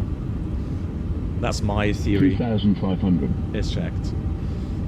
So flaps 3. Look at that, how difficult it is to reduce the speed here with that tailwind.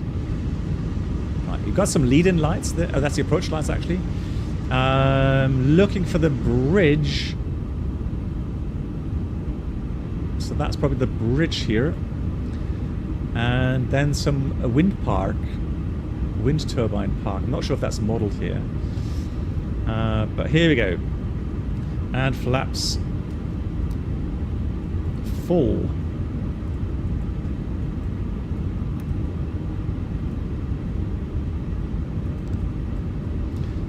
Then we're going to read a approach checklist completed and landing checklist completed. Many flights.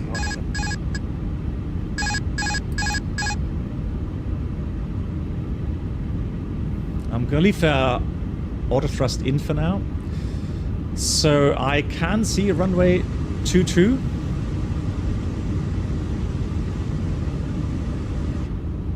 above.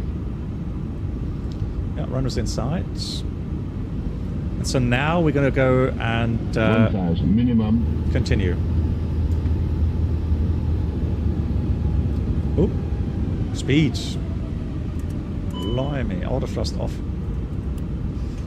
Well, that would not be stable. Normally that would be a go around already, but I'm a bit intrigued to see how we can circle to that runway. So we're slightly low, which is good because a bit over speed. So let me go get the PARPI lights correct.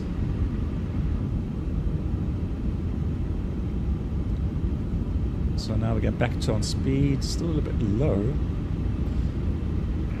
The traffic, which is kind of weird. I have a feeling that actually I'm a bit or on path at least. Final for runway. Careful speed.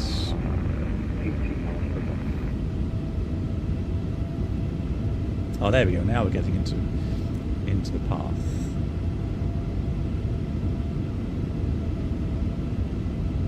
$500. Yeah, you see that wind? It's hard. It's hard to get everything stabilized here. 400.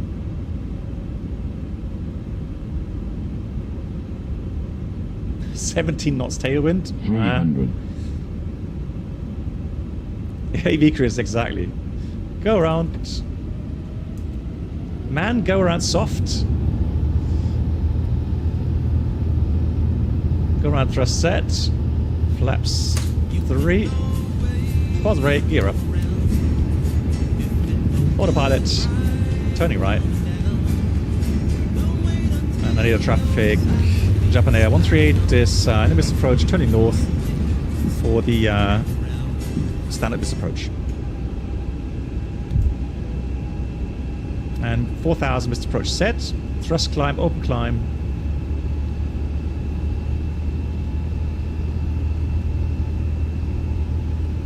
So we're going to set the HM Hotel Mike Echo Haneda VOR 015 outbound. Flaps 1. Speed check, flaps 1. Leave the traffic Japan to... Flap 0, speed check, flap 0.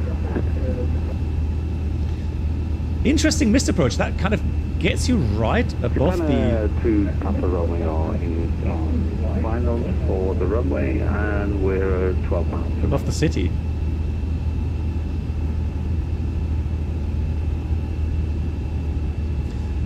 Yeah, Quotenwagner, hey, so initially I had version 1.0, so 1.10 for the first flight, Altstar.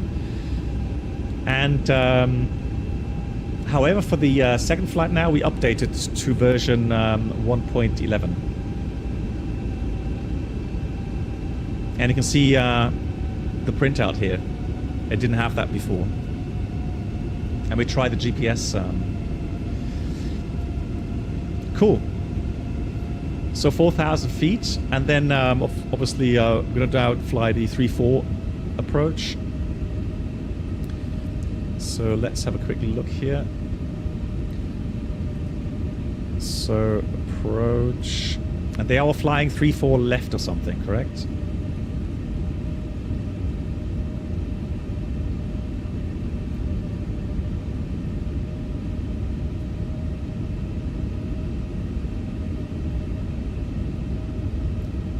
It was Zulu, right? Zulu 3-4 left. Yeah, there we go. Okay. So 4,000, let's turn right.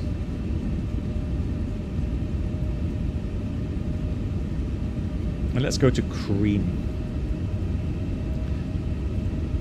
So we're going to go runway 3-4 left. we'll take the Zulu 34 left via Cream.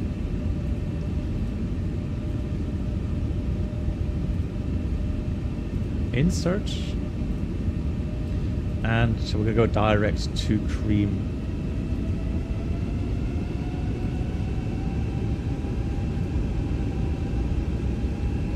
And we have nav towards Cream. And Cream 5000. There we go. So we're going to go thrust climb, open climb. Actually, let's go with vertical speed here.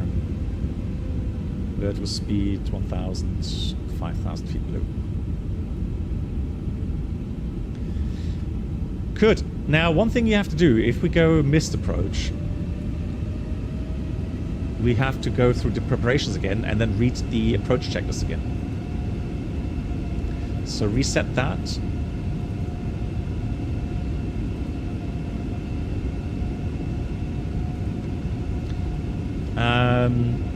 Let me look at the approach page here real quickly. Performance. And Haneda traffic, Japan Air 138 proceeding to Cream for the ILS Zulu 34 left in Haneda.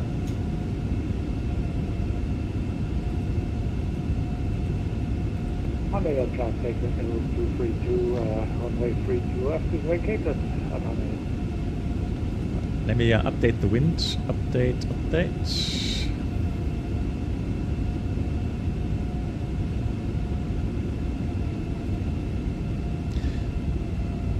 Star, but it's nice to see the.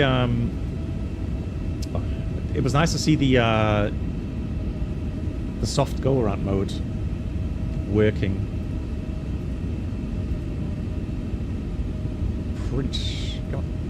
There you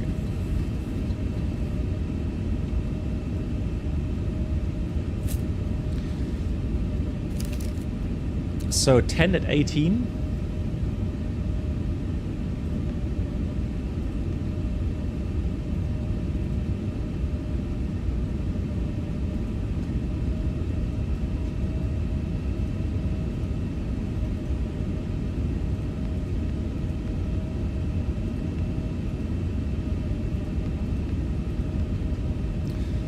Temperature is 16.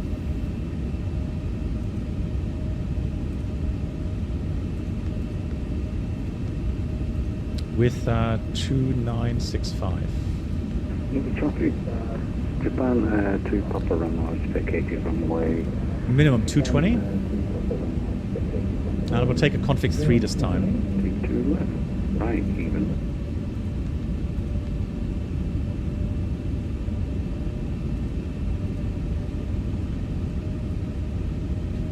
Let's go 220 knots. So quick briefing. So Cream and then Arlon 5000, Apollo final descent point for the ILS 34 left Zulu. Cat 1 minimums is 220. Missed approach, heading 337, 500 feet, left turn. And we'll go outbound 177 from Haneda, this time climbing 4,500. And then for another approach. Fuel state. 6.7. We're getting close to our min diversion fuel.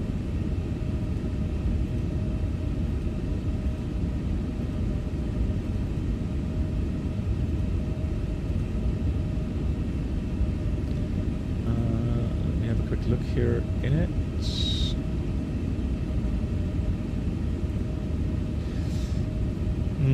So, well, it says here, it says Alto 2.3 and 2.2, which is not quite correct.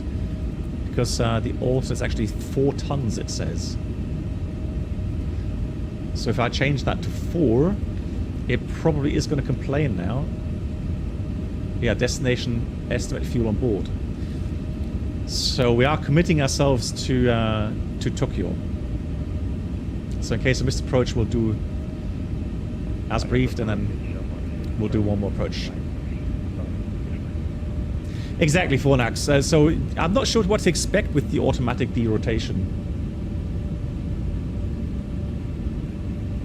Vickers wrote, I wonder how many in real life pilots actually know all these procedures. Like, is that stuff really discussed during pre-flight?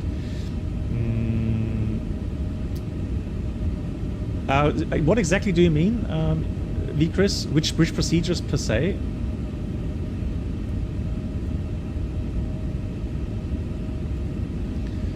Activate the approach phase. Confirm. Manage speed.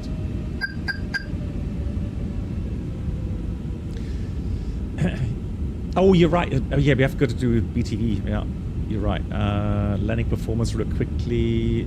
Sync FMS. 3-4 left.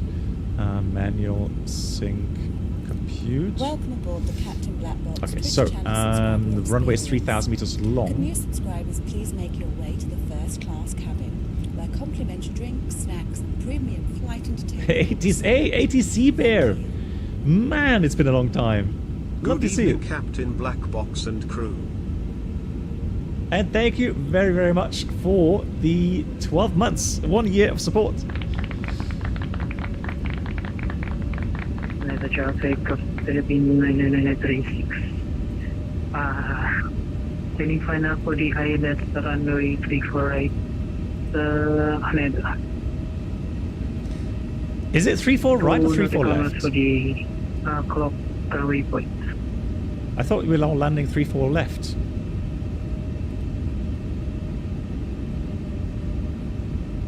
Well, I can switch to 3-4 right. Oh no. Just a small freeze. Because of the loading, yeah. Okay, tell you what, well, let's switch 3-4 right then. Give me a second.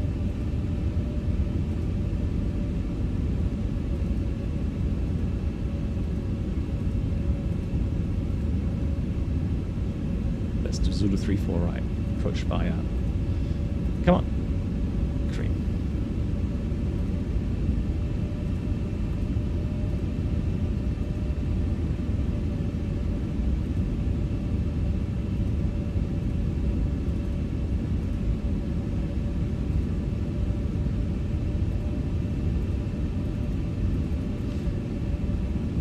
And let's reduce the speed. Flaps 1. Speed check. Flaps 1.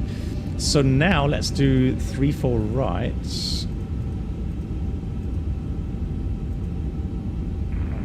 Set landing runway. And we'll exit Charlie 10.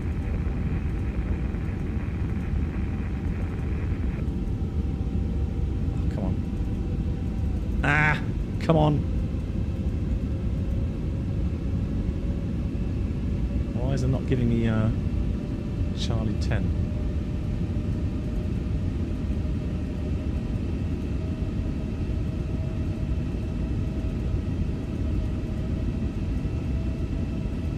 I don't know why I can't select that. 3-4 right. 3-4 right. Zulu. Right, minimum's 700. Interesting. I have selected the runway 3-4 right. Or have I not?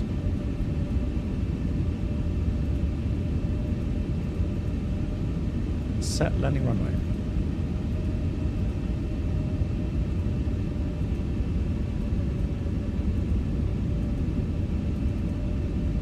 I'm having a hard time getting the click spots to show. Right, bro. Time is running out. So let's. Yeah, I just can't. Oh, there we go. Just had it.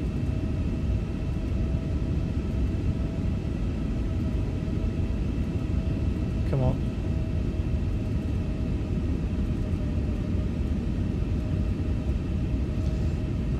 Flaps 2. Speed check, flaps 2. Ah, finally. Blimey. Brake to vacate. Jesus.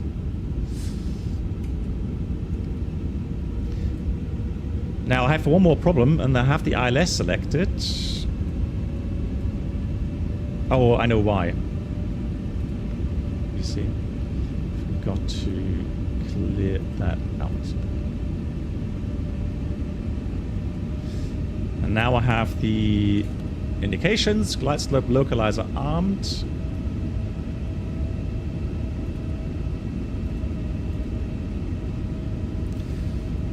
So minimum is this time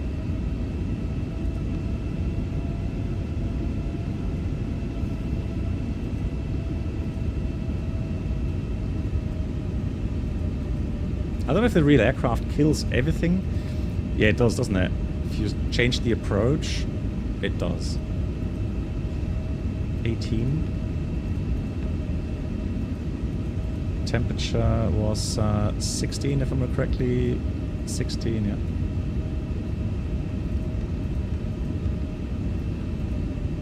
$2,965 and minimum is 700. Config 3, fantastic. Cool. Whew, just in time. So lock is captured. The aircraft ahead is about 5 miles ahead. Should be no factor. We are aware of a fuel situation, committed to Haneda. And then let's read the approach checklist. Bar row is 2962.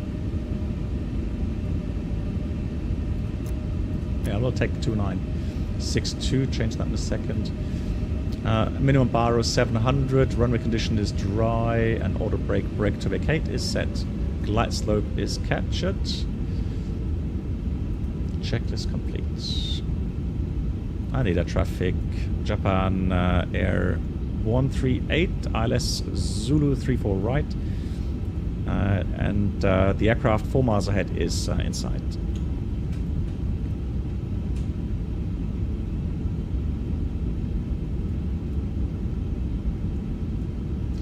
Yeah, Quotenwagner, we did the GPS jamming during the flight. We tried that. So let's set missed approach. 4,500 feet is set. Another traffic of 3936. Total speed check. For the waypoint says in Haneda. Oh, he's 2.5 miles, so he's slowed down. Get down. Woo, he's getting slow.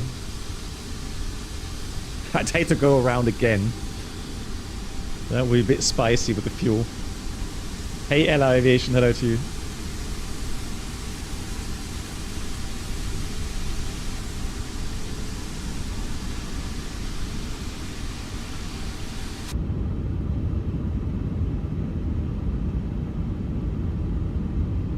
Wow, look at the wind, 26 knots. That's a lot of crosswind. Flaps, actually, no, hang on. Flaps 3 is final setting. Disregard. Let's remain that. Spoilers armed. Let's read the landing checklist. Landing checklist complete. So he's 3 miles ahead. Heavy behind heavy should be okay, 3 miles. So let me do some manual flying here. Manual thrust. Manual flight.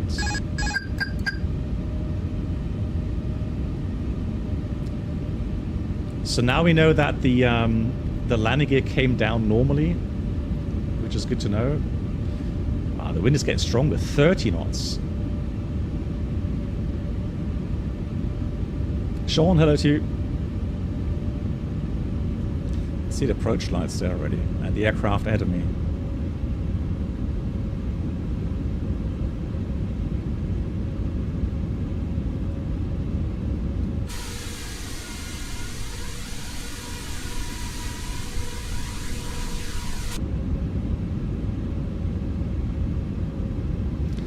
So the wind is going to go a little bit more to the front and lose about 10 knots from here.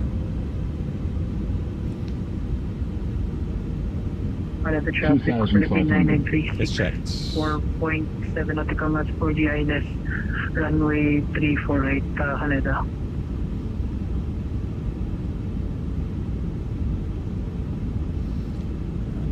Japan Air 138 is on 7.3 mile final on 34 right in Haneda.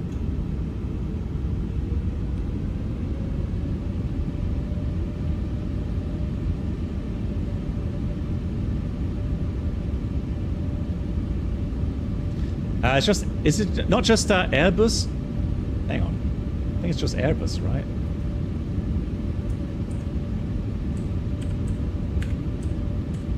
Like the push button.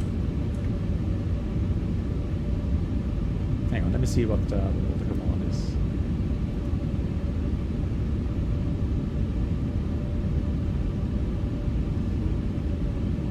I'm pretty sure it's... oh, hang on. Is it... yeah,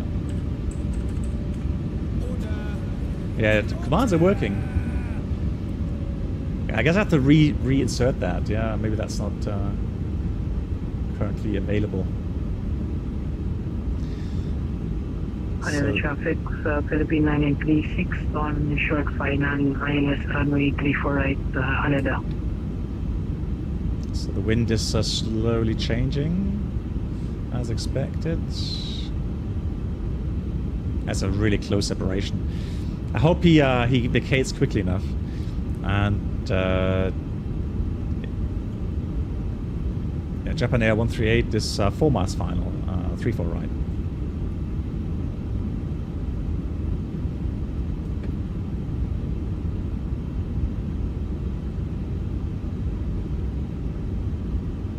Look at that crosswind.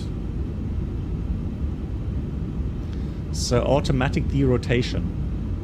So I don't have to do anything really, do I?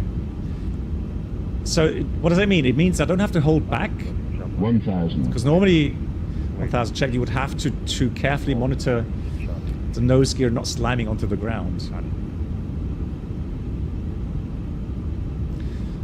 5.5 tons. I think that's still about, how many? It's about 45 minutes or something. 100 above. Yeah, runway set side. Minimum. Continue. For now. Runway's not clear yet.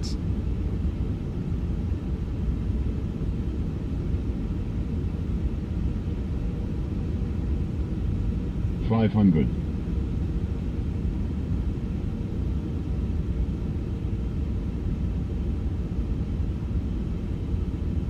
$400.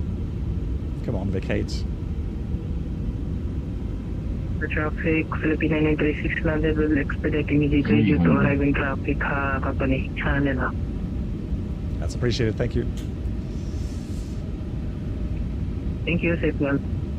Thank you. 200. Yeah, he's taxing off. Fantastic. Whew. That crosswind. 100. 90. 80. 70.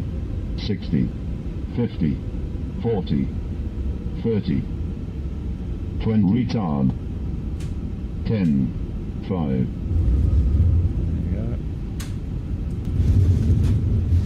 Not sure what the derotation is supposed to do, but come on, give me reverse. There we go. Spoilers.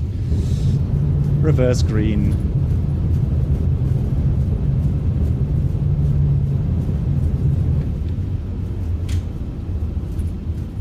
So we chose Charlie 9, I think, correct? So that should be the next high speed, and we should be there at 45 minutes. Auto brakes off. There we go. Or 11. I didn't even know what we chose. Was it 11 or 10?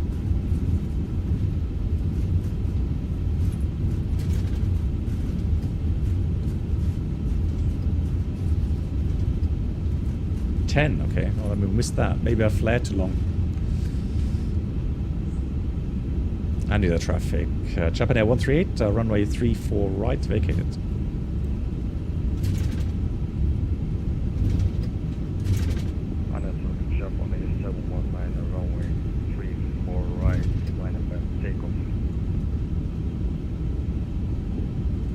So this is also freeway scenery, guys.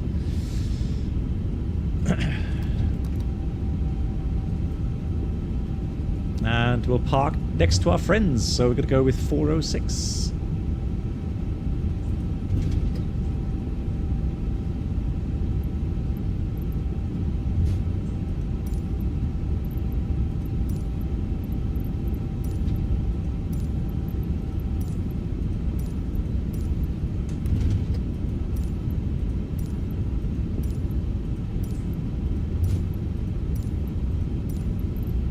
Oh, it doesn't have 406.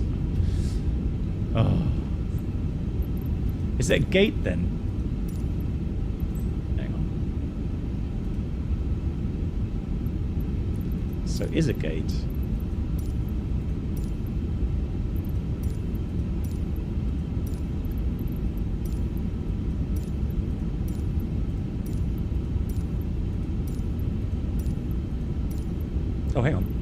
here. Yeah.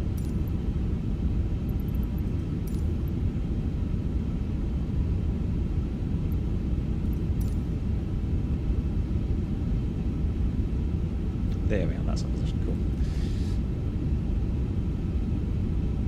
ATC Bear, yeah, if you reverse, it's fine. So the aircraft notices deceleration rate, and it will then modulate the normal brakes accordingly. Traffic. What? Lol. Clear of conflict. Well, I'm happy to hear that.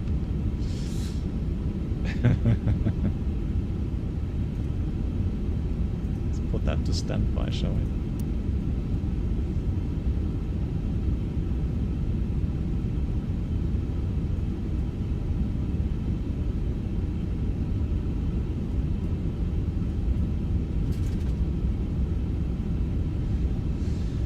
Yeah, it's somebody is making a payware scenery for Tokio Haneda, and I've read somewhere it's supposed to be released somewhere around July or something. Is an RJ flight next? No. I have so many things on my plate right now. But RJ is not on the cards right now, I'm afraid. Sorry.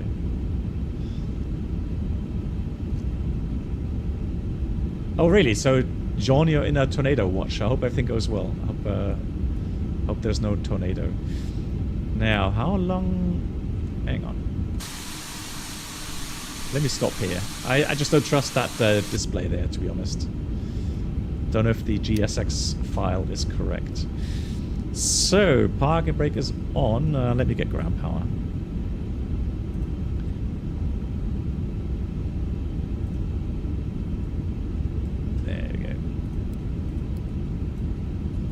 Shut down.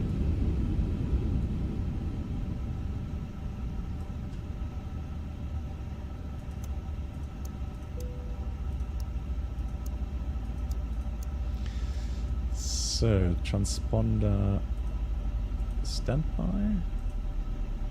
And then disarm the slides. And request deboarding. Cool. Then let's read a parking checklist. Parking brake trucks, parking brake set, wing lights off, fuel pumps to go. And that's that. Parking checklist complete. Yeah, I know I'm not saying the RJ is a bad add-on. It's just I would have to learn it first again.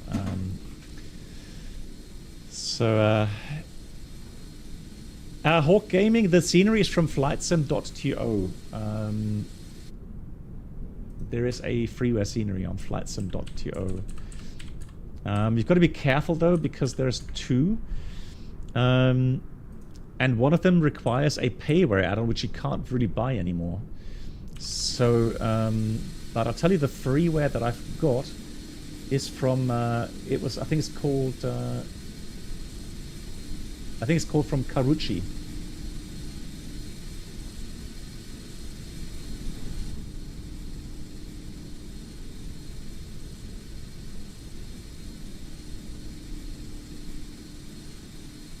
Let me just check, make sure it doesn't require... Yeah, I think that's the one, yeah. Karuchi. Cool. And then let me check the... Oh, hang on, it is there. Hold on, let me change that command. So the command was Airbus, right? Airbus. And then...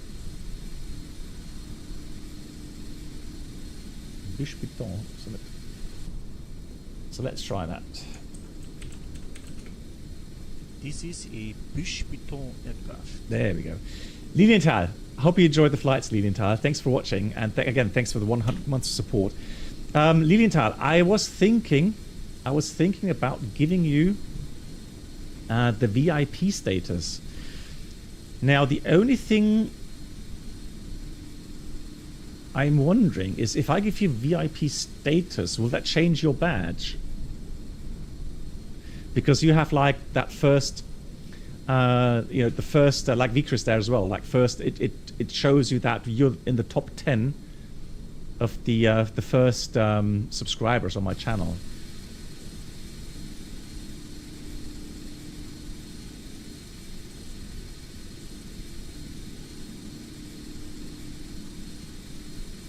Yeah, the VIP is not just a badge, it does give you some more options. So there's no like slow chat function. So let me see. Yeah, I need to see what command that is. Yeah, we'll try. Okay, so here's the thing, guys. So whenever someone reaches 100 months of support on my channel, it doesn't matter if it's on YouTube or on Twitch, that person gets to choose the routing, the aircraft for a stream, and also a VIP badge or VIP status on the channel. So once again, Lilian, thank you so much for that. If you're interested, tomorrow I am going to be streaming around about 2 p.m. UTC to try out some different aircraft, Tolis, Phoenix, fly-by-wire, to see how they've changed with the latest updates. See how they differ in their handling. Okay, thanks. Hang on, let me just try that, Chris. Thank you much. VIP Lilienthal.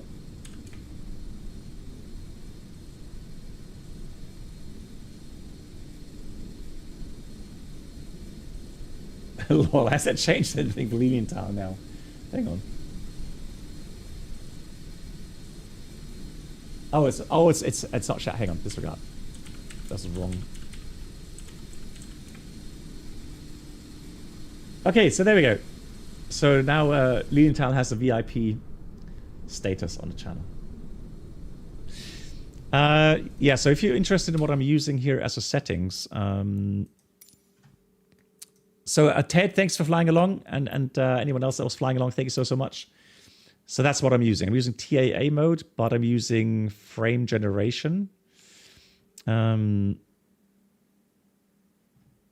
So frame generation on, but for anti-aliasing it's TAA mode, and I'm using 50% of the monitor refresh rate with VSync on. And I have 120 Hertz, so that's 60 FPS. And it runs very smoothly for me. Very nice. Avenger, thank you so much as well to you. Guys, thank you so much for the support. Big shout out again to Lilienthal and to all of those that have resubscribed. Also Anonymous tipping the €3. Thank you much for that. Thank you so much for the gifted subs from Nate. 5 gifted subs. Again, guys, really generous. Thank you so much, everyone. And yeah, see you tomorrow around about 2 p.m. for a, I think, 1 or 2 hour stream. And then I'll be off working IRL. And so this schedule will be planning tomorrow, 2 p.m. and then back again on Tuesday.